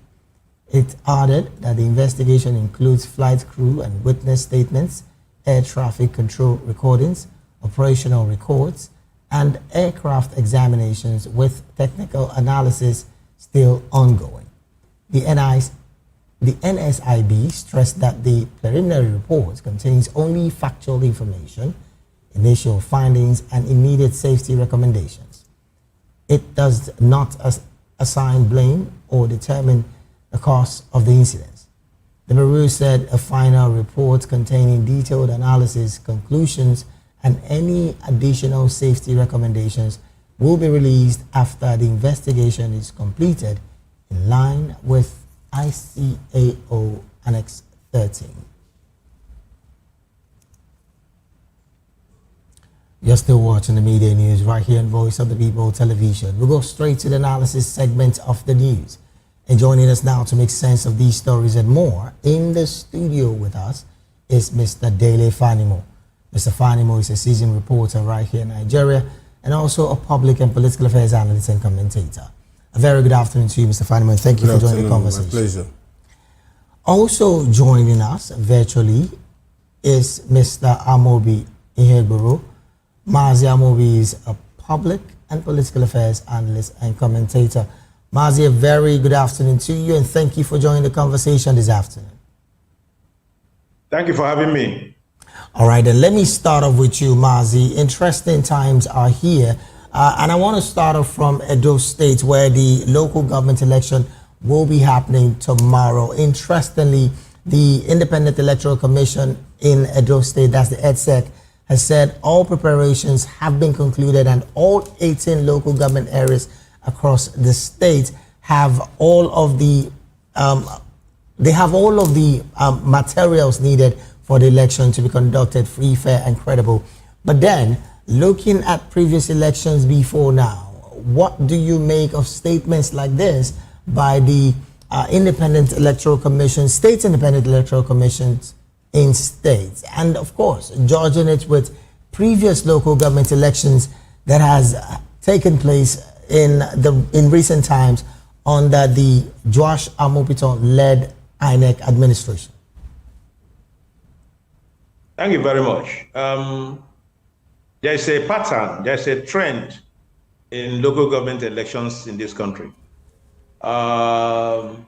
The party in power in each state will almost always have close to 100% in the elections. So it is a pattern, it's a trend. And I think the Edo State local government elections slated for tomorrow will also follow that trajectory. So there's nothing new. You find out that APC will sweep the whole local government position, chairman and perhaps the councillors too. So it's a pattern. I'm not particularly thrilled about free, fair, credible elections, in this country as it concerns local government elections, because experience has shown, in the past that any state that has a political party in power must sweep, unfortunately, must sweep the local government pool. So it will follow the same trajectory. Get that? I didn't quite get what you said. I'm saying that on the contrary, in Adamawa State, when the local government elections did happen this year, we saw a different result where the PDP, the former party of the state, picked all of the local government election results as against the fact that they are now an APC state, because of course the governor has ported to the APC. Yeah. So are we most likely going to see same? Yeah, the scenario might be different from what you have painted. Recall that the state governor said he's going to give the president, is it 3 million votes or 2 million votes or 5 million votes, as the case may be. This will be a litmus test for Governor Monday Okpebholo to actualize what he said he would do for the president in the general election. So the Adamawa scenario will not replicate itself here. It will be, if you ask me, 100% for APC in order to justify what the governor said he would do for Mr. President. All right, then let me bring this conversation back to the studio here. Mr. Fanimo, as against the backdrop of the fact that, yes, Governor Monday Okpebholo has said that he's going to deliver the states to the president when it comes to the presidential election. But we're going into local government election. One of the most important election, I dare say, because when development and democracy is supposed to be seen in the country, it should start from the local government level. But from your perspective, and I know you've covered election over time, are you foreseeing an election that is a flawless victory for the APC, as against the fact that there are some other oppositions that are talking tough in Edo State? For me, politicians, they tend to learn from the mistakes of the past and the mistakes of other politicians. Okay. You see, the trend has always been, once you are the governor of the state, since you have the resources of the local government through the joint allocation committee, yes, so you have all the apparatus of government. So just for the optics, they conduct elections. But like my friend said, it's just for the optics. It's winner takes all. I think an exception in the last 2-3 years is that of a particular local government that was lost or given. That was the statement, that we can't afford to allow our political leader to lose his local government. And so it was ceded to that political leader. I'm sure you know the person I'm talking about. Right. But in all cases, Fubara came into government, decided to conduct election, and when it was too hot for him to move his candidates to PDP to conduct the election, he moved them to APP in less than 2 weeks, and APP became the champion of Rivers State. So I'm not going to expect somebody like Okpebholo to lose any of the local governments, because he needs those foot soldiers, okay, to deliver on his promises to the president that Edo State is given in the next presidential election. So where will he get all those people to work for him if he doesn't consolidate from the local government? Now, but it's an unfortunate thing. Yes. Because grassroots election should be conducted as transparently possible and credibly possible, because this is at the heart of development. It's like a building block. Right. If you don't have a strong foundation, whatever you build on top of this foundation will one day crumble. These are the closest people to the grassroots. The local government chairman, the vice chairman, the councillors, and supervisory councillors. They relate with the people in those communities. They know their aspirations. They know their challenges.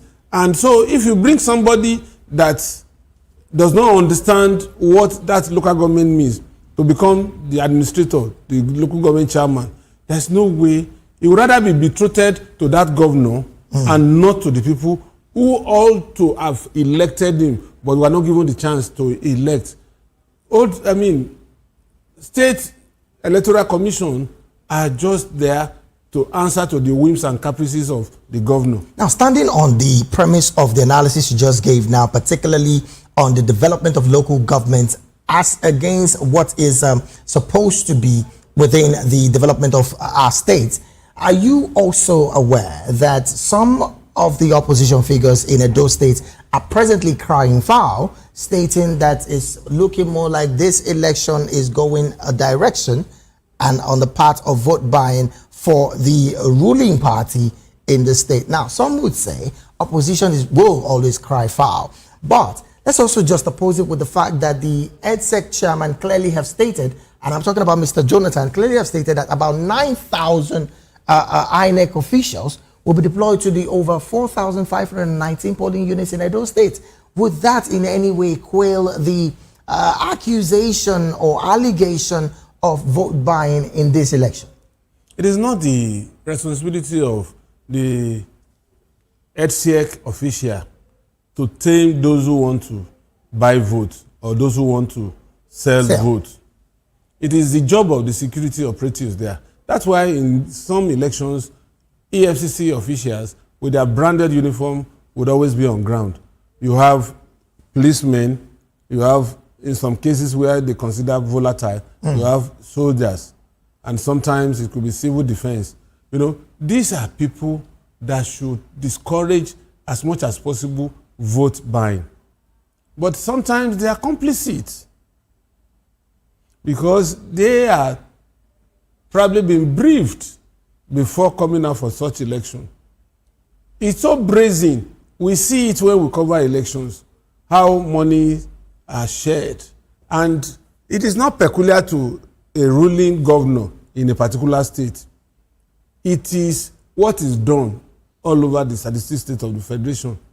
Show me a state that the incumbent governor had lost about 20-30% of local governments in Nigeria in the last couple of years. It's always the result is what has been anticipated. This party in this state won all the local governments. This party, for instance, Makinde in Oyo State is PDP. All the local governments in Oyo State are PDP run. Akwebolo is not going to be different. All local governments in Edo State will likely fall into his hands after tomorrow. But it's not the right thing to do. Because this local government autonomy, if it is granted at the end of the day, maybe it will remove these local governments from the apron string of these governors so that people can now exercise their rights to vote. When you say local government autonomy not being granted, or if it's being granted, I mean, I thought that's supposed to be a legislative duty that has been passed already. Why do you think it has not been passed? Why do you think it's being restricted? You see, the federal government put the cart before the horse. You understand? They went straight to the Supreme Court, who gave a judgment saying local governments should get their funding directly from the state government. No, from federal allocation. But they've forgotten that the process of coming to Jack took a process and also embedded in the amended constitution. Right. So if you must return local government to full autonomy, it must also go through that process of severing the local government from the states. Now, the first person that kicked against it was Seyi Makinde of Oyo State, who said it's just a jamboree. Because they know. And most of these governors, they ordinarily would not want to release this local government. All right, then. Let me go back to Mazi Amobi. Now, there is also the conversation surrounding vote buying as alleged by opposition figures right now that this seems to be the bone of contention for tomorrow's election. How much of vote buying can be restricted in our elections? That's on one hand, because we're coasting home now. There is also the low voter turnout. There has been recent occurrence within the Nigerian electoral and election circle. What do you think is the reason behind all of this as well? Yeah, unfortunately so, there is nothing anyone can do about this as presently constituted. Because when you look back into the off-season elections, you know, from 2003, after the general election, you have seen, you know, manifestation of vote buying and low voter turnout and all that. People are continuously losing faith in our electoral process. And that is the reason why you have this low voter turnout. If the result of election can be predicted, why am I going there to vote? That would be what the people will say. If, the weaponization of poverty has been so pervasive in Nigeria, that is why you have vote buying. And these people do it brazenly in the glare of the public.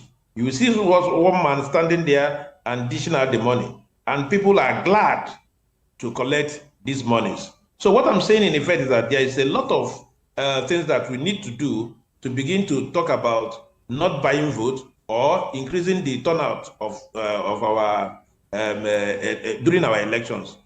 The attempt in the past, about 6-7 months ago, to tinker with the electoral process has failed because the electoral process have not given Nigerians the what it takes for people to come out and vote and have hope in the electoral process. There is no transparency. You will see what will happen tomorrow. You will see exactly what will happen tomorrow. All those things cannot give an election credibility. Hence, people will still buy votes and there will be low voter turnout. If I know that my vote will not count, why am I wasting my bloody time coming for an election? So, Dave, what is important here is that the country should be, we lost an opportunity to re-engineer the electoral process. We lost it. And it will continue to haunt us until the next election cycle, which is the general election after 2023. Well, because when probably from right-thinking people will begin to think about the electoral process also. Well, because of our time, really, I would have loved you to explain better what you said. We lost the opportunity, but in maybe 30 seconds, what's your position as well with the House of Representatives clearly rejecting the proposal to cut diplomatic ties with South Africa over the xenophobic attacks on Nigeria? I mean, you know the backstory, but then what's your position with that particular rejection of the proposal? In 30 seconds, because we're out of time. The South African Authority has shown us that they do not have regard and respect for Nigeria. Little wonder why they did what they did. The most annoying part is the lukewarm attitude of the government of South Africa towards what is going on. I like what Mahama, the president of Ghana, did by stepping down Ramaphosa's visit to Ghana. You know, and all that. Nigeria should take more steps. Oshimole suggested, nationalization of South African concerns in Nigeria. Nothing less than that can make South Africa to come to their senses. All right, then. Thank you so very much, Mazi Amobi. Let me bring it back to the studio. Mr. Fanimo, your take as well in 30 seconds because of our time. I mean, you know the backdrop story. So, but then the House of Rep have said, no, let's not go this route. Continuous engagement would be making the difference. I would prefer continuous engagement because right now, how many South Africans are in Nigeria? How many of these South Africans are doing menial jobs? So, we will only be targeting corporate organizations. And who are the people working in these corporate organizations? Nigerians. So for me, up till today, no South African had gone to universities, hospitals to chase out Nigerian doctors because they know that those ones cannot be chased out because they don't have a replacement for them. But it's only people with small-scale businesses, SME, that they are chasing out of their country. But we have South Africans doing the same here. I think the best bet is, while we are trying to manage this at the diplomatic level, let's just restrain ourselves from, because it will hurt us more than the South Africans at the end of the day. All right, then. Thank you so very much, Mr. Daly Fanimo, seasoned reporter and also a public and political affairs analyst and commentator. Thank you so very much for your time today. My pleasure. Also, Mazi Amobi, public and political affairs analyst and commentator. Thank you so very much for joining the conversation as well this afternoon. We'll take a very short break right now. When we return, VOP Media trains staff to boost reporting skills. These and more when we return after this break. Please stay with us.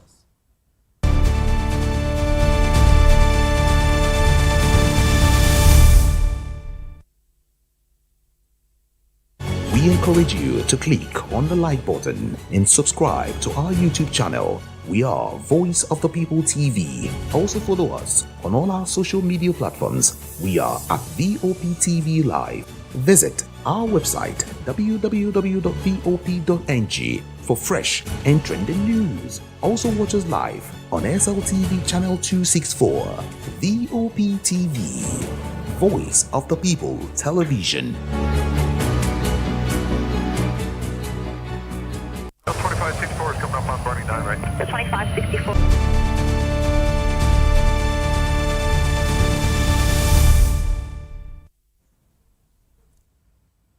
Glad to have you back. It is still the media news right here in Voice of the People Television. Now to other stories. As part of efforts to strengthen professional journalism, VOP Media has organized a capacity building training for its staff. The workshop equipped participants with practical skills in camera handling, storytelling, and human interest reporting. Voice of the People TV's Matthew Guswada has more in this report. VOP Media is investing in the continuous development of its journalists through this media training aimed at improving news gathering and storytelling. This training, facilitated by veteran journalist Dr. Kingsley Igwe, focused on practical insights on proper camera handling, identifying and developing human angle stories, as well as conceptualizing story ideas that are relevant, impactful, and newsworthy. A reporter must agree with his cameraman and have his own input. The reporter must also come up with his own idea. They will synergize. So that when they shoot, you don't need to be tapping the cameraman, give me this shot, give me that shot. That era is gone. We represent the people, and everything that has to do with the people should be our interest. News gathering is the commercial value of news. Gather news, become interested. We are looking at commercial aspect of it, which is news gathering. Participants described the training as timely and impactful, saying the practical sessions have strengthened their confidence in visual storytelling and improved their understanding of developing compelling news stories. One thing with most Nigerian stations is that almost everybody goes the same direction. But then when you get the stories and then you're able to analyze them, you can say, okay, we can go instead of one direction, we can go in the 5 directions, which can, help elevate the image of the station. Looking for stories in real time and trending stories. Yeah, it affects the people. One story can give you different angles to a particular story. You can get different angles just to understand. What you should do first is to get the facts, then before the news writing can come into the picture. So notes for news, having notes for news wherever you are is very, very important. With this training, VOP Media has reaffirmed its commitment to continuous learning, ensuring its staff are equipped with the skills required to meet the evolving demands of modern journalism. Matthew Okunswada, reporting for Voice of the People Television. Well, thank you so very much, Matthew, for that report. Moving on to some business stories. Nigerian equity have overtaken South Korea's stock market to become the world's best performing equity market in dollar terms this year. According to a Bloomberg report, Nigeria's benchmark stock index has returned 67% in dollar terms since the start of the year, edging South Korea's KOSPI index, which gained 66%. Bloomberg said South Korea lost its lead after the KOSPI fell into a technical bear market, declining 22% from its June peak as investors reassessed AI-related stocks. The report added that the South Korean won has weakened 5% against the dollar this year. In contrast, Nigeria's market has rallied on the back of economic reforms, stronger oil prices, and improved foreign exchange liquidity, with the naira appreciating about 4% against the dollar since January. Bloomberg said financial stocks have led the rally, with Fortis Global Insurance posting a return of about 1,400% of dollar terms last year. Unlike South Korea's technology-driven market, Nigeria's gains have been powered largely by domestic macroeconomic reforms. And from business, we move straight to sports, where Morocco's head coach, Mohamed Albi, has admitted France deserved their 2-0 victory in the FIFA World Cup 2026 quarterfinals. Kylian Mbappe scored after missing a first-half penalty and later set up Ousmane Dembele as France secured a semi-final place, where they will face either Belgium or Spain. Oabi said Morocco faced a formidable opponent but remained optimistic, insisting the Atlas Lions have a bright future despite their exit. And to wrap up the media news, we'll go straight talking entertainment. Actress and producer Funke Akindele has opened up about the jobs she took on as a student at the University of Lagos to support herself. In a recent interview, the award-winning filmmaker said she learned nail making by watching others in Yaba and recalled being slapped by an unhappy customer. Akindele said she also sold cakes, worked as a makeup artist and costume assistant, sourced filming locations, and sold bread. I sold bed spaces in Unilag to make ends meet. She added that she provided makeup and costume services for actresses, including Buki Wright and Yabo Joe, and earned extra income by securing location for film shoots.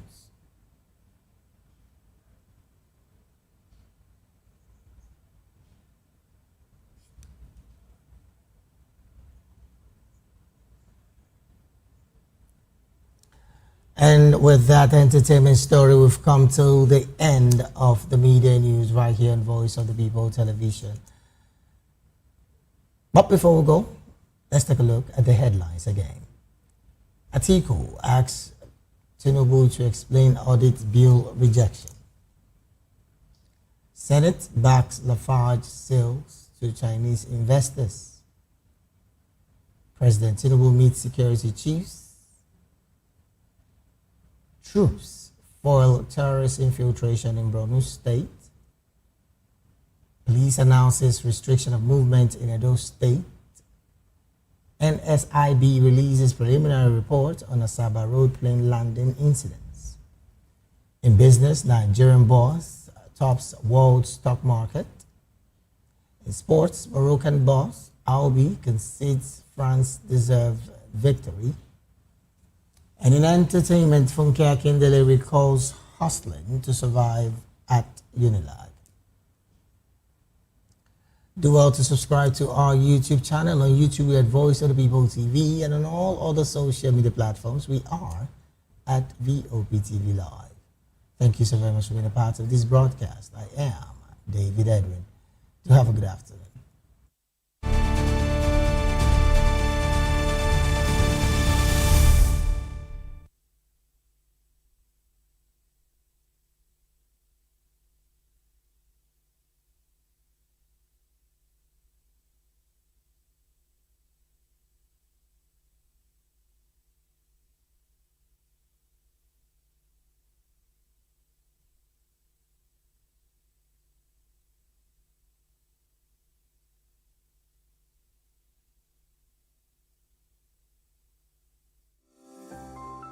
Voptv.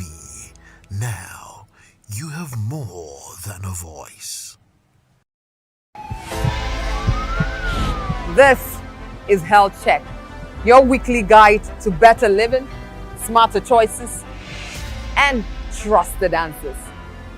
From everyday wellness to urgent health issues, we've got you covered.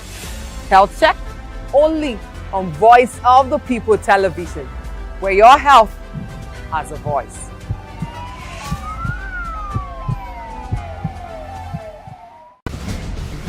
Join us as we drive into the world of politics through insightful interviews with prominent political figures, both serving and former governors, ministers, senators, legislators, party chieftains, activists, and analysts. Get first-hand information into the decision-making processes that affect our daily lives. Highly engaging one-hour program that brings political discourse into focus. I am Chukwuma Okoro. Political Lens, Monday through Friday, 6 to 7 p.m. Join us. In a world where truth is the ultimate power and opinions scream the loudest, it's time to wade through the noise. Hunger no get tribe! Hunger no get religion! And scan the human interest and trending topics that matter. Stay tuned to The Issues, your plug to the stories making the buzz, from politics to science and technology, social justice, and more. Let's tackle the tough questions and expose the truth.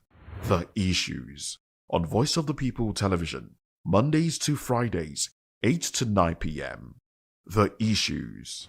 Don't just react, understand.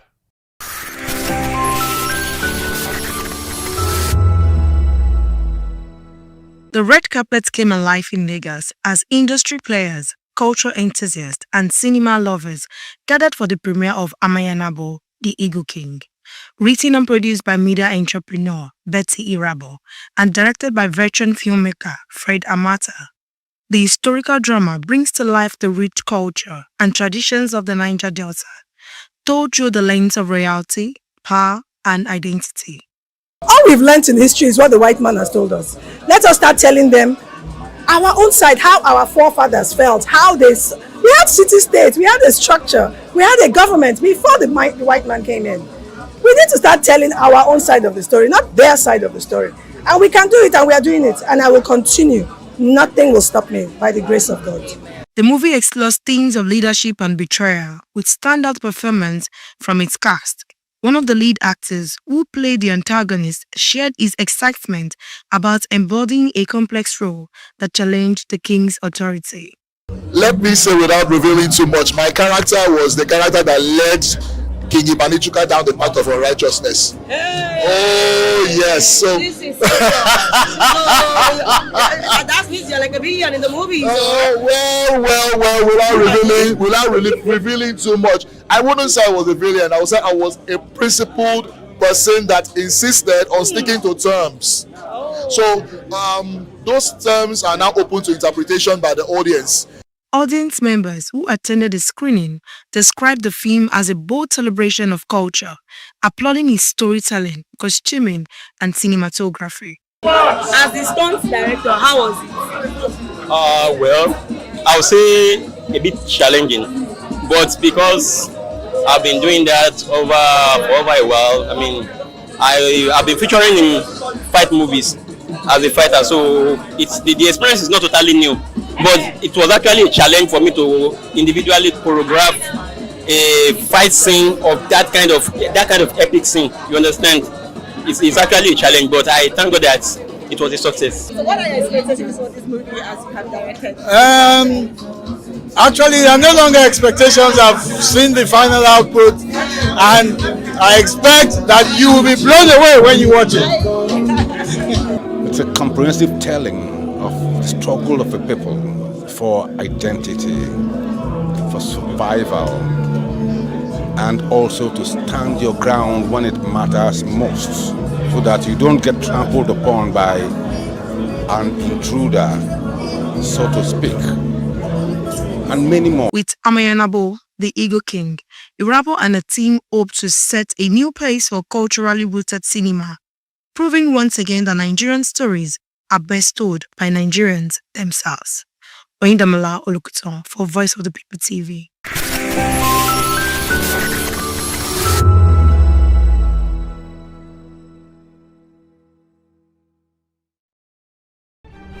In a world where power shifts with every headlines, news breaks and events happens, we bring you unbiased and explicit information on politics, economy and state of the nation. We break down the chaos. Facts, not fluff. Truth, not spin. We discuss not just politics, but a glimpse into the future. Voice of the People Television. Now you have more than a voice. The red carpets, awards, the razzmatazz, music, fashion, interviews, and more. Spotlight on Voice of the People Television. Let's feed you with all the juicy stories in the global entertainment space, bringing you the glitz and glamour as it is hot. Stay tuned to Spotlight, 1 p.m. Monday to Friday. Spotlight on Voptv. Entertainment like never before.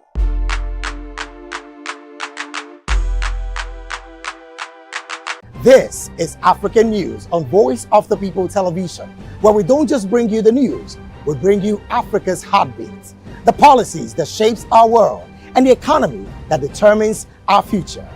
African News on Voice of the People Television. Stay with us.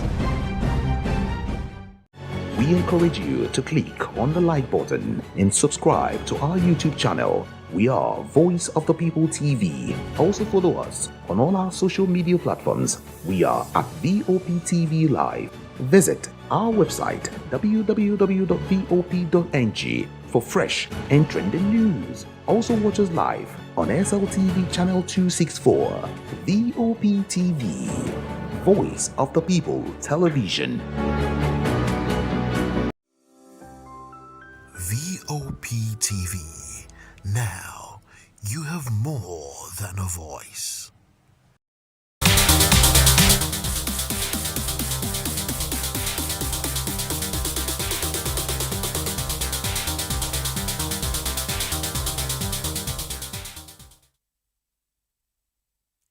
Hello, beautiful people. Welcome to the Spotlight Show. It's another beautiful day, and you're welcome to the Spotlight Show on Voptv. And this is the show where we bring you closer to the people making headlines and inspiring change around creating an unforgettable moments. And yes, I'm your beautiful host, Precious Agumanu, but you can call me Prezi. And today, always on the Spotlight Show, is always an exciting time.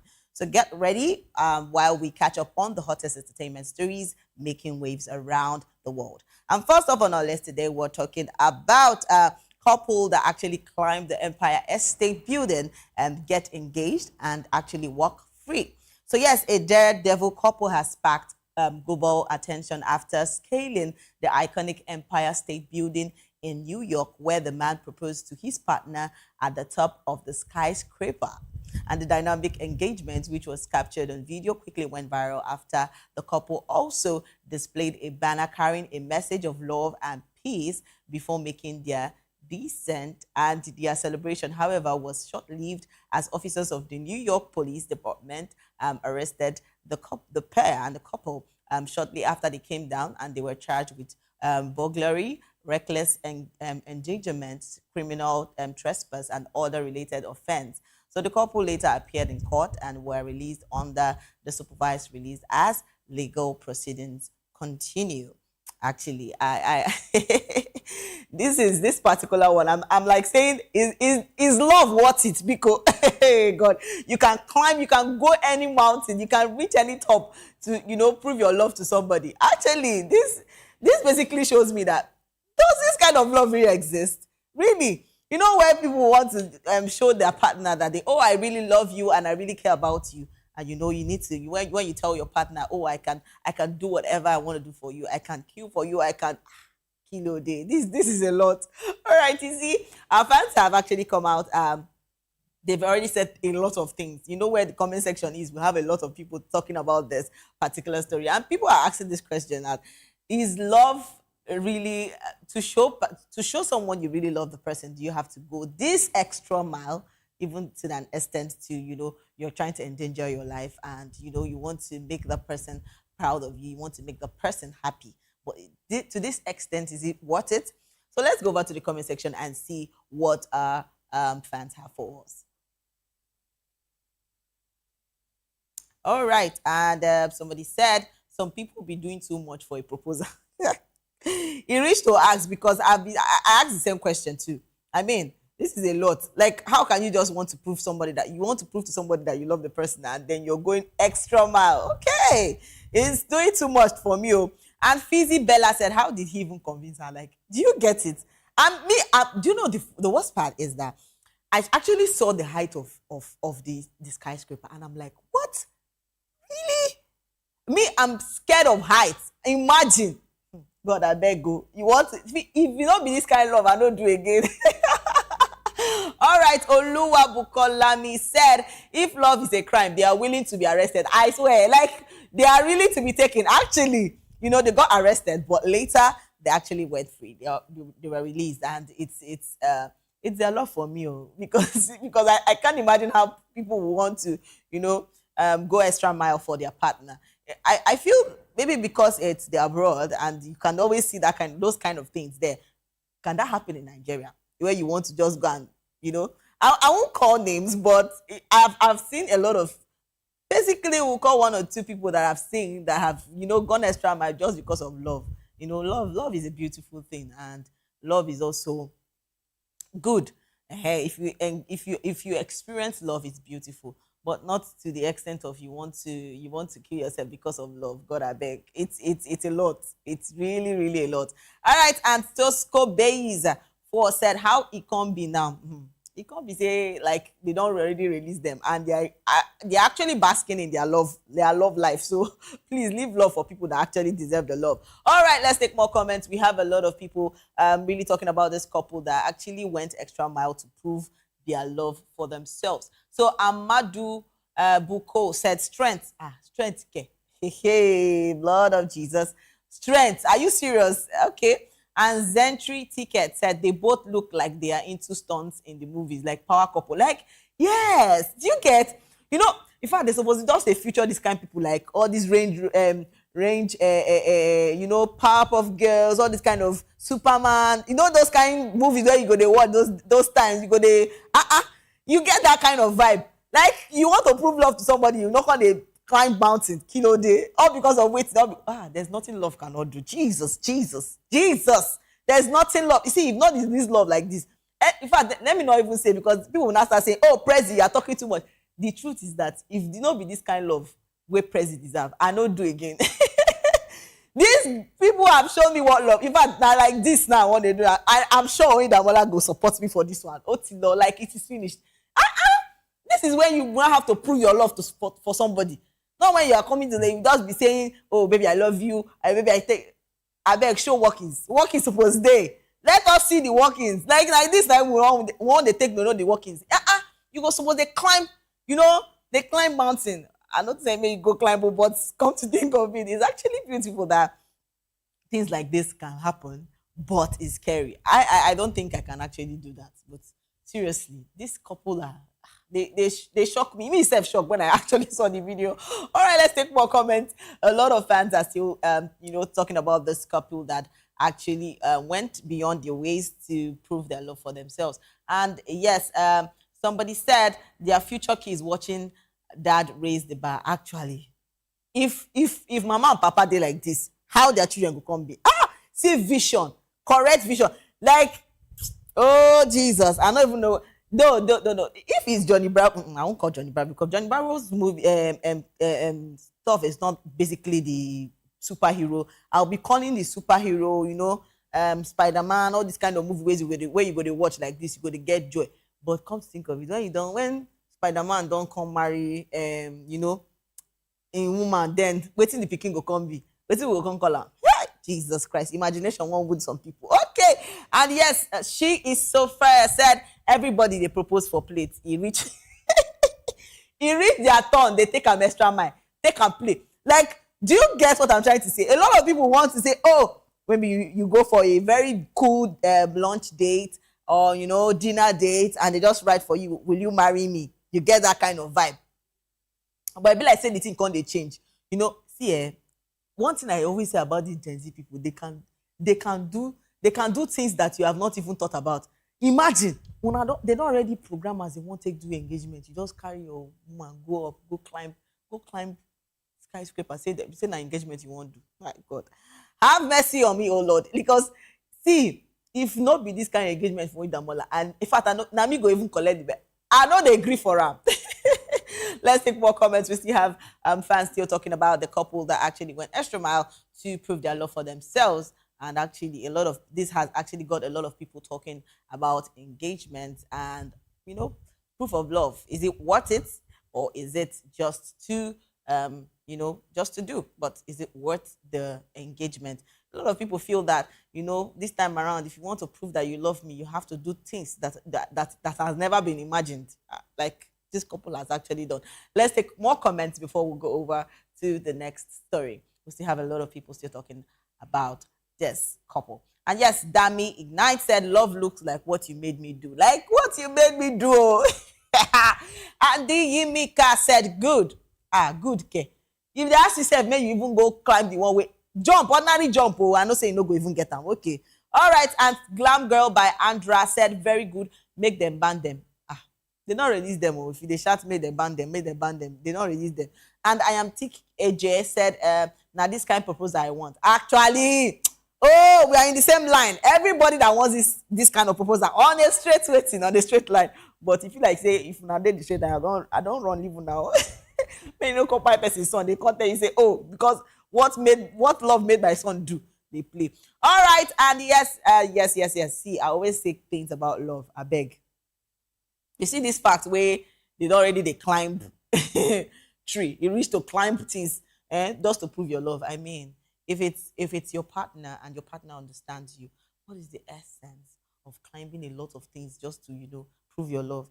So far, say your love, your partner accepts you. Kuku relax. You go now just to say yes, so finish. Just yes. You understand? People they need that, they put on for plates, they do all those things. Just yes. Go kill yourself. All right. I mean, I will still tell them congratulations to them on their engagement.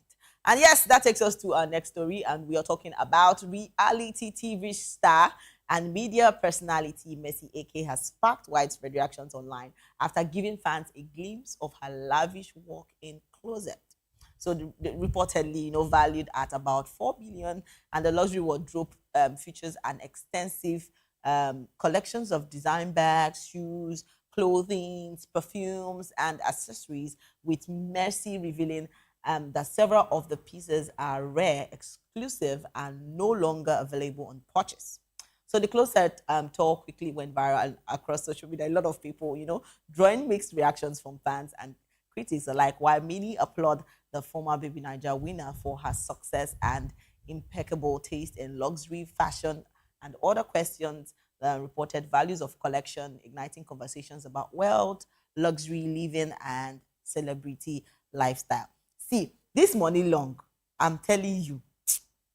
Later they go say, Prezi, you too like vain things. Yes. Now the reason be this. Let me be liking vain things in peace. Because tell me, see, they say money is the root of waiting. But if you don't still get money, that one still be problem. So just kuku have the money. But actually, I've always been talking about Mercy because trust me, right from the time she has always been so keen about her career, about her job, about things she does. I mean, she has just been successful, and it's a beautiful thing to actually see. You know, imagine at that age, you know, getting houses and you know investing in a lot of businesses, and you're just basking in God's glory. Like, do you understand? Small girl, big girl, that kind of vibe. All right. See, I actually love the fact that it's a lot. See the bags, the shoes, and she even said that these bags are very rare. That's to tell you they are designers. Yes, you get to get the designer's bag, the designer's shoes, and the rest of them. I mean, if the money is there, you gotta live your life. I get it. Please let them live. Because when they will call the talk, say, Prezi, you too like all these kinds of things. Yes, I they like them.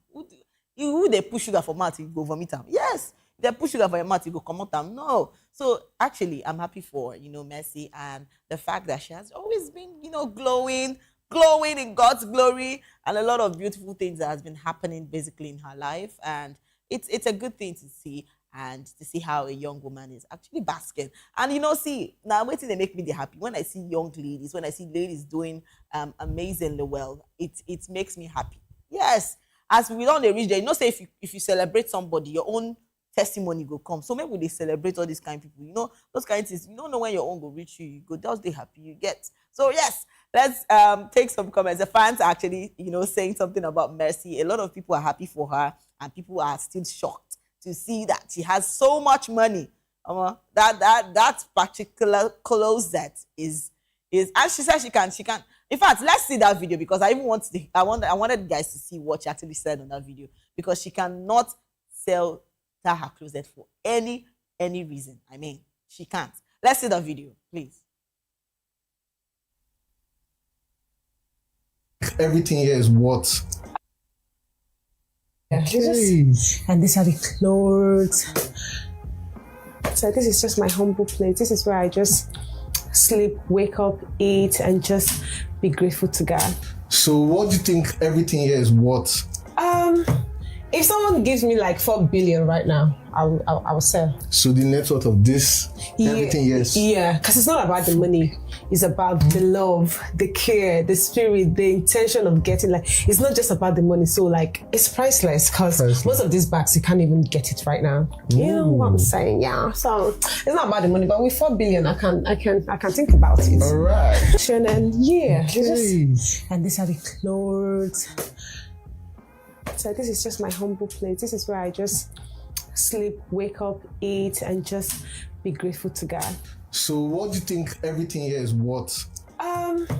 If someone gives me like 4 billion right now, I will sell. So the net worth of this, everything, yes. Yeah, because it's not about the money. It's about the love, the care, the spirit, the intention of getting, like, it's not just about the money. So like, it's priceless, because most of these bags, you can't even get it right now. You know what I'm saying? Yeah. So it's not about the money, but with 4 billion, I can think about it. All right. And then, yeah. And these are the clothes. Igbo women and their view for business. Like, she has already said it's 4 billion. Like, 4 billion, I can think about it.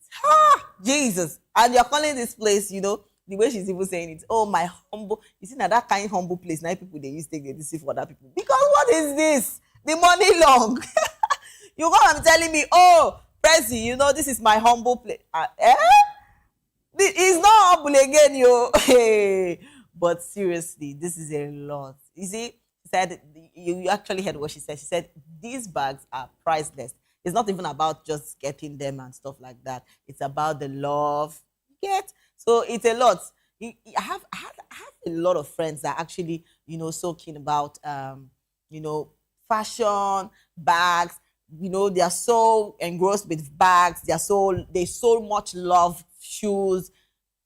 There are some people that can actually, I don't want to say sell their birthright because of shoes and bags, but it's possible, yes.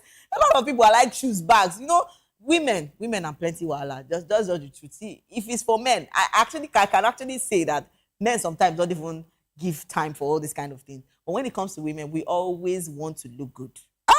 We want to look We want to carry the latest bags. We want to wear the latest shoes. We want to but it's all good. I mean, if it's what you want to do, you do it. If you have the money to do it, it's your money. You do whatever you want to do with it. So yes, let's go over to the comment section. Trust me, my fans they already talk plenty of things about Mercy, and let's take some comments and see what they have for us. And yes, the great said, if you're a young girl viewing that video, do not pressure yourself.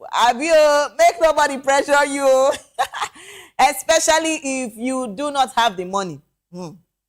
Remember, they will soon become old fashioned. When your time comes, you will buy yours. Just be content. Okay, and that's a good thing. I mean, those bags actually, they actually, go and, more designs come out, and it's just like you're actually carrying the old fashioned bag and stuff like that. I mean, all those days where people want to buy this, buy that, buy this, buy that, you're wearing the latest, you're wearing the trending, and after how many years, it's over. Those bags still don't, still won't make any sense. I mean, that's just the truth. So right, and T-Bows 500 said China baking handbags. I don't think she has shopped in Harrods or Selfridges in London. 4 billion for wear. Fake life.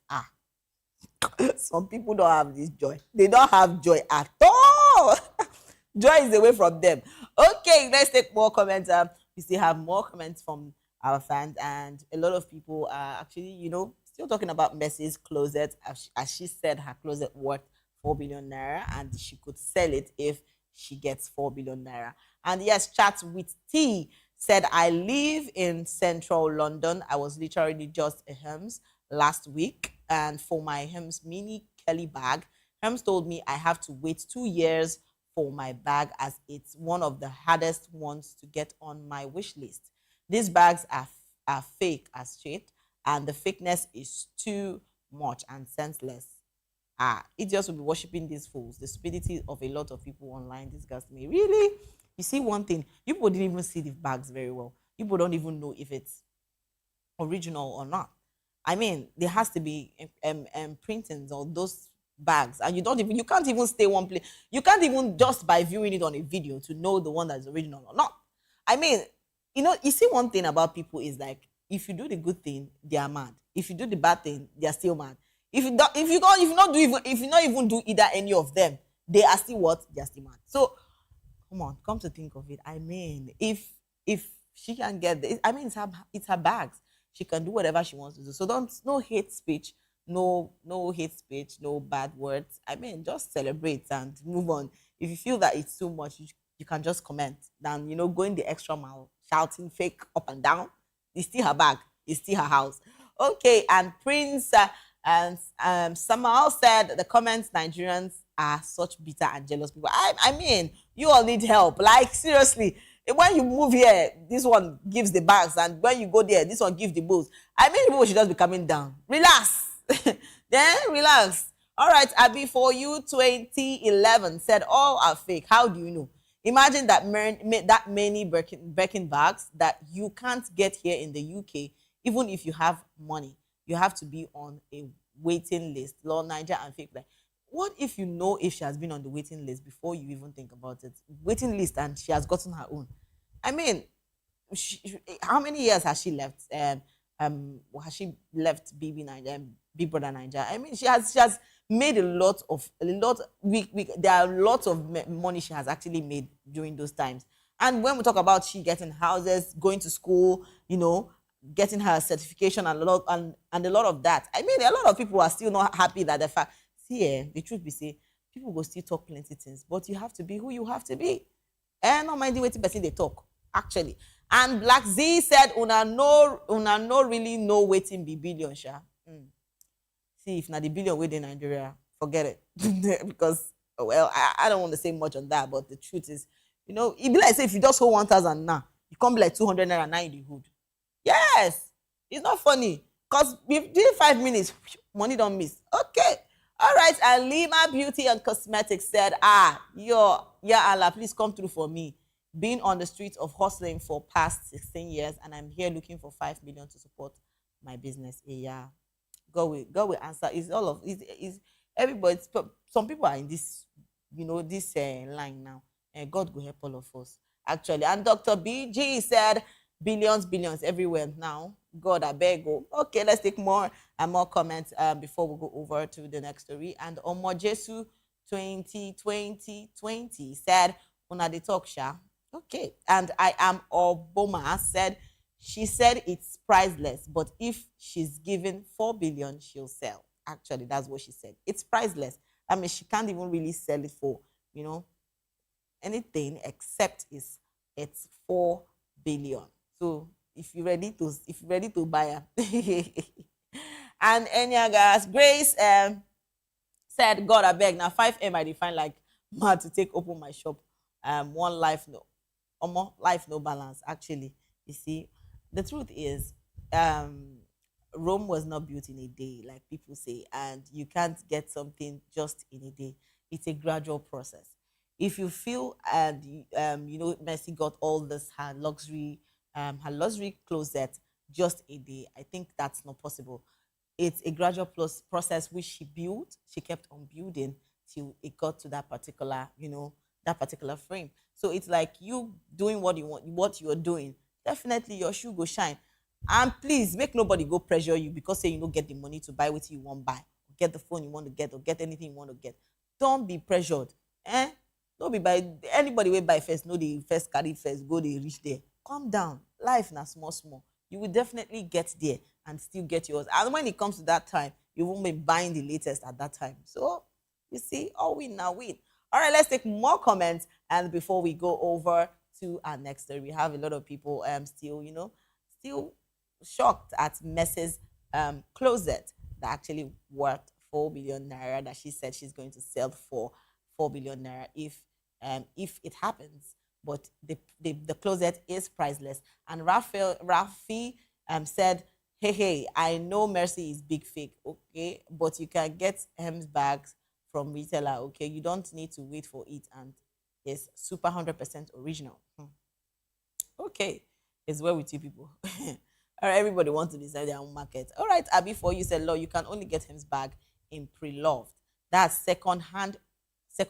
Otherwise, you ones will have to go through Hems, and it's a long waiting list unless you have a history with them.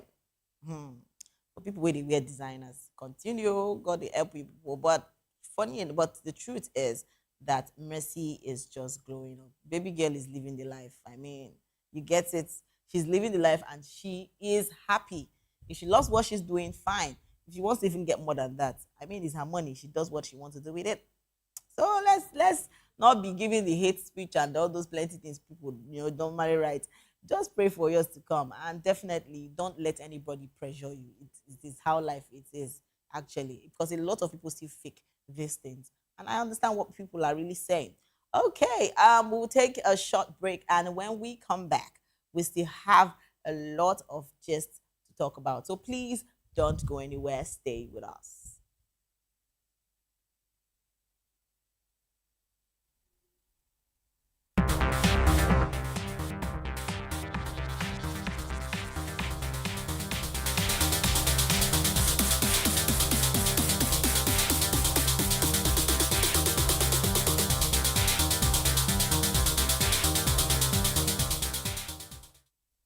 We encourage you to click on the like button and subscribe to our YouTube channel. We are Voice of the People TV. Also follow us on all our social media platforms. We are at Voptv Live. Visit our website www.vop.ng for fresh and trending news. Also watch us live on SLTV channel 264.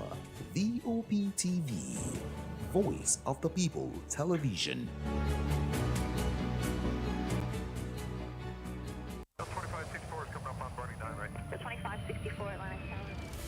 What happens in the hush behind hangar doors? Who signs the papers that gamble with lives? Which truths were grounded before they even ever had wings? If you've ever buckled a seatbelt at 30,000 feet, if you've ever stared out of that tiny window and wondered who's really in control of the skies, it isn't just flight, it's power, it's politics, it's pressure sealed in steel.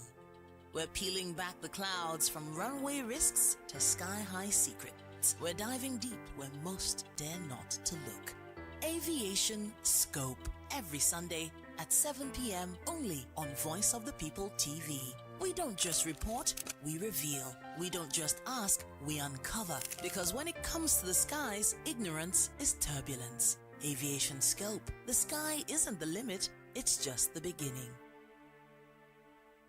On Edgy Dialogue, we bring you fresh ideas and conversations, shaping the future of learning in Nigeria and beyond.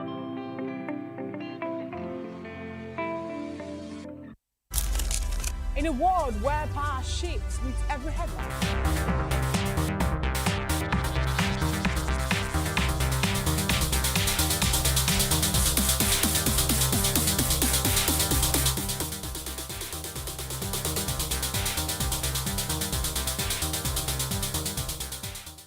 Welcome back to the show. Spotlight is still happening here on VOP TV. And yes, I'm your host, Precious Akumanu, aka Call Me Prezi. And yes, we've been talking about a lot of things and things that are happening around you and people that are falling in love and, you know, proving their love the extra mile or taking their love the extra mile. And yes, next on our list, we're talking about media personality Toke Makinwa. She has actually sparked widespread reactions online after stating that money is sometimes the only thing men have to offer in relationship. You know, speaking during an episode on a mentality podcast, she argued that the many modern relationships are transactional with financial provision often becoming a man's primary contribution. So the remark quickly ignited heated debate online, with supporters saying her comments reflected the realities of some relationships, while critics described the statement as unfair and a broad generalization about men. So the conversation has continued to trend across media, and a lot of people are, drawing mixed reactions from a lot of people. You know, people are still saying, "Is this really right? We're standing up for the men." But the truth, let's just face the truth. I think actually I actually agree at some point with what Toke has actually said, because when we look at it from the view of where ladies come, ladies, we already know saving our money we like. Maybe we just tell ourselves the truth. There are ladies that are just after the money. And men now know that, oh, this is what ladies like. Definitely they give them the money. So it's seriously, at that point, just know that majority of the men just know that they feel like, oh, I mean, it's ladies, they always want the money. Now only money they want. They don't want any other thing. Now only, in fact, men will listen to what she actually said. Let's listen to what she Toke actually said over here.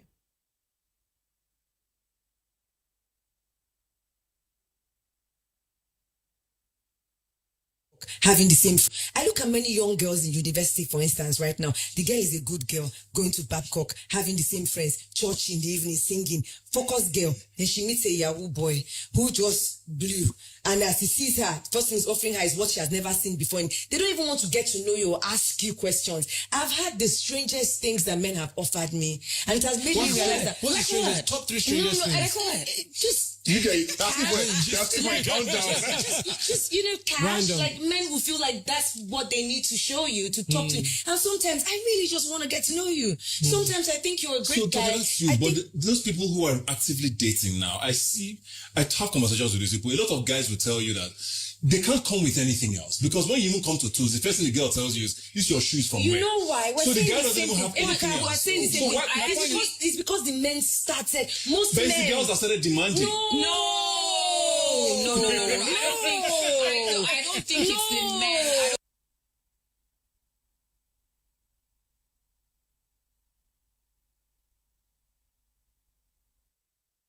You see the fact that a lot of women feel that, when they see a guy, oh, if you cannot provide for me, if you cannot take care of me, because a lot of women still see that take care of me, provide for me, is finance. And I think basically that particular part is where those issues still lie. Because trust me, you can be good, you can be a good guy, you can be this, you can be that, but when it gets to the point where you can't provide, a lot of women can't stay in a home where money no dey. Even the video talk say, love is sweeter. When money enter, it is sweeter. So let's tell ourselves the truth. I feel a lot of people, a lot of men actually, I mean, a lot of men actually offer the finance part and money part.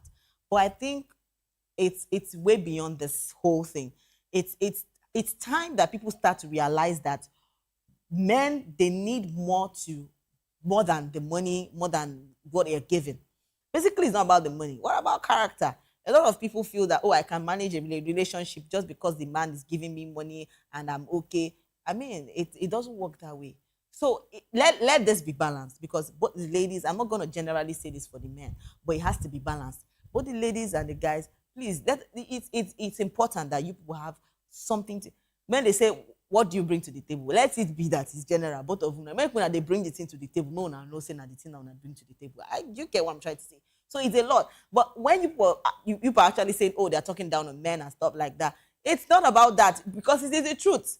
Women have turned like, oh, if he cannot take care of me, then the men had to, source out to find the money to actually take care of their woman. It's as simple as that. All right. So you see, a lot of fans have, brought out their own discussion concerning this. They brought out their own experience. They've shared their own experiences and actually, add their own view on what they think about what Toke Makinwa has said. So we'll take some comments and see what they have for us. Let's go over to the comments. And yes, Full Day Picture said, I like this table. The table is in fact, this table shocked me. Okay. And Reggie GME said, in everything, still guide. Abio, guide, monetary guide is important. As a woman, as a man, just hold your bar. It's important. And Dr. Kingsley said, is this laugh for me or I don't even know for you? And Rachel Juchi said, now you sabi, come to Jesus. He offers everything. Well, okay. People preaching God. Okay. And Walk with Simeon said, you see a girl, ask for her number. She gives you. Next, you send a text on WhatsApp and she will be forming celebrity and be dropping one word for you, as if she was forced to give out her number. What do you expect from guys that have money? Baba, if you get money, use them runner sharply. Okay. But always respect the ladies that give you more attention. Life no hard. In everything, still guide. It's important. All right, it's correct, said Guide. Do not mind these women. Okay. Adeyang Ju said, I think the strongest part of her argument is this: unhealthy dating culture is rarely created by one gender alone. No, social media, economic hardship, peer pressure, celebrity culture, and personal choices from both men and women have all influenced modern relationships. At this same time, it's important not to paint all Nigerian women with one brush. Okay. Okay, lies they cry. Many women still value character, peace, emotional intelligence, loyalty, and responsibility over money. And likewise, not all men use money manipulatively or believe relationships should be transactional. But the truth still be say women still like money, but we could count few women that are not all because of the money. Basically, they're there because of the character, peace, emotional intelligence, and loyalty, responsibility. A lot of people don't see the money, but trust me, the money goes still the important. Very, very important. I'm serious, because a lot of women just want to be taken care of. Who they like bitter something to put her for mouth. If you carry sugar put for person for mouth, it go come out. No. So let's be realistic. All right. Let's take more comments. We have a lot of people are still talking about Toke Makinwa's statement. So let's take more comments and see what people are still saying. And the Lord Vary said, which one will I want again? The truth is that women, you cannot learn a woman all day, like one day. The truth is that women, we are just dramatic. That is just the truth. So we get different character for different mood. Okay, we get different character for different mood. So, but definitely, when you see your woman, as you want to handle them, it's best for you. All right, let's take more comments. We still have more comments before we go over to our next story. And Samaria, Bob said, and they think that's all that matters. And Obaino Daddy Muna said, this girl is how is she confused? She's not. And Richie Mula said, Toke personally was part of the people who pushed such movement, and now age is catching on her. She's trying to switch sides. God, I beg you, it's not about switching sides. I mean, let's be realistic. Let's say the truth. Is it now so it a be? A lot of people, a lot of women now are not. If you don't have the moon, they won't even. They won't. You ordinary chat where you go chat themselves. They don't. They give you side eye. Do you understand? I mean, some men can actually attest to that. All right. See, what I always say about this whole thing is, please just guide. Whether you be man, you be woman, still get something you're doing. Get your money, get your moolah, so that you can. If you have more than your wife, I mean, it's a good thing. If you have more than your husband, and both of you and your partner are okay, it's good. But sometimes to the men, I feel that money shouldn't just be only your priority. You should talk about a lot of things, emotions, character, a lot of things that women look at. I mean, and to the women, please, money also should not be all that you look for in a man. Because a lot of women has, looked at the money and turned into something else, and they are not even happy. So peace should be actually be the most of the priority. Character, all those things are really important, and not all the money. Money will be there. It's important, but I'm not saying it's not going to be important. It's important, but that shouldn't be what you should look out for. So if you desire a good relationship or a good marriage, there are a lot of things to look out for. And yes, see, and I've just been saying this about relationship, but I mean, people go still do what they want to do.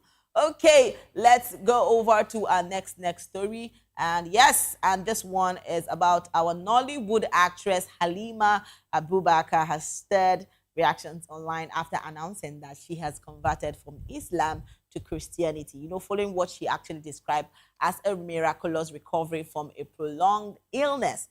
She shared her testimony, and the actress said she battled health challenges for about 9 years and before experiencing divine healing, a development she believes that transformed her life and strengthened her faith in Jesus Christ. So Halima expressed gratitude to God for restoring her health and said her decision to embrace Christianity was inspired by her healing journey, and the announcement has since generated widespread reactions and with a lot of fans and well-wishers sharing mixed opinions, while many congratulated her on what they describe as a new chapter in her life. And I actually saw the video when she was, crying for help online, and I'm happy that she's better now. Like, she's healed. When you come to talk about miracles, when you come to talk about healings, it's a lot. Like, you feel there's this joy, there's this freshness, there's this joy you will have. It's a beautiful thing. I mean, it's not about basically talking about you converting from Islam to Christianity. We have seen a lot of people that are still Muslims that that converted from Christianity to being a Muslim. So it's not about the religion. Whatever religion you have, definitely when you get your testimony or your miracle, please stick to that. And for Halima, I am so happy for her, because trust me, it was a lot actually when I first saw the video where she was seeking for help online, and a lot of people actually came out for her, and it's a good thing that now she's well and healthy, and has actually spoken up about she converting from Islam to becoming a Christian. And it's a lot. We've had a lot of celebrities that have actually converted from maybe Christianity to Islam, and they're likewise. But the truth is that peace should be restored, and happiness, whatever you feel that you're doing and it's right, please continue. If it's that's the place that you find your peace, if that is the place that you find your joy, it's okay. For somebody to be to suffer an illness for like 9 years is a lot. I mean, it only comes from the person that has experienced it that can tell. So for Halima, I am so happy for her. And yes, let's take some comments from the comment section, people. A lot of people are happy for Halima and are still saying congratulations and wishing her good and well. All right, Beauty with Brain said, but she was never a Muslim. She only bears an Alsa name. Nothing about her show she was a Muslim, so congratulations to her. Okay. And Closet Figure said, your healing is permanent. Amen to that. And then Kenish said, I pray that you'll never have to experience life where everyone will forsake you. Last, not only she know waiting God do for her. Allow people to express their joy. testimony, however they see it. If he reach your turn, stay mute. All right, let's take more comments. We have a lot of... A legend in China said, "You shall don't heal, Abdulilai." All right, and I am...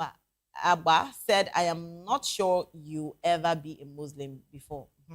I think she was. She was, actually. And Tatsi BG said, "I am glad she's okay. That babe went through a lot." Actually, that's true, because she actually went through a lot. I saw that video and I was like, oh my God. I think she's in her new, and it's a beautiful thing. And Abdul Lakim said, "Good for her.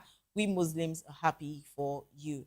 And Benita Davis said, "Jesus is the only way." And Chioma Official said, "Jesus is the only way, the truth, and the life." All right, it doesn't matter your religion. If you're a Muslim, if you are a Christian, just do the right thing and always stay true to your religion. With faith, everything will come to pass. All right, guys, this is where we draw the curtain. Trust me, what an inspiring and entertaining episode here it has been here on the Spotlight Show. And to our amazing viewers, thank you for spending your time with us today. And remember, every great story begins with one bold step. So keep believing in yourself, keep creating unforgettable moments, and never stop chasing your dream. I am Precious Akumani, your girl. Call me Prezi. And this has been Spotlight on Voptv. So follow us on all our social media platforms at Voptv Live and subscribe to our channels.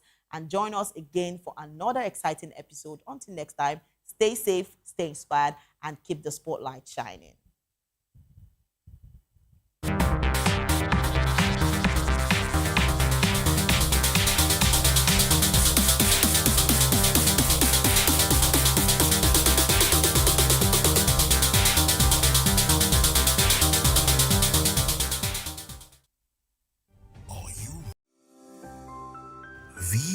Voptv.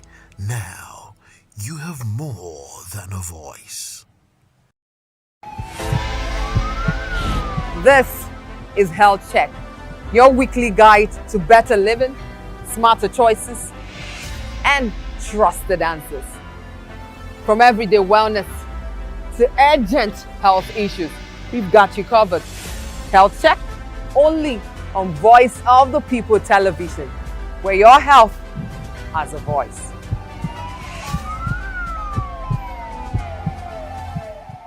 Behind every broken desk lies a broken promise. Education shapes the nations. But who is asking the right questions? Introducing Edu Dialogue, the show that goes beyond the surface, exposes the cracks, the corruption, and the silence in Nigeria's education system. Edu Dialogue, Saturdays, 3 p.m., only on Voptv. We break the biggest stories, from missing funds to policy failures. We ask the tough questions and demand real answers.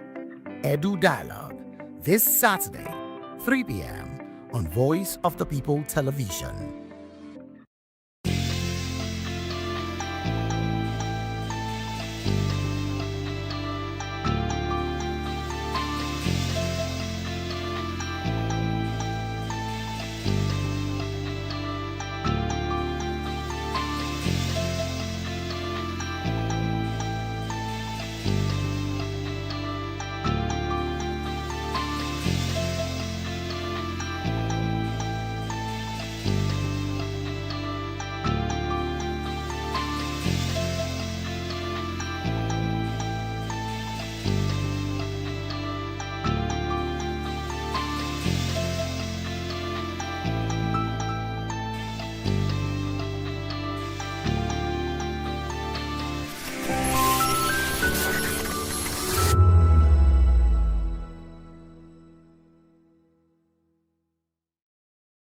Nigerians, your voice matters, and in 2027 it starts with your permanent voters card, your PVC.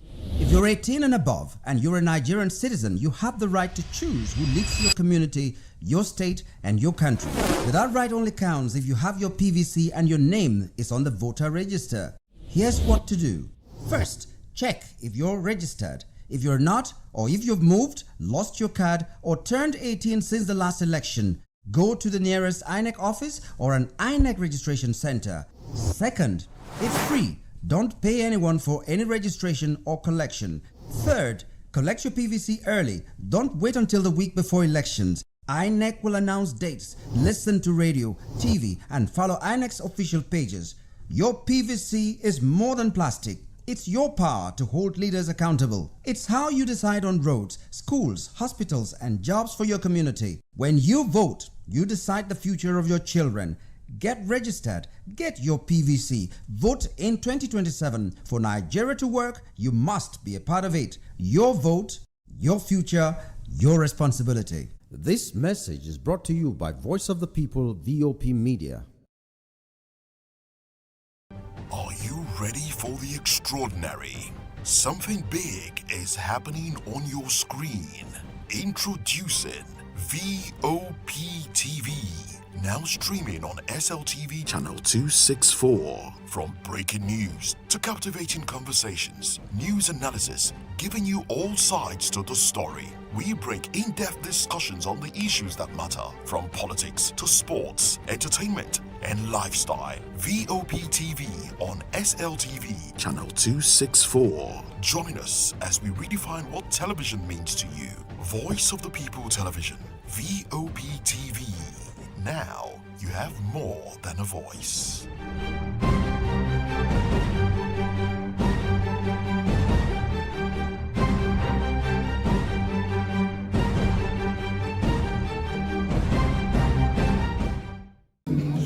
It's your girl Arika the Dimples, aka Risky Baby, and you are watching Voptv. Do not go anywhere. Where are you going to? Stay here. Calm down. Stay here if you're not.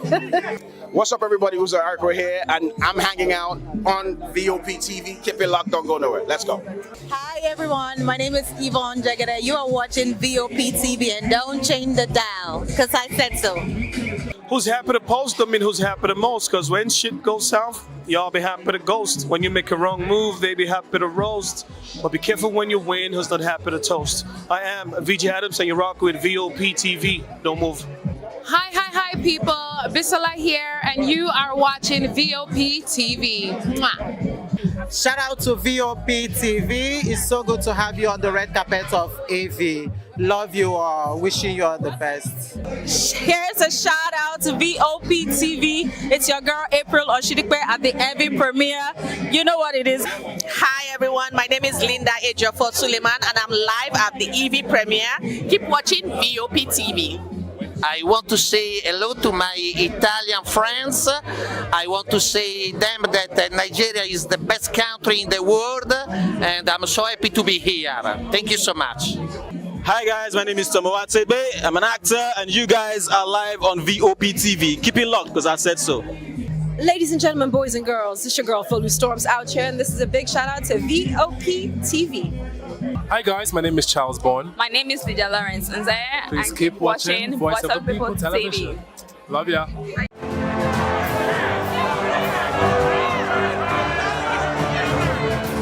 Do you want your voice to be heard? Do you know that you matter in the scheme of things? The People's Voice, the show where ordinary citizens take center stage as we discuss the biggest stories that affect you and I. With you in mind, we facilitate lively discussions, debates, and interviews on the topics that matter most to you and I. From social justice to economic empowerment, education to healthcare, governance, and more. Tackling tough topics and amplifying your voice. Join the conversation and make your voice count. The People's Voice. Make your voice count.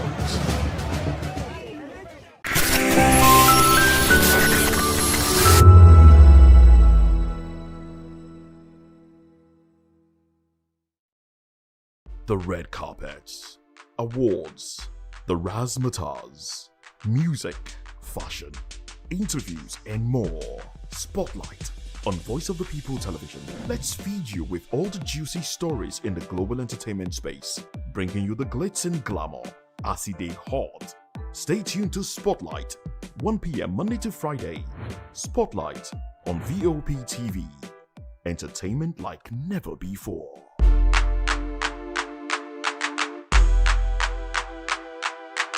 To know the happenings in the maritime sector, join us on the program Maritime Frontiers on Voptv as we discuss key areas in the maritime sector from aquaculture, maritime transportation, maritime labor regulation, oil and gas exploration, ferry and passenger insurance, marine pollution and prevention, port operations, and lots more. Maritime Frontiers, exploring Nigeria's blue economy.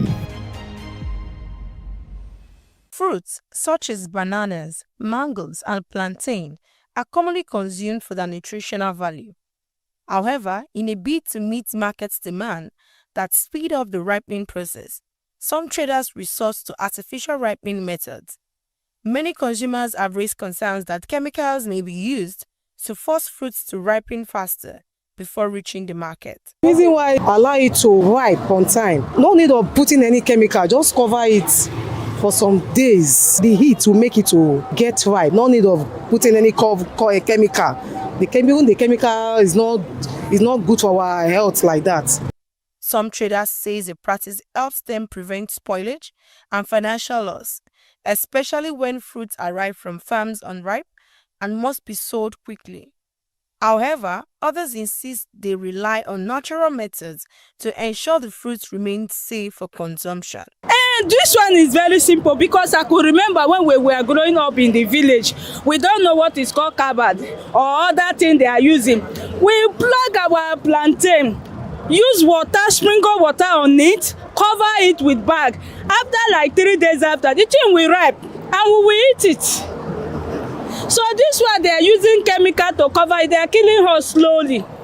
In the name of we are eating fruit and we are using money to buy our debt. So they should go back to those olden days and leave this model. I want to do it sharp, killing others because of they want to make money quick. Medical experts warn that certain chemicals used in artificial ripening may have harmful effects on human health if not properly regulated.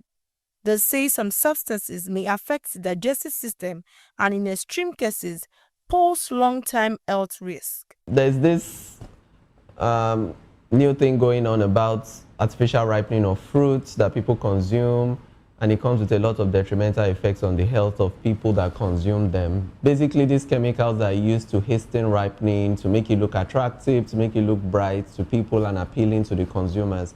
But they come with a lot of detrimental consequences, which can range from gastrointestinal problems because of the chemicals they use.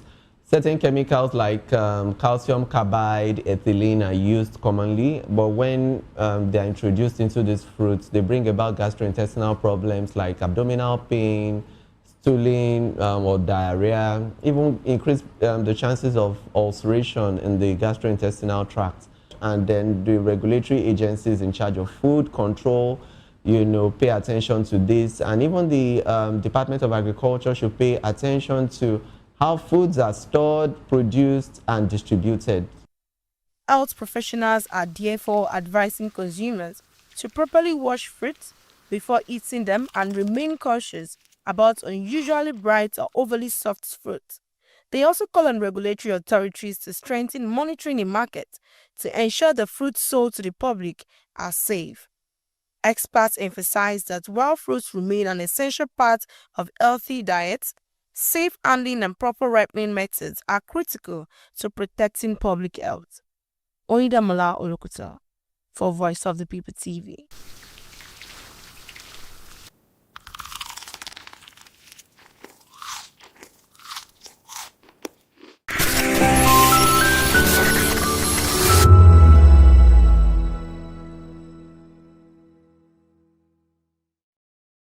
This is African News on Voice of the People Television, where we don't just bring you the news, we bring you Africa's heartbeat, the policies that shapes our world, and the economy that determines our future. African News on Voice of the People Television. Stay with us. This is Health Check, your weekly guide to better living, smarter choices, and trusted answers. From everyday wellness to urgent health issues, we've got you covered. Health Check only on Voice of the People television, where your health has a voice.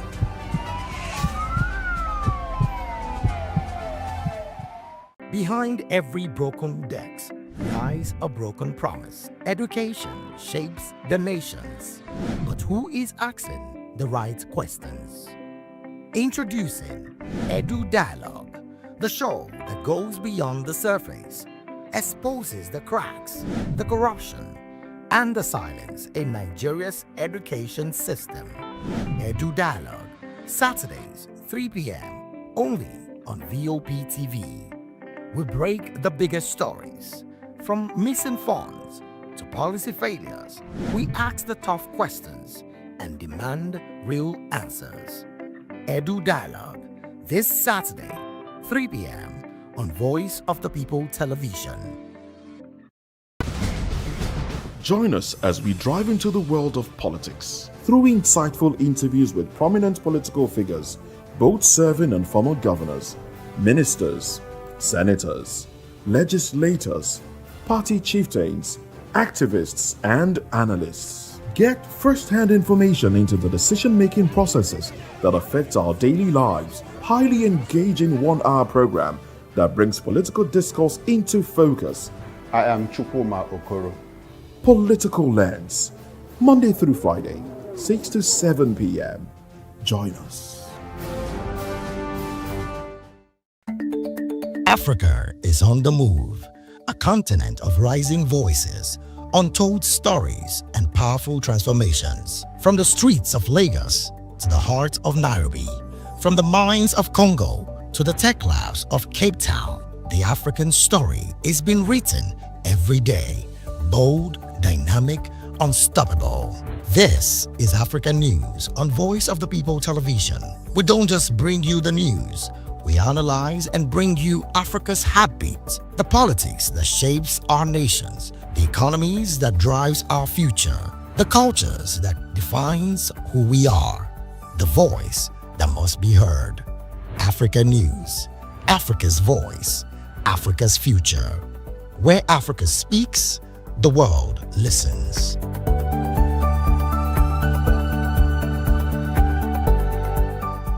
In a world where truth is the ultimate power and opinions scream the loudest, it's time to wade through the noise. Hunger no get tribe! Hunger no get religion! And scan the human interest and trending topics that matter. Stay tuned to The Issues, your plug to the stories making the buzz, from politics to science and technology, social justice, and more. Let's tackle the tough questions and expose the truth. The Issues on Voice of the People television, Mondays to Fridays, 8 to 9 p.m. The Issues. Don't just react, understand.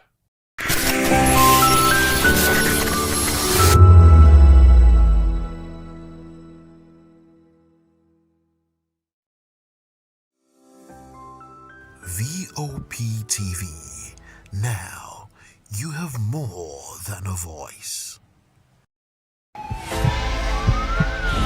This is Health Check, your weekly guide to better living.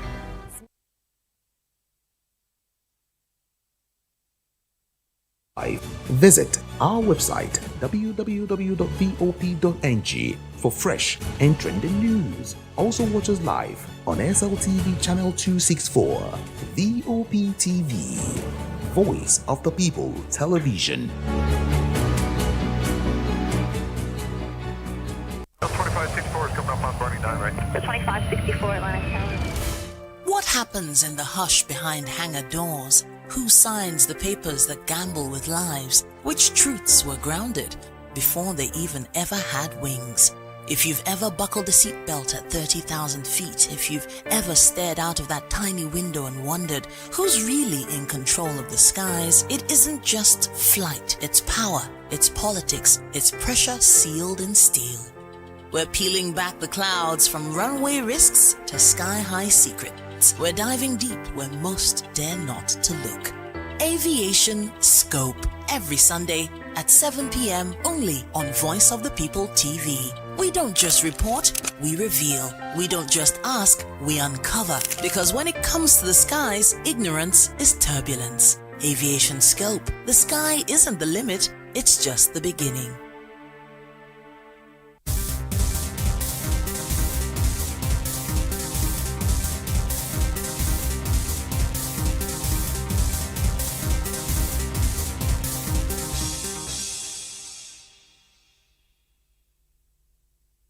On Edgy Dialogue, we bring you fresh ideas and conversations shaping the future of learning in Nigeria and beyond.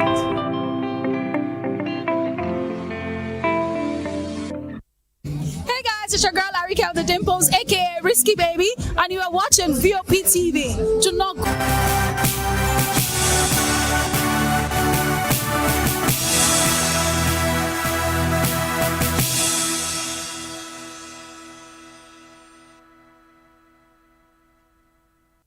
Well, hello and welcome to the African News and Voice of the People television. I am David Edwin. Before we begin the news, we would urge you to kindly visit our website. It is www.vop.ng for fresh and trending news stories.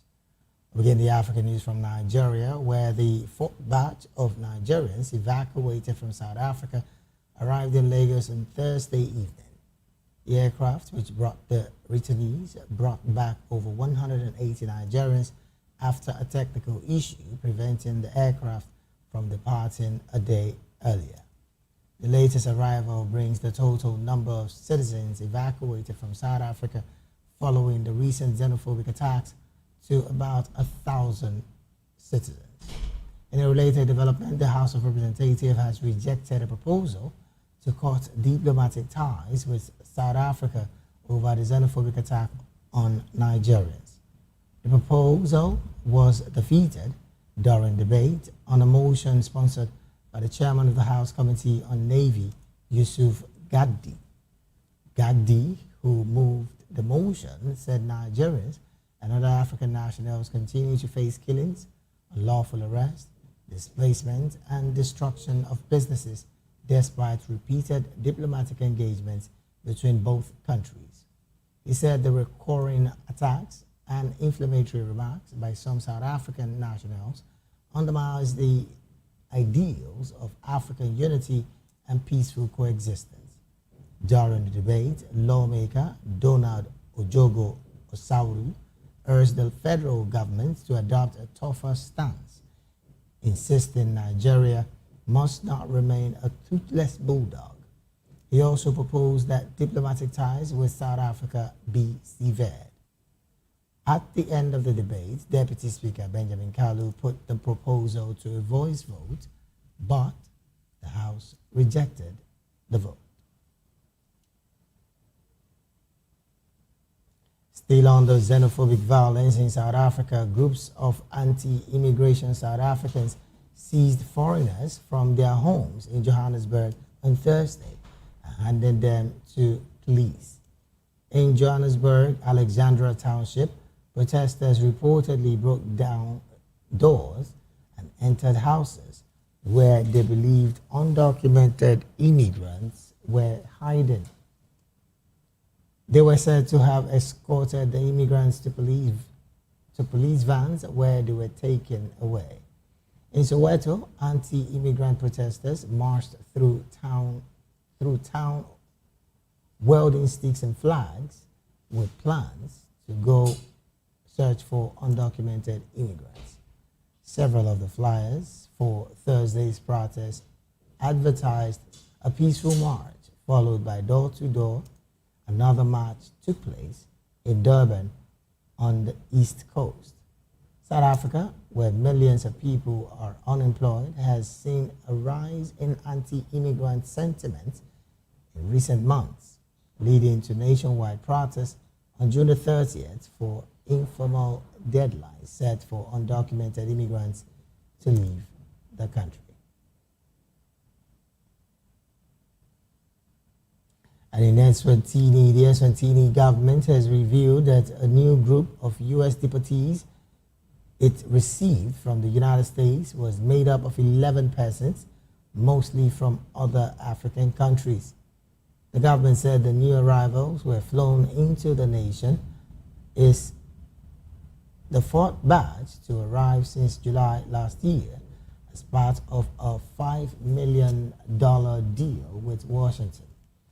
The country has already taken in 19 men as part of U.S. deals with several African nations to accept migrants under a third country deportation program under President Donald Trump's immigration crackdown.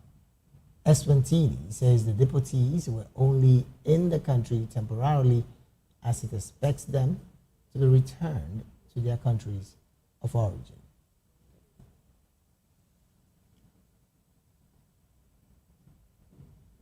Elsewhere, Liberia's Deputy Minister of Foreign Affairs, Ethel Davids, says her country remains grateful to Nigeria for standing by them during its darkest moment. She said this during a meeting with her Nigerian Minister of State for Foreign Affairs, Shola Eniokolaye, in Abuja. Davis disclosed that if you woke up any Liberian citizen and asked them who their best friend was, the first thing that would come to mind would be Nigeria. She expressed appreciation to the federal government as well as the people of Nigeria for the unwavering support to Liberia over the years. According to her, Liberia is ready to explore other ways to strengthen the relationship between the two countries in the spirit of brotherhood. She explained that the meeting between the two ministers focused on how to deepen the bilateral relations between the two countries.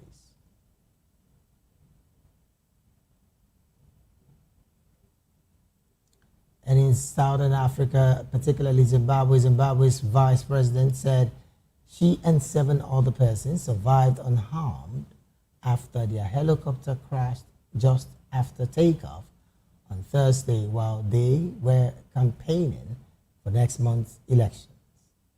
Zambia heads to the polls on August the 13th with President Hakainde Hichilema expected to win a second term in office. Vice President Mutale Nalumango revealed that the helicopter came down as she and her team were leaving a campaign rally in the northeastern town of Nakonde. A government statement said Nalumango had undergone a routine medical check after the crash and was discharged in good health. Pictures shared on social media showed the White Air Force helicopter on its side having apparently crashed into a tree.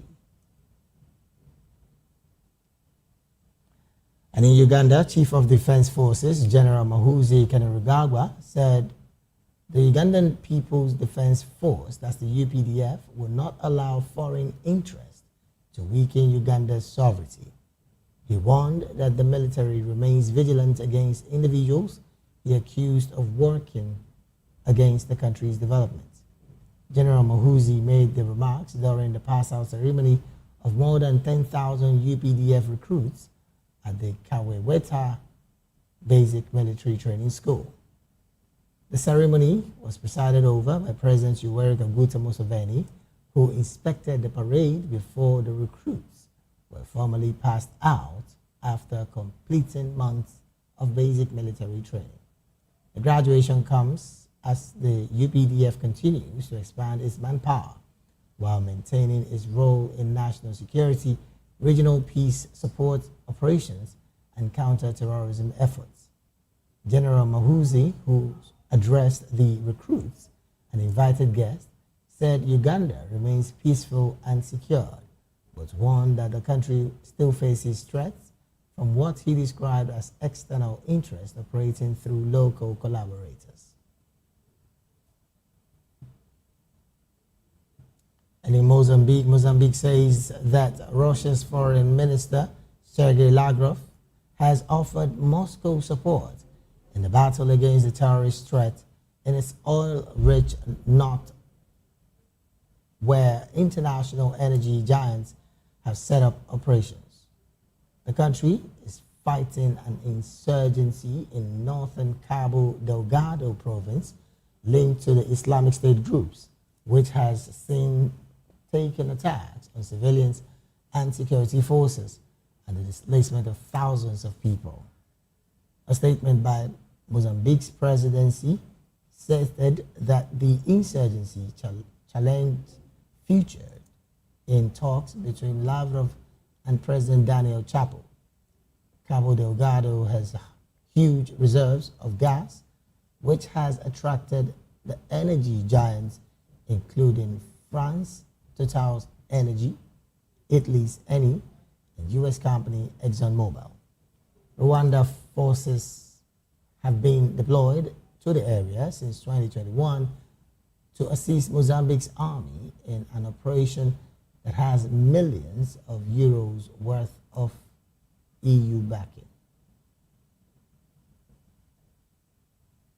Moving on, a convoy carrying Malian soldiers and fighters from the Russian paramilitary Africa Corps was reportedly attacked in northern Mali on Thursday. Reports said the convoy was transporting over 200 Russian fighters and more than 100 Malian soldiers. A similar attack had hit another military convoy headed north earlier this week, according to the report. The Al-Qaeda-affiliated Jamaat Nusrat al-Islam wal Muslimin, that's the JNIM, and the Tuareg-led rebel group, the Asawad Liberation Front, staged attacks on army positions across Mali on Saturday, July the 4th.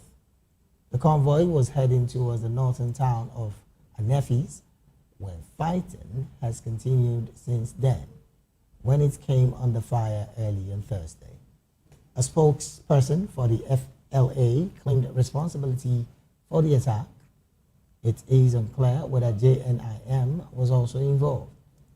The groups teamed up for a coordinated high-profile operation in April that hit the airport in the capital, Bamako, and killed the defense minister.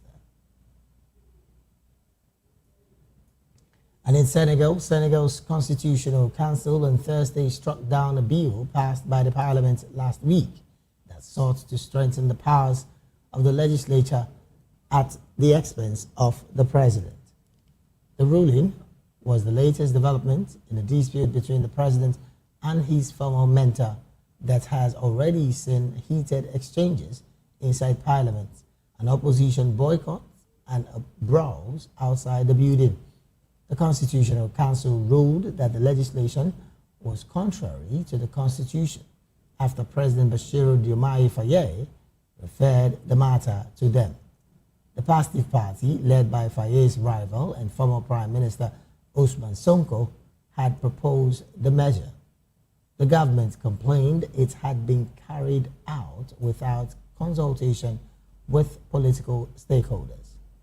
The text stipulated that the president would no longer be allowed to lead a political party or a coalition of parties. The opposition and various civil society organizations have criticized the amendment. When Parliament passed the bill last month, Faye announced his intention of putting the issue to a referendum.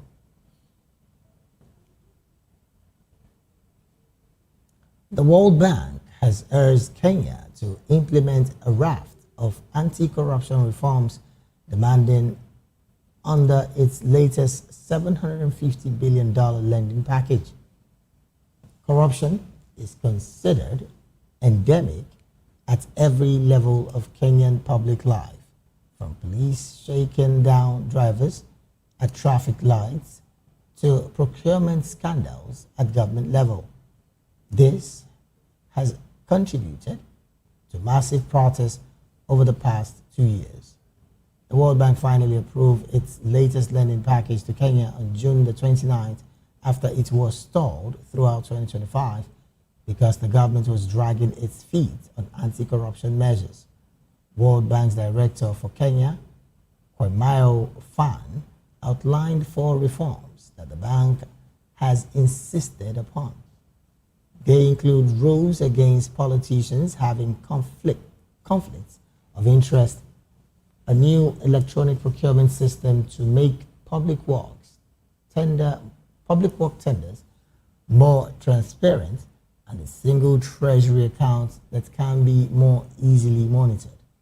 The bank also demanded the passing of a whistleblower protection bill that has been stalled for years. But still in Kenya, World Bank says Kenya's economy is expected to expand 4.3% this year and 4.4% in 2027. This year's forecast is being 0.6% points lower than its November prediction due to the impact of the US-Israeli war on Iran. Kenya's economy grew 4.6% in 2024. The country's finance ministry expects growth of 5.0% this year and 5.2% in 2027. The bank said adequate agricultural harvest, easing monetary policy, a stable exchange rate, and recovering credit to the private sector would help cushion the economy.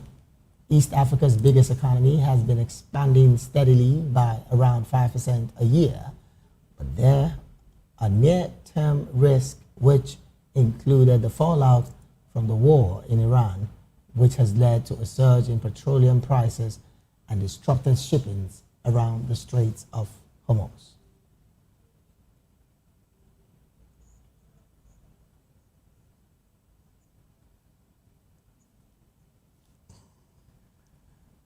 You're still watching the African News right here on Voice of the People Television. We'll go straight to the analysis segment of the news.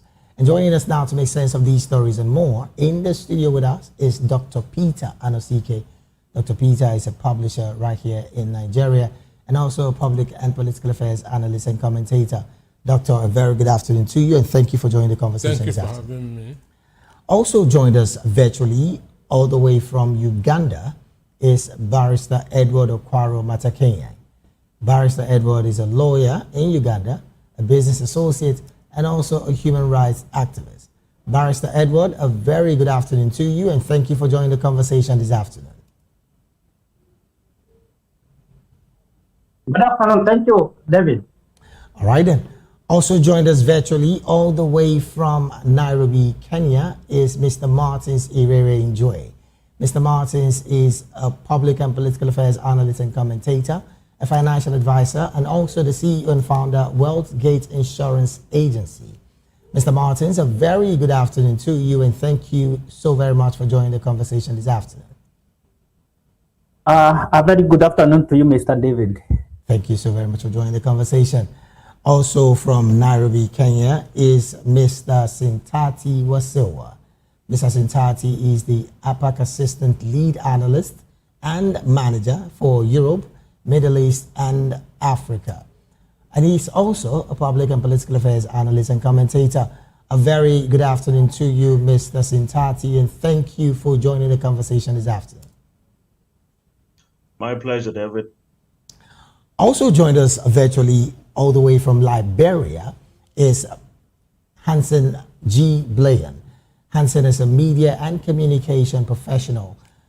He joins us virtually from Liberia. A very good afternoon to you, Hansen, and thank you for joining the conversation this afternoon.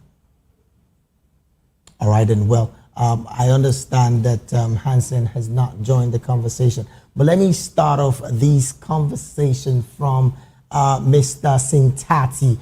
Looking at the projection of the economy of your country, 4.3% in 2026 and 4.4% in 2027. Now, this is as projected by the World Bank.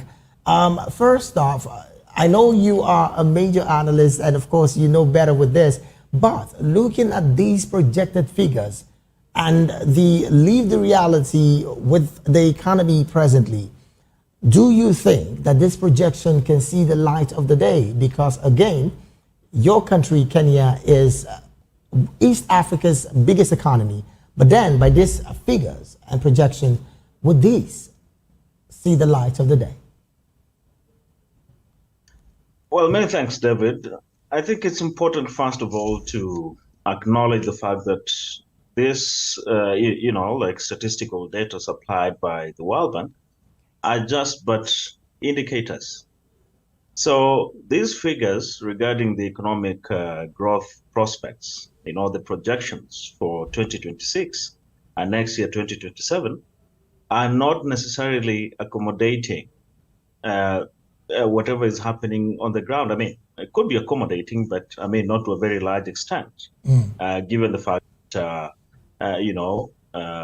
many Kenyans who are working in the informal sector, and generally, most of this statistical data, when they're compiled, they don't take into account the activities in the informal sector of the economy.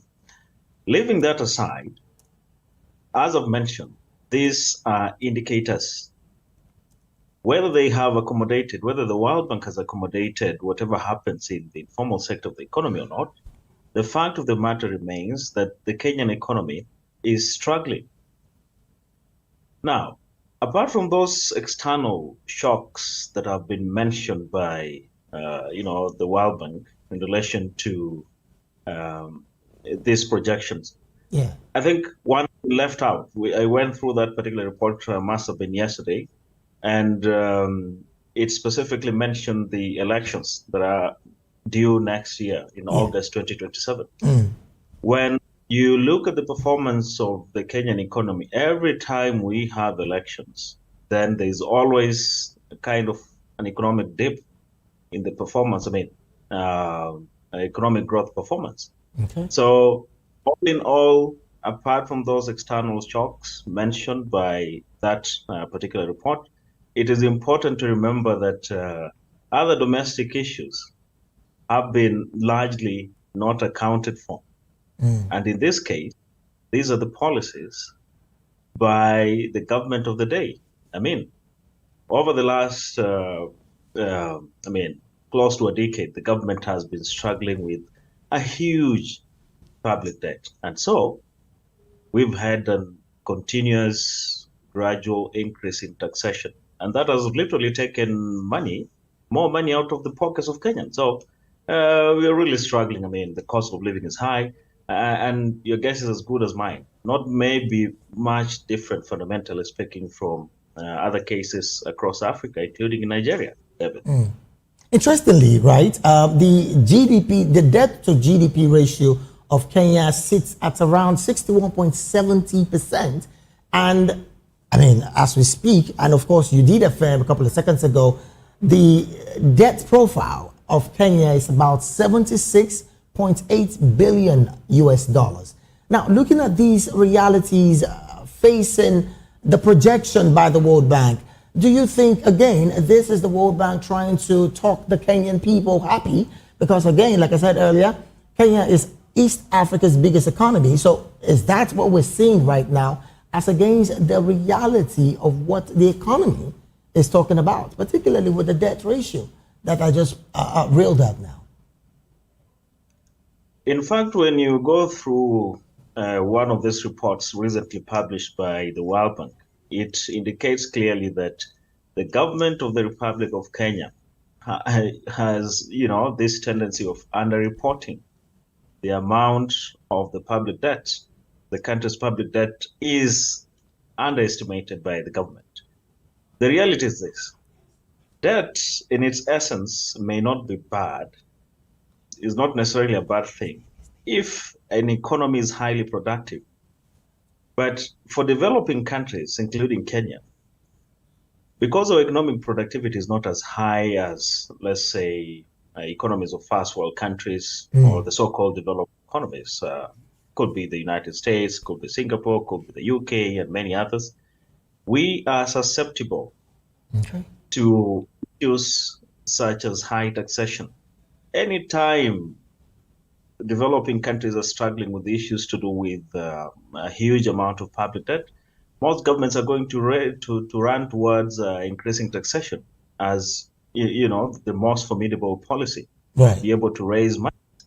But then again, this carries along with it several risks, including a stagnated economy, including the political risk. I mean, people are likely to go out to the streets to protest, and that has happened previously in Kenya. All right. So these are not necessarily good thing. So I think at this point, what needs to be interrogated is, especially by the politicians, is what can we be able to do right? And my proposal would be that we need a deliberate action. We need a high level of political will to be able to address issues of poor governance, especially in this case to do with corruption. And you can refer to the bulletin which you just read. You have some of those conditions, listed by the World Bank, including kicking out corruption, which remains a very big problem in Kenya. All right, then let me bring it to Nigeria here before I return back to Kenya to Mr. Martins. Now, Doctor, you're an economist, and like I did reel out earlier, the Kenya's debt to GDP ratio is about 60.71%. Now, their debt clearly about 76.8 billion US dollars. What do you think at this point, this projection by the World Bank as concerning the increase in the economy of Kenya is instigating going into an election season? Now, also, there is also the part of high taxation by the government of Kenya, which is again one conversation that the World Bank is not putting into consideration. What's your take as an economist in all of this? Well, to start with, this desktop projections, understand? Okay. That's what is, that's World Bank projection does not always reflect the reality of the people, understand me? And again, this World Bank staff and even IMF, they are not angels.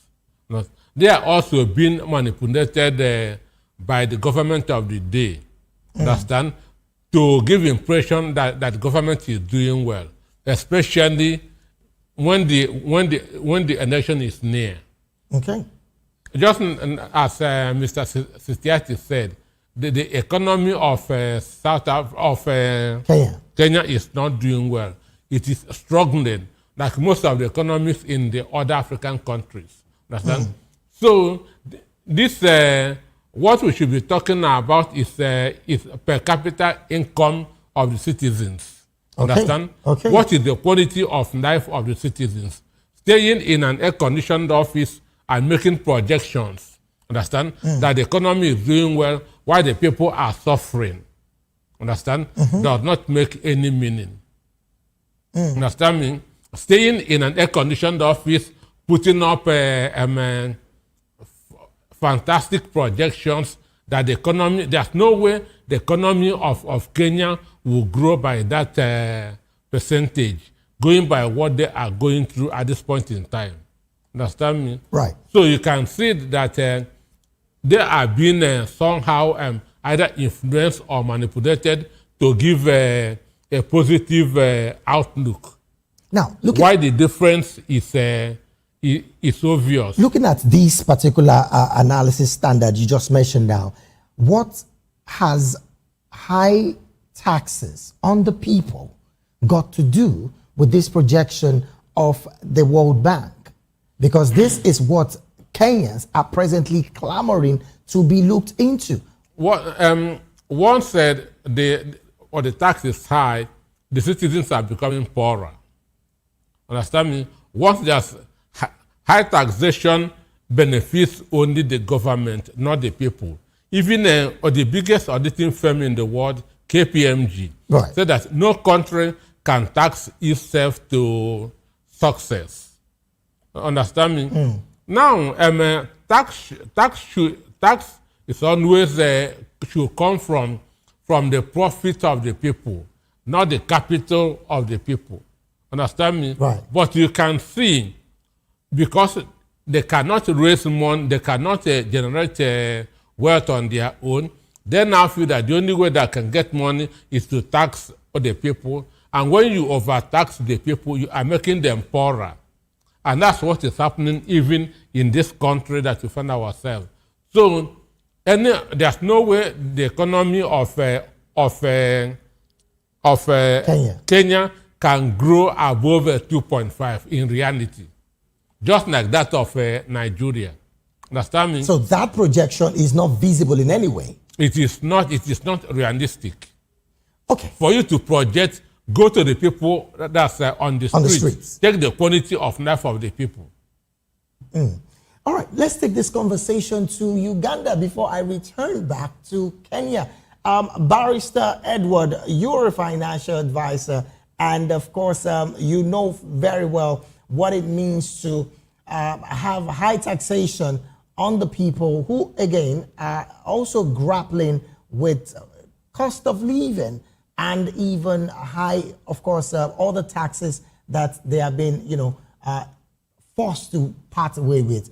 But my analyst in Nigeria here said that there is no nation that goes all wealthy by taxing her people. Let's look at the projection by the World Bank. Clearly, the bank is saying adequate agricultural harvest, ease in monetary policy, a stable exchange rate, which is what, again, the government of the day is talking and flaunting that this is what they've achieved, is clearly going to give the economy some stability. Thereby, they are achieving the 4.3% increase in 2026. What's your position with this as well? Barrister Edward. Thank you, David. Number one, I want you to understand that the economy to grow, it is also the stability of the mental people you actually taxing. The moment you get that the mental status of your own citizens is not up to actually generating what you expect to grow the economy of that country, it becomes a bit difficult for us to agree on such allegations labeled by the bank or the World Bank in that point.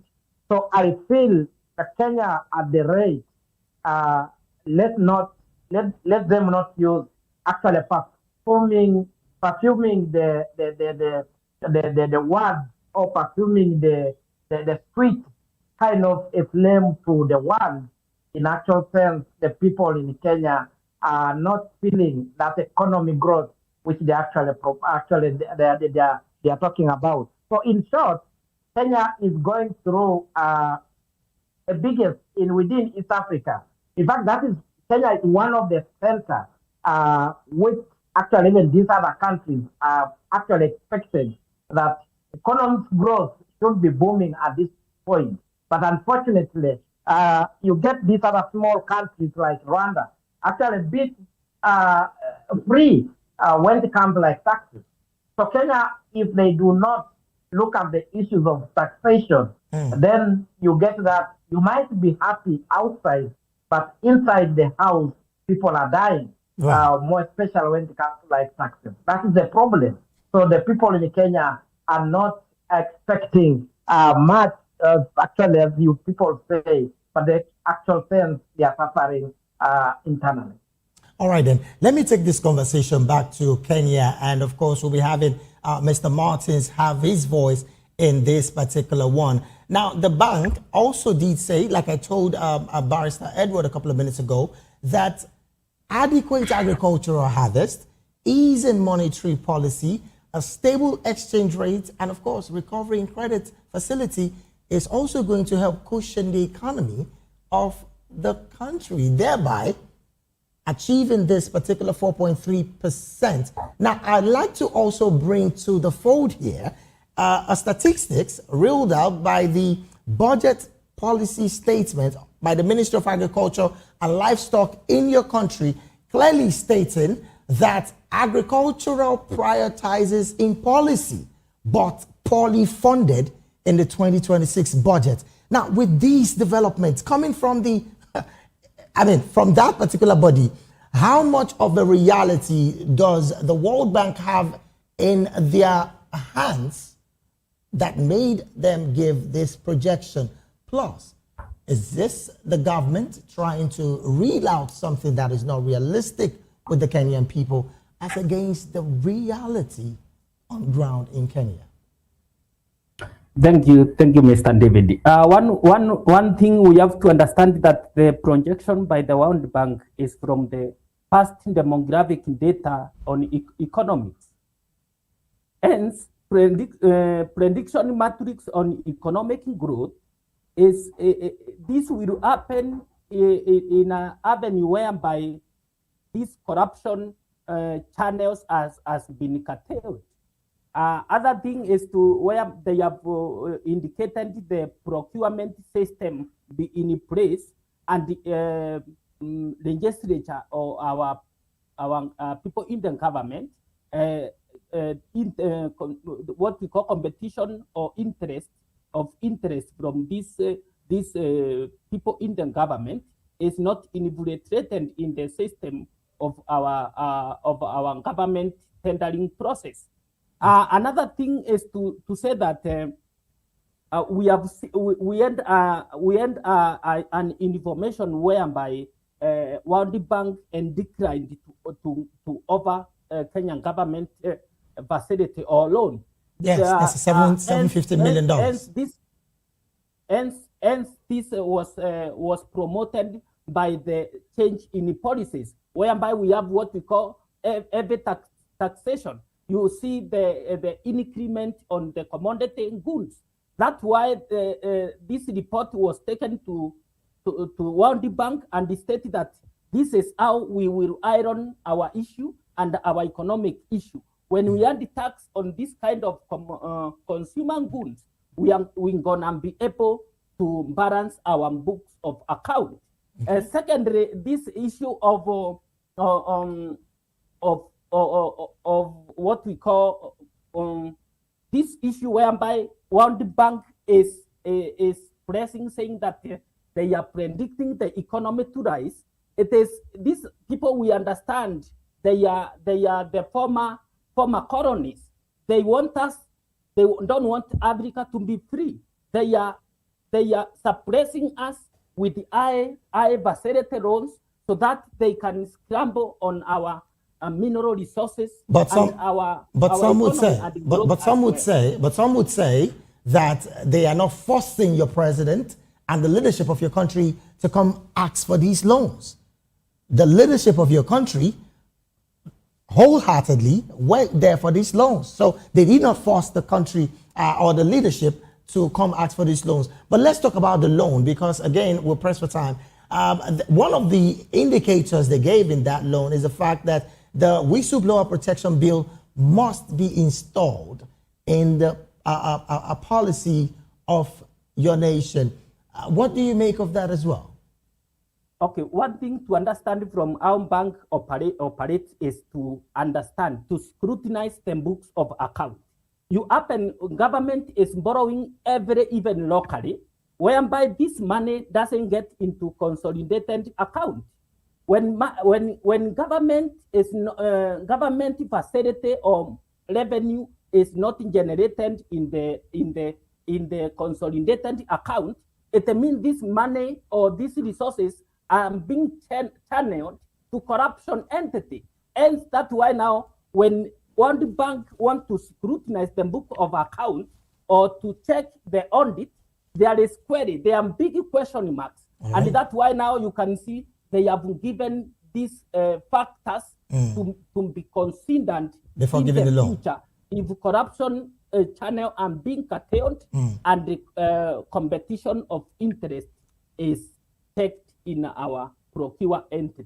All right, then. Let me take this conversation to Mr. Sintati, and basically we'll still be talking about the loan and the conditions given by the World Bank. Now, from your perspective, this is something that they have also done their checks and their balances, and they're clearly stating this, and this must be done before the $750 million, billion dollars be released to the Kenyan government. Now, this is also going to be adding to the already 78 point something billion dollars debt that the country is presently having.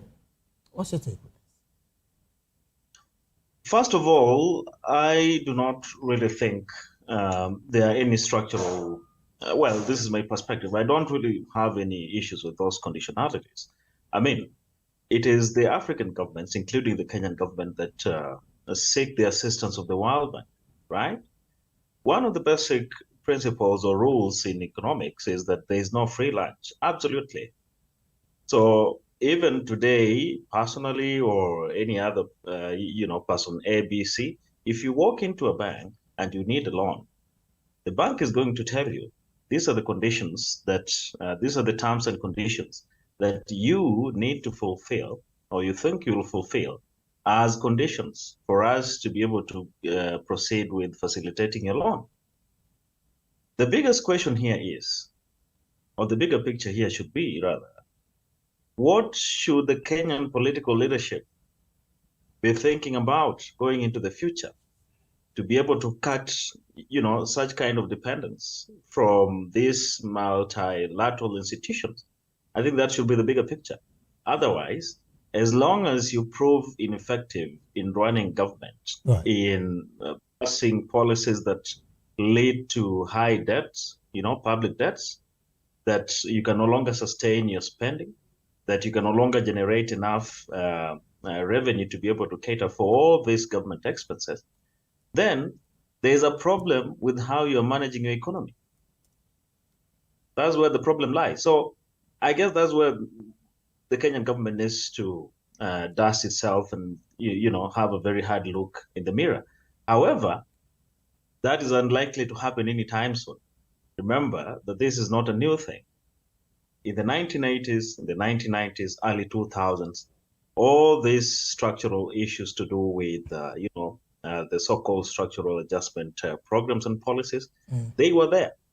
They still persist, but now, we only have a name change, but they are still there. So it simply means that the Kenyan government, including other African governments, have deliberately refused to wean themselves off from the dependence on the World Bank.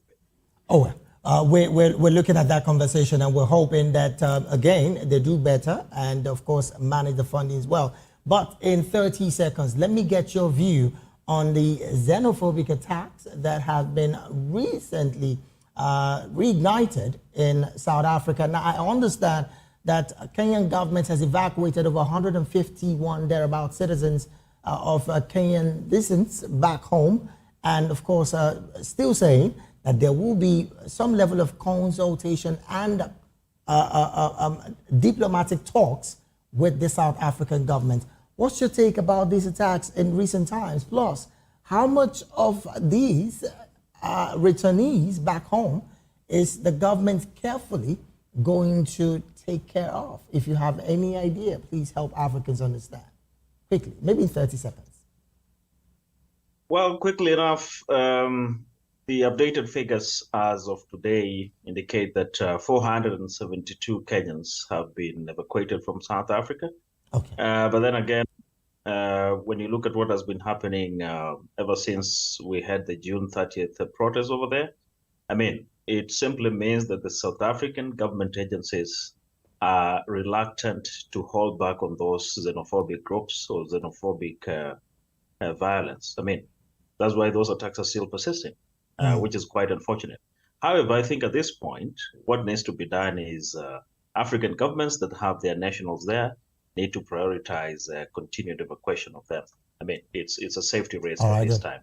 All right, and thank you so very much, Mr. Tinsati. Let me still go back to Mr. Martins. Same question. What do you think can be done with African governments, particularly having that conversation with the South African government as well? From your perspective, looking at the fact that, yes, over 400 Kenyans have returned back home, leaving their businesses and, of course, their homes back in South Africa. You're taking 30 seconds because of our time. Thank you, Mr. David.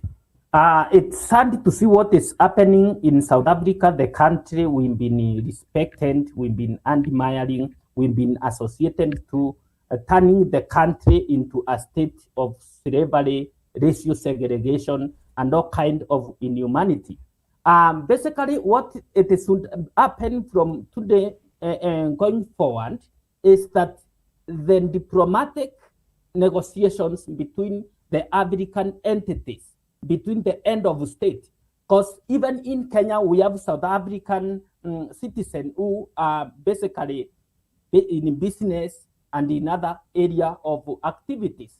But if we start fighting in such kind of avenue that we have seen in South Africa, we are not building Africa. All right, so then. basically, what we should do is the end of states should come and negotiate and have a table whereby the interest is about Africa. It is not about me. I come from this place. All right, I then. come from this place.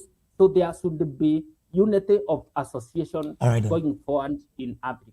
Thank you so very much, Mr. Martins, for chiming your voice on the conversation. Let me go to Uganda as well. Barrister Edward, quite a number of Ugandans also have been returned back home by the president's orders.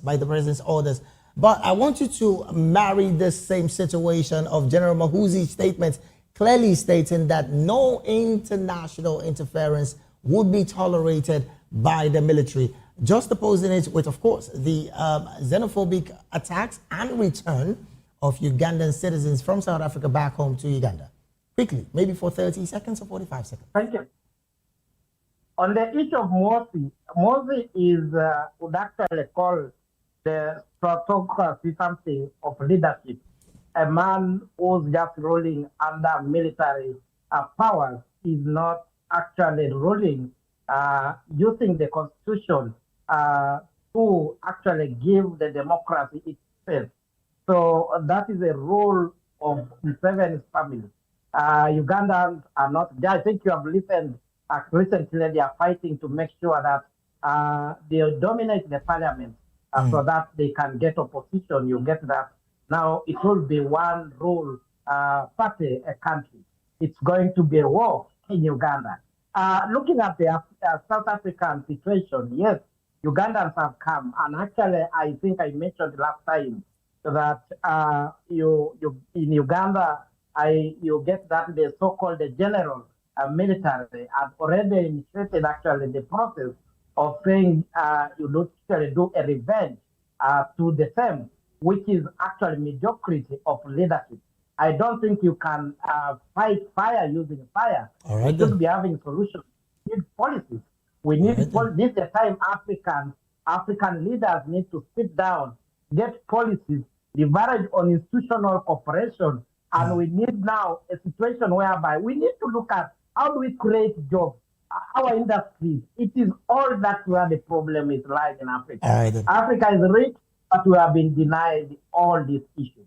Thank you. Thank you so very much, Barrister Edward. Thank you for joining the conversation. Let me come to the studio here. Doctor, the fourth batch, yes, of about 180 Nigerians have returned to Nigeria.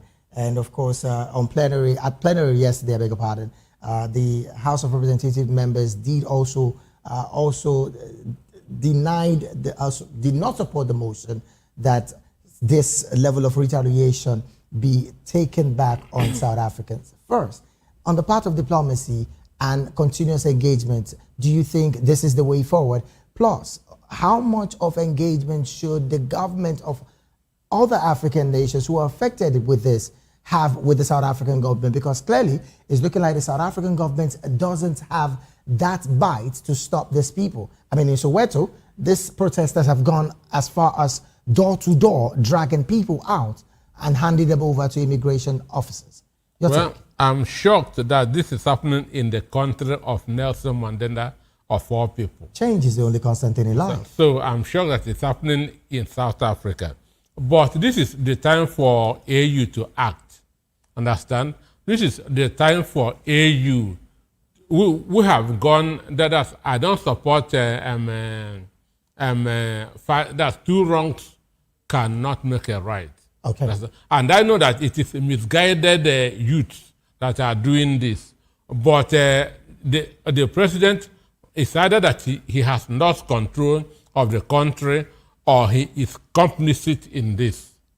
Understand? It is either that Cyril Ramaphosa has lost control of the leadership of South Africa or he is complicit in this. But this is the time for AU, Council of Head of States, to convene, understand? On the matter. On the matter. They shouldn't be led back.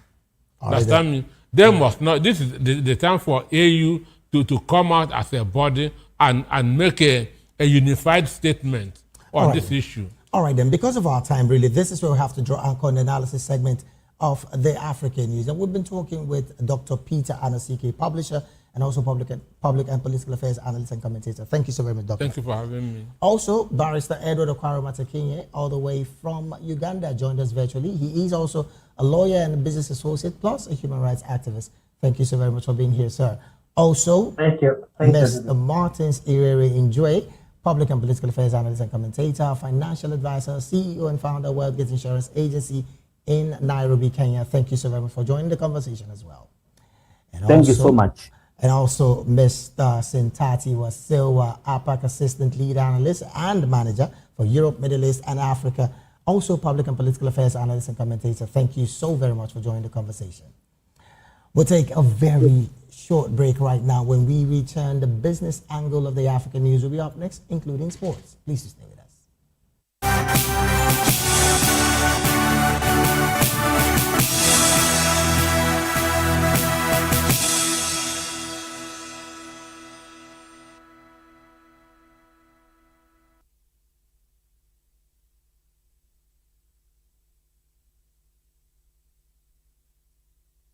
Glad to have you back at the studio. African News right here on Voice of the People Television. Now to some business stories. Data released by the Central Agency for Public Mobilization and Statistics shows that Egypt's annual urban consumer inflation slowed slightly to 14.3% in June from 14.6% in May. According to the data, annual core inflation calculated by the Central Bank of Egypt rose to 14.3% in June from 13.8% in May. And to wrap up the African news, we'll go straight up in sports. France booked a FIFA World Cup semi-final place after defeating Morocco 2-0 in Thursday's quarterfinal game. The Atlas Lions came into the match as the last African nation remaining in the competition following victories over the Netherlands and Canada. 2 goals by Kylian Mbappe and Ousmane Dembele sent France to the semi-finals in Dallas on Tuesday, July the 14th, where they will face the winner of the quarterfinal match between Spain and Belgium. And with that sports story, we've come to the end of African News right here on Voice of the People Television. Do well to subscribe to our YouTube channel. On YouTube, we're at Voice of the People TV, and on all other social media platforms, we are at Voptv Live. Thank you so very much for being a part of this broadcast. I am David Edwin. You have a good afternoon.